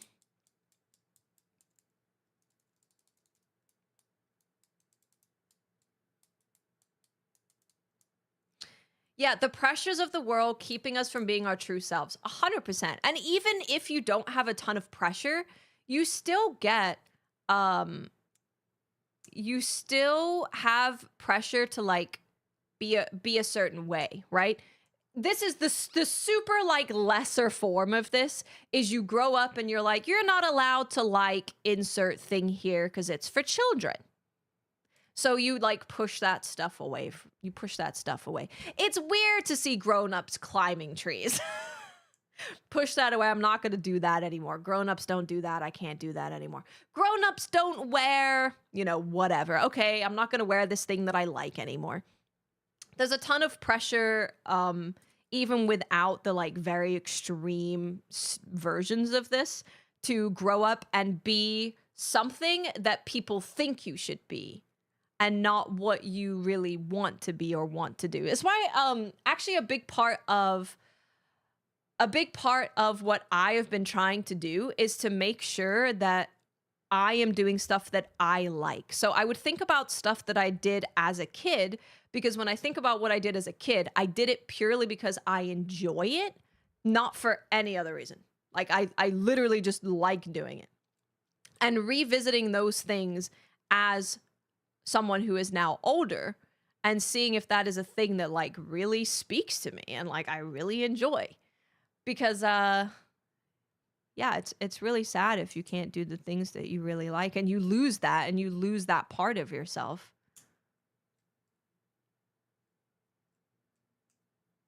Well, now I'm sad. I'm sad, but I'm happy. Okay, I'm gonna press back. We'll see what happens. Oh God.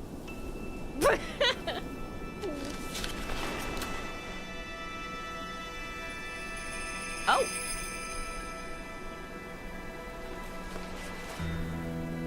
Both Hinakos. 私たちの人生どんな風に生きようね。琴雪さんみたいに生きてみたい。誰かをものすごく好きになって、その人のためにものすごく努力して、情熱のすべてを注ぎ込むような一途で一生懸命な生き方をしてみたい。今度は私から琴雪さんに求婚するくらいの勢いで一生懸命に。私はまだ決まってないけどとにかく何かに一生懸命に。何それ。 That's more like, what the hell? 何それ? What the hell? Or like, what's that? You know? But the way she said it is like, ここは静かだね。誰も邪魔しない、せかさない。いるのは私たちだけ。私たちだけで行く末を決められる。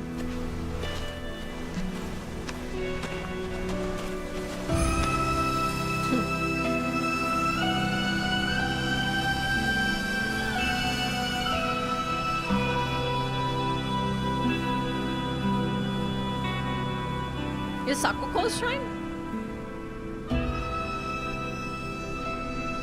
こんな静かな恵比寿ヶ丘は初めてかも。ここは私たちだけの静寂の恵比寿ヶ丘だね。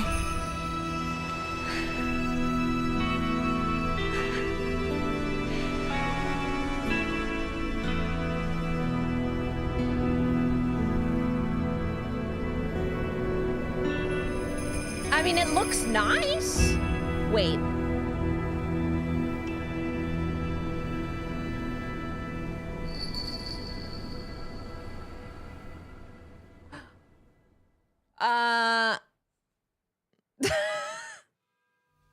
That's a lot of water.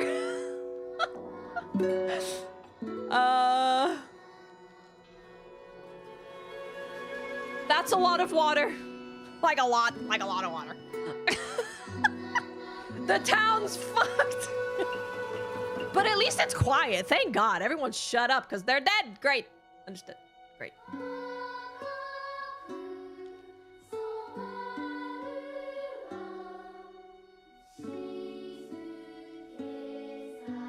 The hill steeped deep in silence. Now away from the birdcage, shrouded in the fog.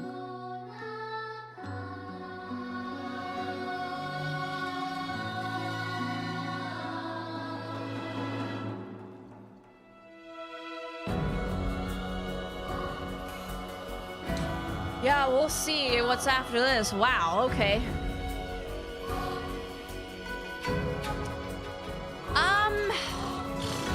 I don't know.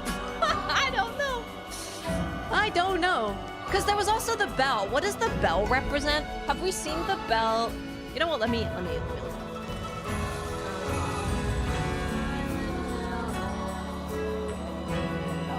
Bell on tree. The bell. To ending discussion. Okay. Interesting.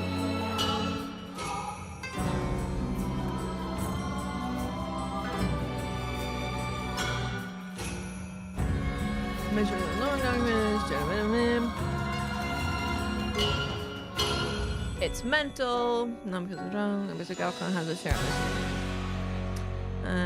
it. Supernatural forces are at play, but they're hidden.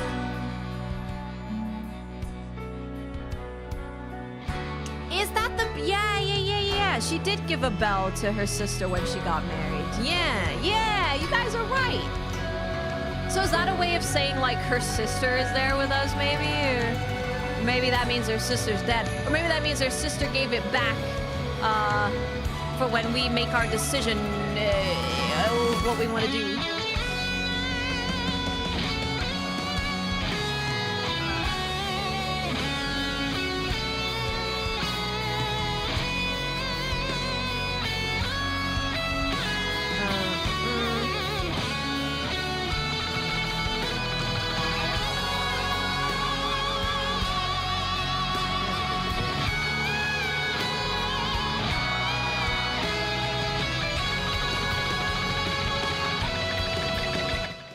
pretty good, huh?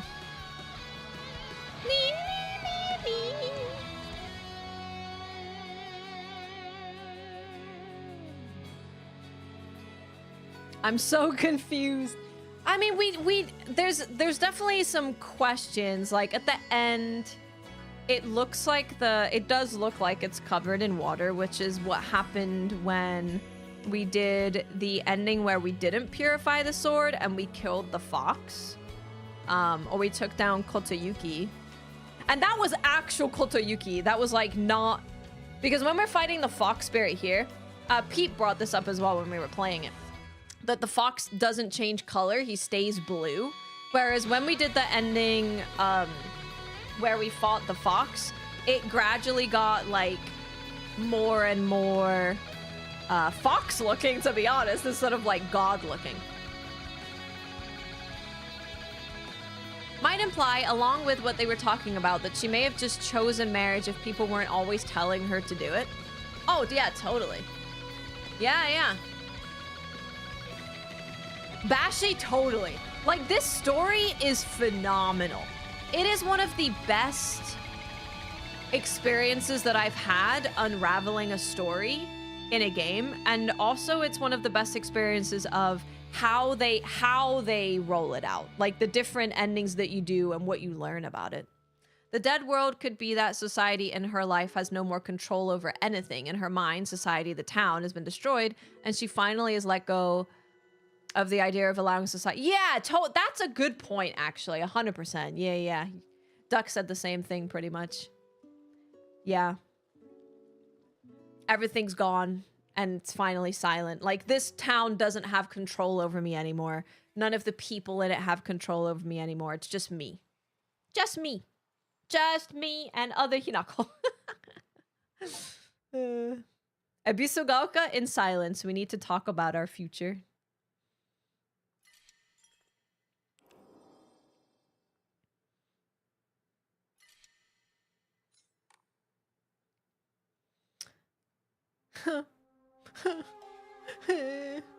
Zoom in. There's definitely a lot of water. Jesus Christ. It's a lot of water.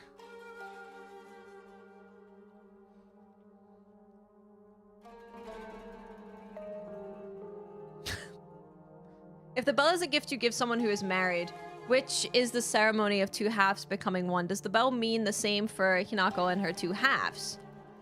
I don't know. I wish the bell was on here and then I could look at it. But I'm pretty sure that's what it is. I'm Fagel. Is there a cat update? No, I haven't been contacted. Which is weird.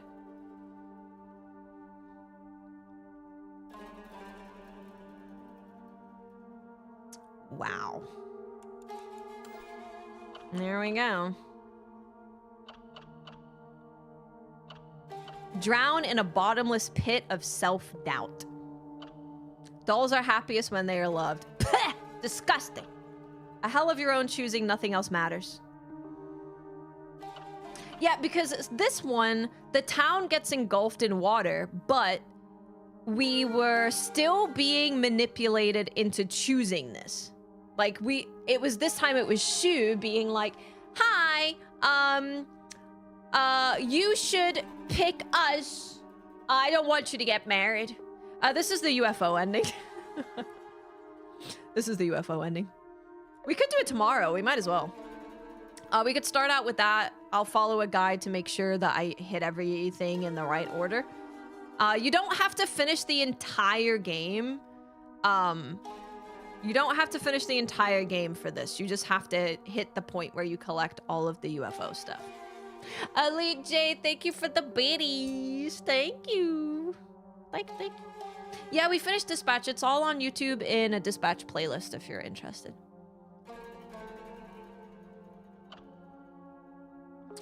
The fact that she didn't merge is also telling. One, Hinako seems to want to travel and find things she wants to do.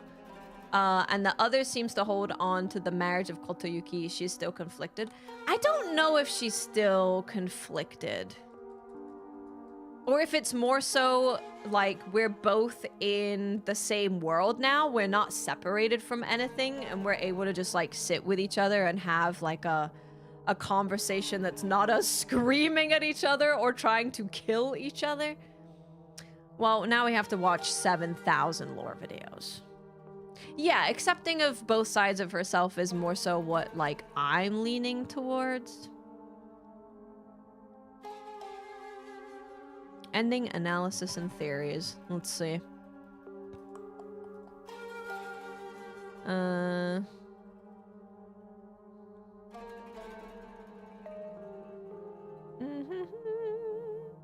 People are spoiling it. One doesn't have to defeat the other. Yeah, it's like there is a part of me. This is saying that, like, there is a part of me that maybe wants to be with Kotoyuki if Kotoyuki actually has feelings for me. Then, you know, maybe I do want to get married to him. But there's also another side of me that is like, I want to discover myself more. I can't see the link, Nekomichi. I would have drowned in my own tears if they had held hands in this scene. Dude, I feel so emotional. That's why I had to pick it for best narrative. I mean, I also feel emotional about Expedition 33, but this is just, you know? Know what I'm saying?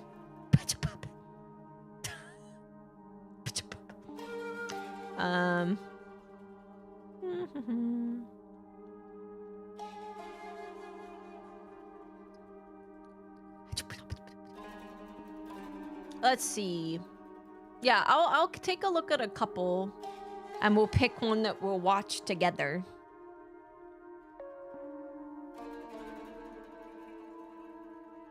We'll pick one that we'll watch together. Thank you for the link, Deco Beach. Thank you, I got it.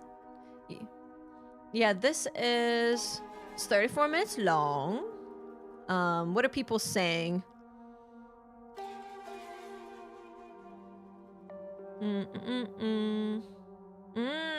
True. I won't be able to watch it now because I'm gonna pause it every 17 seconds and yap about it. That's the thing, Rochi. Yeah, so Expedition 33 is overall like a fantastic story, and I think about it all the time, and I'm like crying and whatever. Ty, yeah, don't hold back because I'm yapping. But the way that this game unfolds its story is like really, really well done and really beautiful. I love this ending, and I'm finding out this, and oh my god, and oh my god, wow, that's what they actually think. Wait, what does that mean? It was, what a delight. What a delight. Tie me a river. Thank you for 67 months. Holy crap. Thank you for being considerate, dude. That's really nice of you. Thank you so much. You're so kind. Can you press these? I was about to say, I'll watch them. I'll watch them all. I'll watch every cutscene.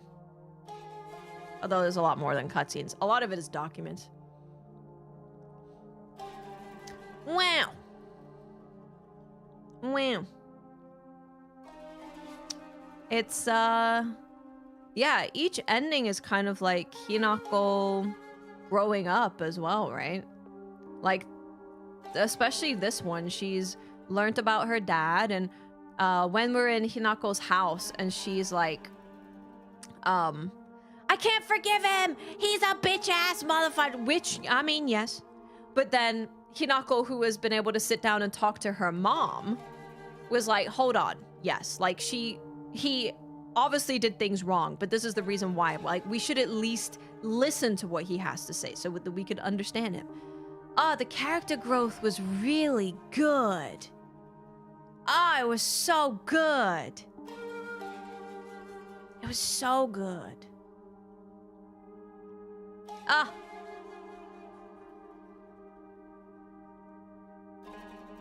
What a fantastic storyteller. I'm gonna go watch Higurashi again. I'm gonna watch the Higurashi remake. I've watched the original. I haven't watched the remake, actually. I've never watched it. Higurashi is also written by Rukishi, who wrote this, if you don't know. So there's a bunch of other stories that are written by him if you like what he did here. Yeah, we'll check out the what is Silent Hill F really about. We will watch that. Maybe we'll do that tomorrow too. We could do Alien, the UFO ending.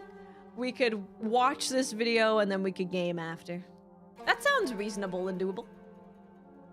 I haven't seen the Silent Hill movie, no. It's funny, I was raised by my mom and my aunt who are more traditional. This story lands so hard for me just listening to their stories. It lands hard for a lot of people, yeah. There's even if you haven't experienced like familial trauma or violence or I think everyone can relate to the pressures and you as a kid seeing your parents do something that you're like, the fuck? And then understanding more about them and why they did what they did. Ugh. Duck, thank you for the gifties. Thank you. Wochad, Tolkien Kazam, Tendentiousness, 4 a.m. Fiction, and Sin 4? 5? 4, maybe? Thank you so much. Welcome, friends. Welcome. Thank you so much. Thank you for joining me on this journey. There's still more. Like I wanna yap about it with you guys, and I wanna watch this video with you guys. And then if you end up watching, so this is the one we're gonna be watching. If you end up watching any others on your own, feel free to bring up points that you agree with or you thought were interesting when we're looking at that one or when we're getting the UFO ending. I think getting the UFO ending will be a good time to talk about like other theories. But that's the one we're gonna watch on our together. And then yeah, I might also watch other ones and see if there's things that she doesn't bring up that I think is worth being brought up. We'll see.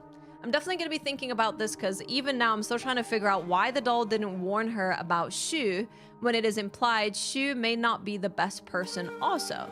Is it because the doll didn't find him a threat because he also wants Hinako to remain his partner? Yeah, I guess maybe... No, don't dissect this video. Go watch a different one.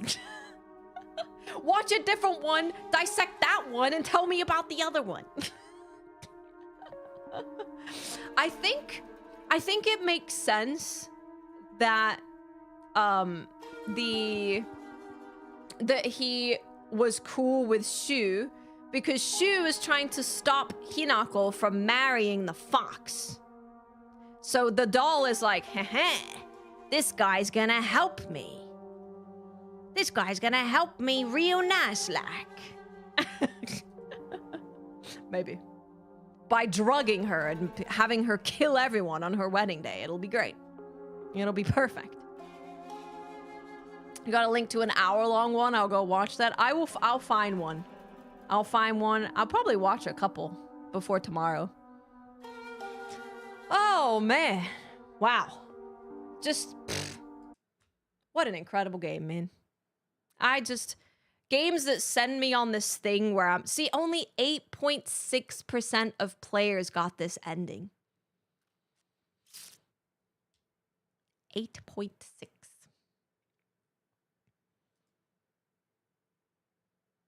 It's not a lot of people. Grant, like, this is on Steam, so it might be different in other things, but... Yeah. We have to watch this together. Yeah. We ended at 38 out of 56 achievements. There's some achievements that are like, finish it on the hardest difficulty, finish it on the easiest difficulty for both combat and puzzles. Some of them are because of the diaries, because I didn't do all of the playthroughs on one save. I did it on 2 saves. So some of it is that. Oh, Wolf! I appreciate that. Thank you for waiting. God, what a cool-ass game to play together with people. So there's just so much to talk about. So much to talk about. Okay, that's our plan. Tomorrow, we're gonna get the UFO ending. You tell me what you find in lore breakdowns. anything interesting that you agree with, and then we will watch a video together that is what is Silent Hill F about. I hope it's a good one. What if it sucks? What if we've picked the worst one? Can't possibly, surely. I am going to tend to Miss Bella. Make sure that she's okay. I still haven't heard from the cat person. They read my message. So it's already 7:30. We're gonna be playing Where Winds Meet for a bit. There is a sponsored stream coming up very soon, actually. I don't know if we're gonna play all of it, but we're gonna play. I'm pretty excited to play a part of it. I can talk about it when soon in a couple days. We could talk about it in a couple days. The specifics about it. But yeah, we're gonna play more Where Winds Meet. I think we're just kind of chilling, checking out a couple things. I did get a code for Constance. I did get a code for this game, which looks pretty cool. So we could check out this one a little bit as well and see what we think about it. But yeah, I think we're just dipping our toes in stuff. We're dipping our toes until December. And then December, we're doing Night Rain and Monster Hunter. Like, all day, every day. I do have Neo gameplay, Neo thoughts coming to you guys on the 21st. I will be able to tell you all about it. I do want to make a video. To get my thoughts down, and then we could watch the video together. And then I can answer questions that you guys have, and I can just show you my raw gameplay and like skip around that gameplay a little bit, because there will be, I'm sure that there'll be, I can show you 1 hour of footage total, and I think the video will be probably, I don't think the video will be super long that I want to make.